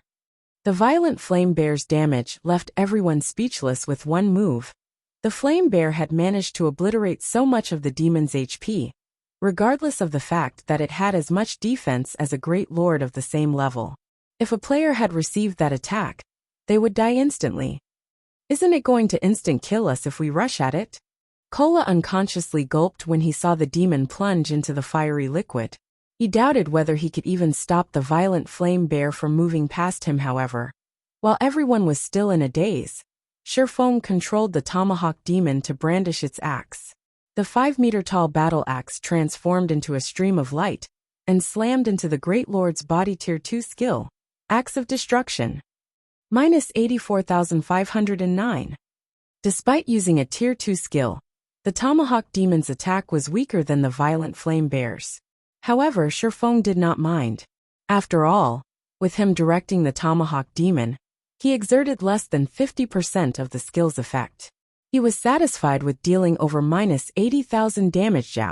The attack had clearly inflicted pain, as bloodthirst flashed in the flame bear's ruby eyes.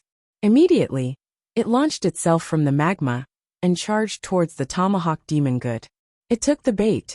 Shifeng then had the Tomahawk demon rush towards the valley's entrance. Cola Yuumian, get ready. When the flame bear gathers mana in its mouth, use Mach to attract its aggro, and direct the bear's attack towards the intersection where you're standing. Do not let it attack elsewhere. The violent flame bear's general attacks were limited to Flame Claws and Breath of Fire. Flame Claws was not an AoE attack, so the Tomahawk demon could deal with it easily. Breath of Fire, on the other hand, was a straight-line AoE spell. The spell contained frighteningly destructive power, and any mishap could destroy the valley's entrance. This would put the other players in danger. The Tomahawk demon did not possess any aggro-holding skills, so it could not control the direction of the flame bear's attack. They needed someone else to do the job. If Cola failed to attract the Great Lord's aggro, Yuumian could back him up as long as the valley's entrance remained intact. The high terrain could prevent everyone from drowning in magma when the violent flame bear activated Earth Fury. With their HP, Zero Wing's main force members could easily handle Earth Fury's base damage. I understand. Cola nodded heavily very quickly. Shifeng lured the violent flame bear to the valley's entrance. He then directed the Tomahawk demon to pin the Great Lord down with the Tomahawk demon's high attack power. No one could steal the Great Lord's aggro. Time flew by throughout the battle. Zero Wing's main force toyed with the violent flame bear. Whenever it opened its mouth to use its breath attack, Cola provoked it. After the breath attack, The Tomahawk Demon would use a Tier 2 skill to redirect the Great Lord's aggro. As for everyone else, they bombarded the Great Lord with attacks without a care in the world. After all, regardless of their damage, they could not outdamage the Tomahawk Demon. When the violent Flame Bear eventually executed Earth Fury, although its attack had caused the earth to tremble, and the team members had taken plenty of damage, they still had over half of their HP after the attack. As for the resulting magma wave, it stopped growing after it engulfed the mountain's lower half. It didn't come near Zero Wing's main force after a dozen or so minutes. Shifeng activated Divine Providence and dealt the final blow. The violent Flame Bear released an agonized scream as it fell to the ground. A treasure trove appeared around its body.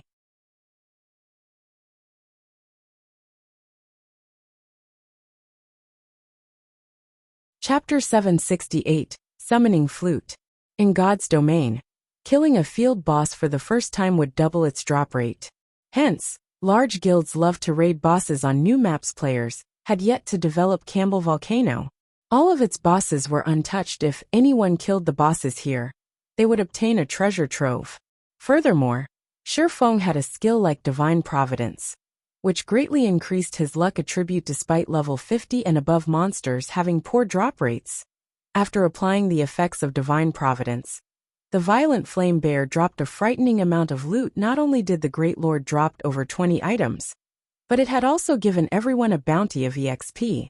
A level 50 Great Lord already provided an abundant sum of EXP, but after including the bonus EXP for defeating a monster of a higher level, some members even gained a full level, climbing from 32 to 33. The EXP is awesome. I gained 40% of a level after just a little over 10 minutes of hard work. If I had to level up myself, I probably wouldn't even get this much after half a day of grinding. If we continue leveling up like this, it won't be long before we reach level 40. We'll be able to buy our own mounts. Blackie could not help his excitement when he saw his experience bar. He had never thought that a field Great Lord would provide so much EXP. Even after splitting the Great Lord's EXP between 100 people, he obtained nearly half of an entire level. He was already level 33. He required a massive amount of EXP to level up. Even if he grinded and raided dungeons non-stop, it would take him at least 2 or 3 days to reach level 34 now. However, he only needed to kill 2 more Great Lords to reach level 34. His could level faster than a rocket. Shifeng simply laughed and shook his head as he watched Blackie's reaction. His friend was too optimistic. Although it was true that field bosses provided an abundance of EXP, and that they had only taken a dozen minutes or so to defeat the violent Flame Bear, field bosses were not common monsters. They were not easy to find. Take Campbell Mountain for example. There were only 2 Great Lords in this entire map. After these bosses died, it would take a day before they respawned. Then could not grind them indefinitely. Moreover, they had been able to kill this boss due to the Tier 3 demon.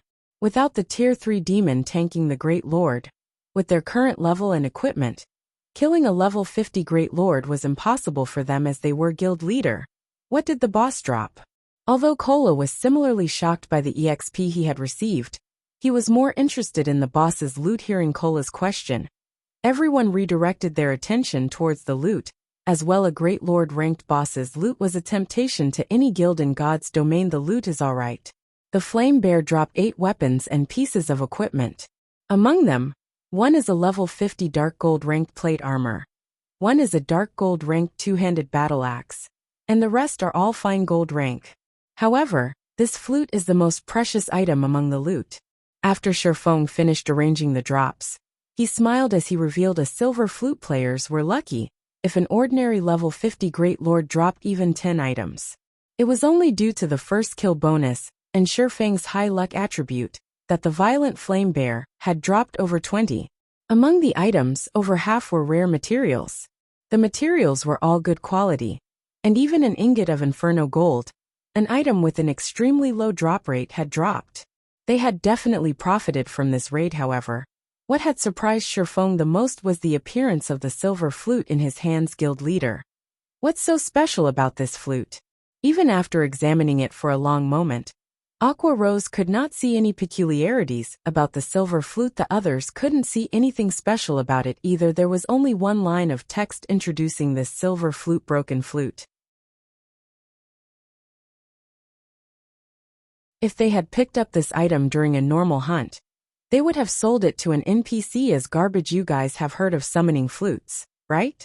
Shifeng smiled faintly as he provided a hint. What? Guild leader, are you saying this is a mount? The guardian knight Turtledove shouted excitedly.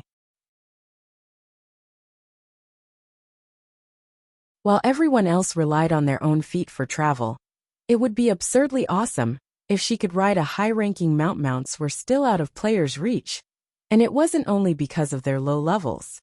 The main issue was money. Even after reaching level 40, players needed to 40 gold to purchase a steed. Even to expert players, 40 gold was astronomical. Furthermore, expert players would not be satisfied with a common mount. However, obtaining rarer mounts was extremely difficult. A guild mount also required a lot of time and resources to nurturing.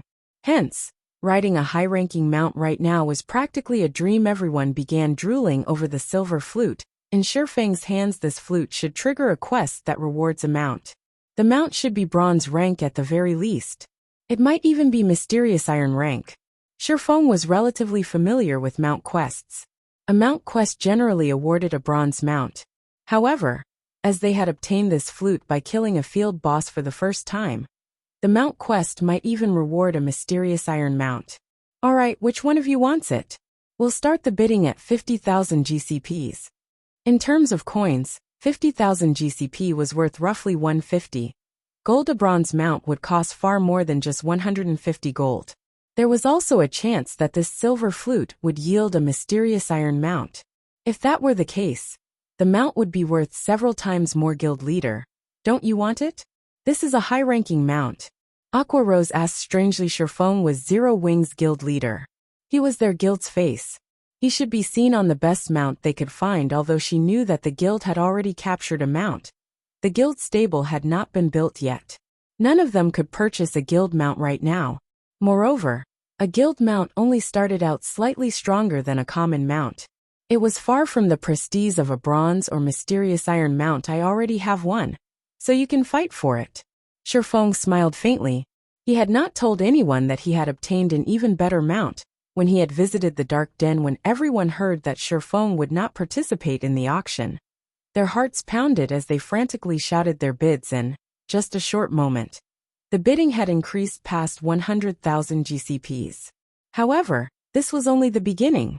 As the main force's ordinary members reached their limits, Blackie, Fire Dance, Aqua Rose, Violet Cloud, Cola, and the other upper echelons joined the auction. 140,000.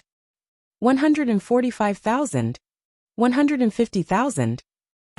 220,000. As the upper echelons reached their limits, Aqua Rose shouted an offer that disappointed everyone present. Aqua Rose did not normally utilize her guild contribution points. She also often donated plenty of weapons and equipment to the guild warehouse. Hence, she had accumulated an immense amount of GCP. Her offer instantly dismissed everyone's hopes. If converted to coins, 220,000 GCPs would be worth 660 gold. If other guilds discovered that Aqua Rose had only spent 660 gold to purchase a mysterious iron mount, they would be shocked. If it were up to them, they would not hesitate to spend 1,000 gold on purchasing the mount. Following which, Shifeng handed the silver flute to Aqua Rose as envy swept through the team. Before she had even reached level 40, Aqua Rose had obtained a high-ranking mount. As soon as she reached level 40, she could travel through God's domain with ease. Alright, enough idling. Split up and search for the other great lord. Who knows? The next one might drop another mount as well, Shifeng said. Laughing, Shifeng's words motivated everyone instantly as they began searching for the other great lord in Campbell Volcano.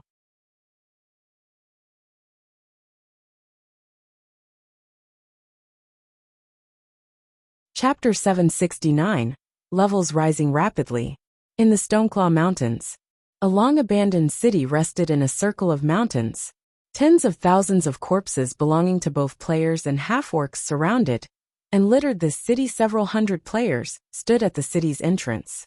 They were all out of breath and covered in fresh flame blood. Revive the healers first. We'll continue after some rest. A man wearing deep blue chainmail and carrying a longbow on his back commanded Flame Blood, whose white robes had long since been stained red with blood, immediately began reviving the fallen Healers Guild leader. The respawn rate is simply too fast. We've only managed to clear out these half-orcs after so much trouble. If we don't hurry and enter now, entering the city will become far more difficult. Daybreak Fog said anxiously, a tired expression on her face to enter this ruined city. Heaven's Burial had dispatched all of their elites.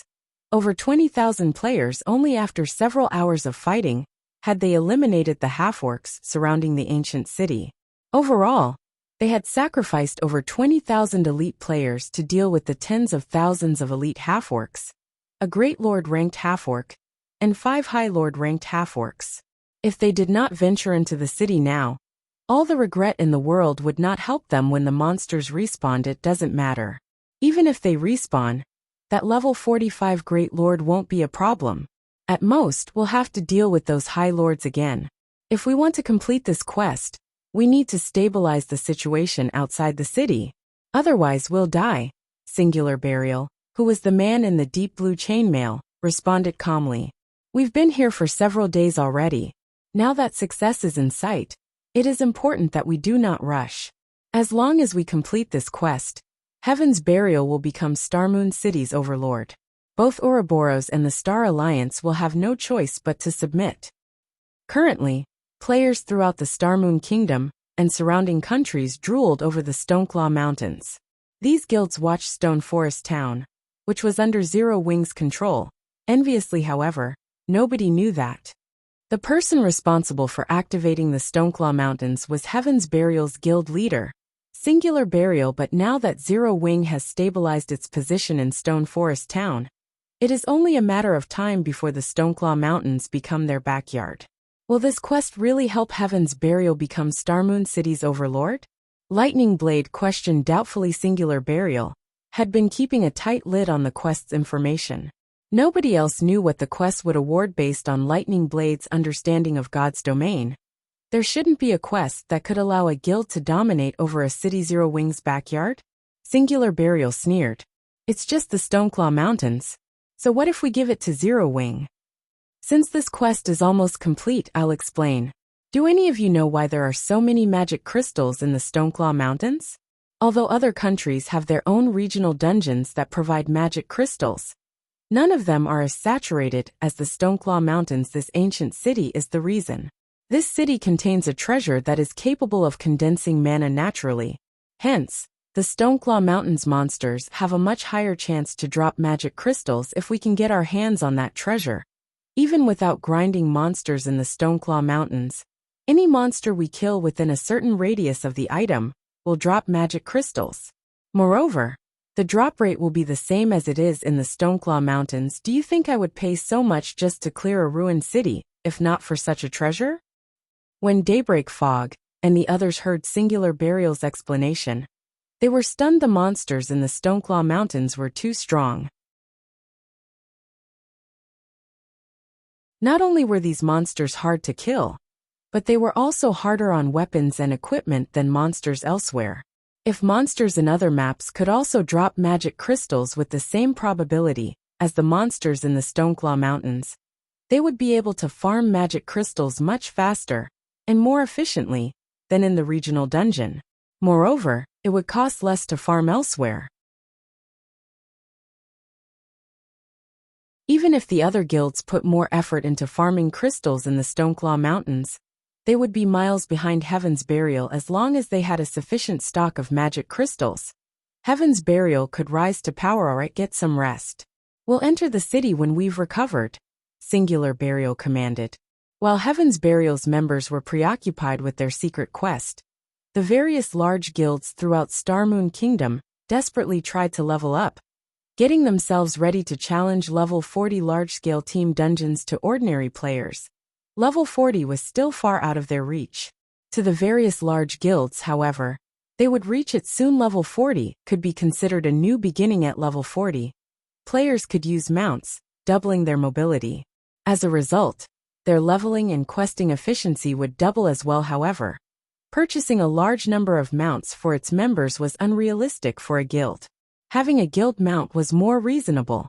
Hence, guilds needed to focus on constructing a stable. However, stable designs' drop rates were abysmal. Only 100-man team dungeons had a somewhat higher drop rate. Hence, the various large guilds were desperately preparing to raid level 40 large-scale team dungeons, in the hopes of obtaining a stable design sooner. For a time, guilds were in a frenzy to raid large-scale team dungeons.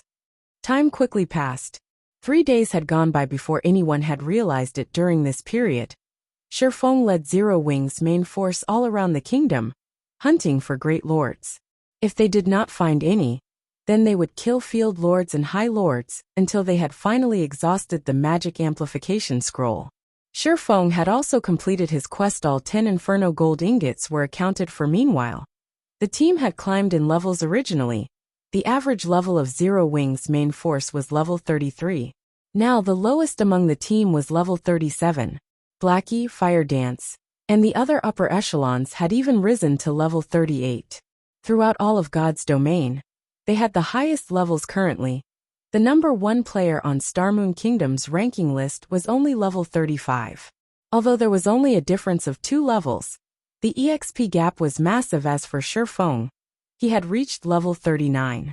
He was only 1 step away from level 40. Unfortunately, Shifeng's magic amplification scroll was now useless. He could no longer summon a tier 3 demon to assist them in battle. Otherwise, they would have continued leveling at this speed. Aside from levels, they had also obtained a massive stock of materials and level 50 equipment. They had filled Shifeng's bag completely, transferring the overflow into Aqua Rose's bag. They had more than 40 pieces of level 50 dark gold equipment and several hundred pieces of fine gold equipment. Contrary to what they had expected, they had obtained less than 100 pieces of level 50 secret silver equipment. If they sold these items on the Blackwing auction house, it would definitely shake God's domain's major powers. Currently, while the various large guilds struggled to reach level 40, level 50 top-tier equipment was already on display. It'll be a little rushed, but fortunately, we've completed the quest. Shifeng breathed a sigh of relief as he looked at the time. He had 5 hours remaining before his appointment with Phoenix Rain. Immediately, he said through the team chat, "Everyone can head back to the city. Aqua, take your team to get some rest. In 3 hours, meet up in Starmoon City's teleportation hall."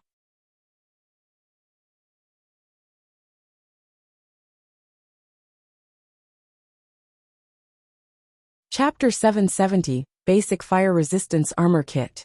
Starmoon Kingdom, White River City, Candlelight Trading Firm. Upon arriving at the trading firm with Fire Dance, Shifeng noticed a significant decrease in the shop's customers. We've reached our limit already? Shifeng glanced at the players on the streets before taking another look at the situation inside the shop. Despite the Candlelight Trading Firm's location in the trade area, a high-traffic area, and the fact that this area enjoyed a growing player population, the trading firm was losing customers. This situation illustrated a lot of problems. Glancing at the street again, Shifeng noticed that several large guilds and merchant players had set up shop near the street corners. With more shops, the competition grew more intense. Although the Candlelight Trading Firm's position in White River City was still unshakable, the trading firm was losing profits. Initially, the firm could bring in over 1,000 gold every day from each shop. Now, including the shops in major cities throughout Starmoon Kingdom and other countries, the trading firm was just barely making a total profit of 1,000 gold per day. Currently, fewer and fewer hot-selling items, such as whetstones and advanced whetstones, as well as various other necessities, such as recovery potions and mana regeneration potions, sold each day. This was all due to the new competition. Most of these new shops had powerful backers. Furthermore, the designs for hot-selling items were becoming more common. One could easily farm them or purchase them from the auction house. As long as these shops hired some lifestyle players to produce these items and sold them at a lower price than the Candlelight Trading Firm, with a profitable location, they could easily steal plenty of the Candlelight Trading Firm's customers. Fortunately, light stones and basic strength and armor kits still sold like hotcakes. However, Shifeng knew that this situation would not last. Neither the light stones, nor the basic strengthening armor kits, were unique items like the mana armor kit. As more time passed and players reached higher levels, it would become easier to obtain these items' designs. As a matter of fact, after just being away from the city for 3 days, other shops had already begun selling basic strengthened armor kits. Only, they demanded slightly higher prices than the candlelight trading firm. It wouldn't be long before light stones would appear in other shops as well. At that time, the candlelight trading firm would lose some of its advantages. Guild leader, why have you called for me? Melancholic Smile asked with a tired expression as she entered the firm's reception room. Melancholic Smile was feeling the pressure of the lost profits. Although she had thought of many solutions, none were effective enough to save them from this predicament. How is the production of the strengthening devices coming along? Shifeng asked. With the candlelight trading firm's current income, they could never earn 150,000 gold in the next 20-some days. They needed to increase their profits. The strengthening devices were their only hope. More players flocked to White River City. Among them, there was no lack of elite and expert players. These players often ventured to high-level maps to grind. The burden on their equipment was much higher than ordinary players. Hence, they also had a much greater need for an item like the strengthening device, so that they could grind and adventure for longer periods. So far, I've produced 400 strengthening devices. My success rate is roughly 40%. Unfortunately, our stockpile is still too small to begin selling them. We will sell out before we even begin attracting customers. I intend to put them up for sale in the trading firm once we have a stockpile of 1,000 units. Melancholic Smile was optimistic about the strengthening devices. When they began to offer the strengthening devices, the candlelight trading firm would regain its popularity, increasing their daily sales tremendously. A success rate of 40%? Shifeng was slightly surprised. He had not expected Melancholic Smile to have such a high success rate. If Shifeng produced the strengthening devices himself, he'd have a 30% success rate at most. He then revealed a stack of designs and passed them to Melancholic Smile, saying, "Let Coco and the others learn these designs. If the firm has anyone with potential, you can allow them to learn one as well. Produce as many of these as you can. I have something important I need them for." Melancholic Smile was dumbfounded as she accepted the stack of design strengthening device. Basic fire resistance armor kit. Melancholic Smile already knew how important the strengthening device was. Obtaining even a single design was already an amazing feat, yet Shifeng had 5 more. If they had 5 more people producing the strengthening devices, they could satisfy the demands of 1 or 2 cities worth of players. After all, the cost of forging for the strengthening device was relatively high, and the forging success rate was low.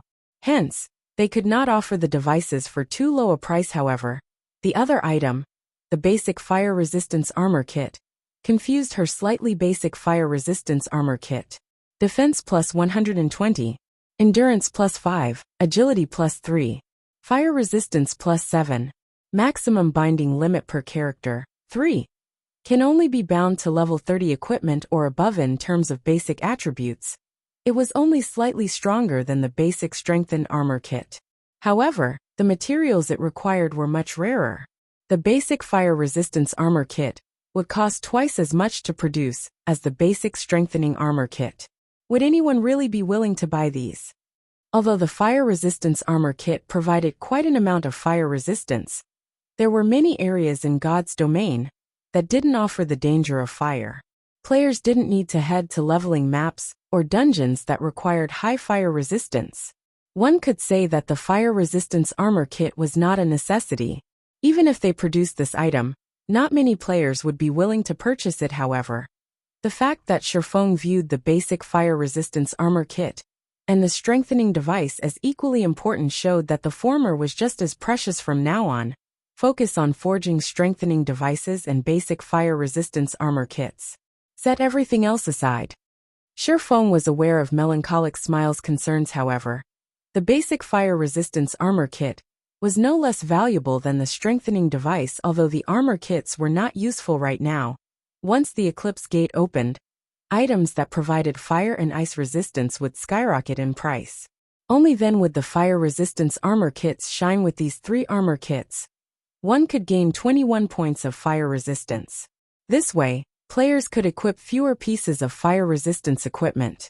Although fire resistance equipment could increase one's fire resistance, they would have to sacrifice basic attributes. Having too much of that equipment would wound a player's combat power, making it more difficult to kill monsters in the Eclipse Gate. Hence, after the various large guilds discovered the basic fire resistance armor kit, they would rush towards Campbell Volcano to farm for the design. Unfortunately, the design's drop rate was incredibly low. Moreover, they only dropped from the volcano's field bosses throughout these past 3 days. Shifeng had killed plenty of field bosses at Campbell Volcano with Zero Wing's main force. After 3 days of hard work, with the help of divine providence, they had obtained a total of 9 copies. Anyone else would thank their stars to obtain just one right. How many materials have we collected for the stable so far?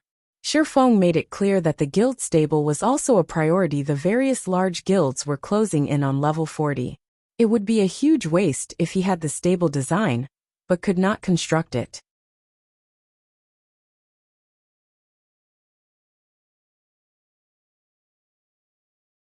Chapter 771.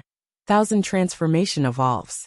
Hearing Shifeng's question, melancholic Smile's expression sank, a hint of embarrassment appearing on her face. If only managed to gather a little more than half of the required materials. We're still short 20 logs of primal emerald wood and 12 soul cultivating stones. Melancholic Smile reported honestly. Shifeng had instructed her to handle the material collection for the stable, regardless of the price, a while ago. Yet, until now, aside from the materials Zero Wings members had gathered, she had only managed to source a small fraction of the required materials. Alright. I doubt we'll be able to obtain the remaining materials easily. I'll try to think of a way to collect the rest. Focus on forging the strengthening devices. Shifeng nodded. Shifeng understood just how difficult it was to find the materials they needed to construct a stable even in 100-man hard mode team dungeons. The drop rates for these materials were abysmally low. Only Hell mode had a slightly higher drop rate.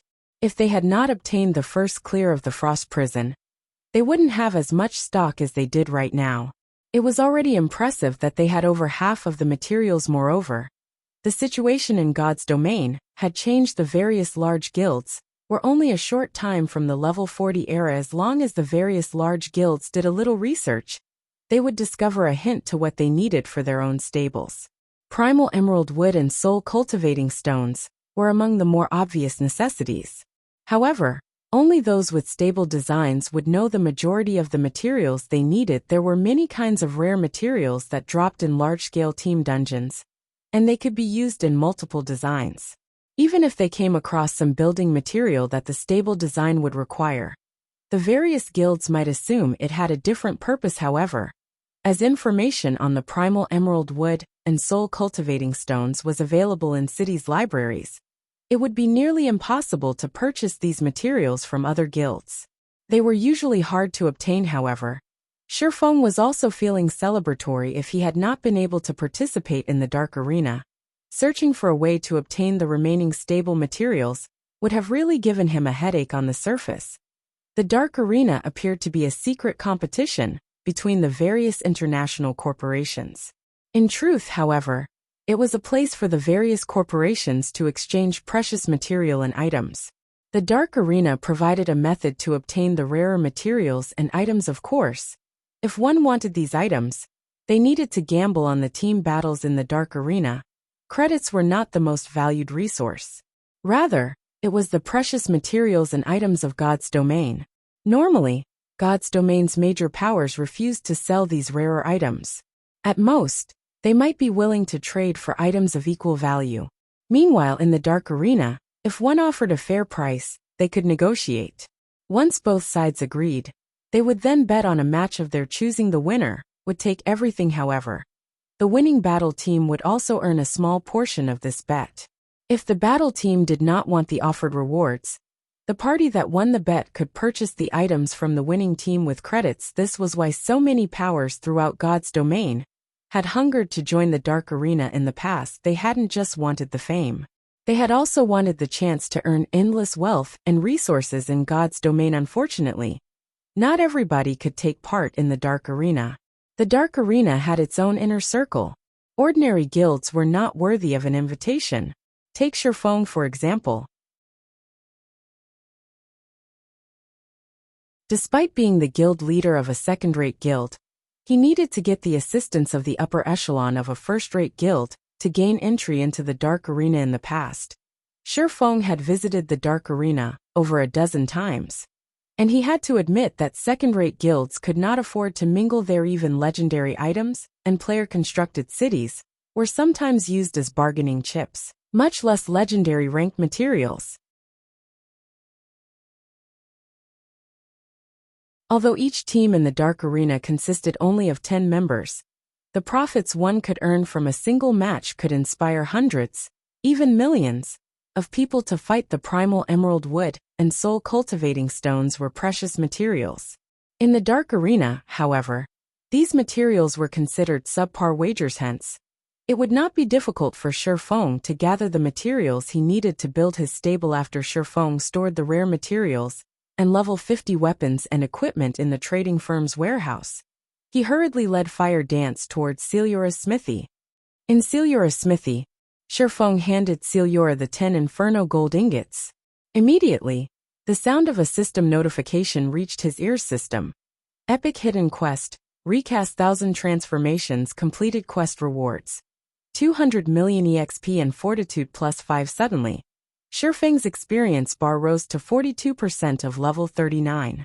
200 million EXP might be a lot to ordinary players, but to Shifeng, it was a drop in the bucket. Aside from the fact that he required double the EXP normal players required to level up, an ordinary level 39 player needed an astonishing amount of EXP to level. Even several hundred millions of EXP was not enough to climb from level 39 to level 40. However, the 5 fortitude points were quite valuable. If Shifeng challenged advanced quests, he would have to waste a lot of time and complete 3 or 4 to gain 5 fortitude points. After stowing away the Inferno gold with satisfaction, Celiura looked at Shifeng and asked seriously, "Now that I have everything I need, who is the weapon intended for? My companion here will use it." Shifeng tugged Fire Dance forward as he introduced her to Celiura. Since 1,000 transformations was going to be recast, a Grandmaster Forger like Celiura could not recast the weapon blindly. She needed to make sure that the weapon would fit its user perfectly. Taking a look at Fire Dance, Celiura turned back to Shifeng and said, "You must think this through. The weapon I recast will not be some garbage epic weapon that you can find anywhere on the streets. It will have the possibility of becoming a legendary weapon. Are you truly willing to give that up?"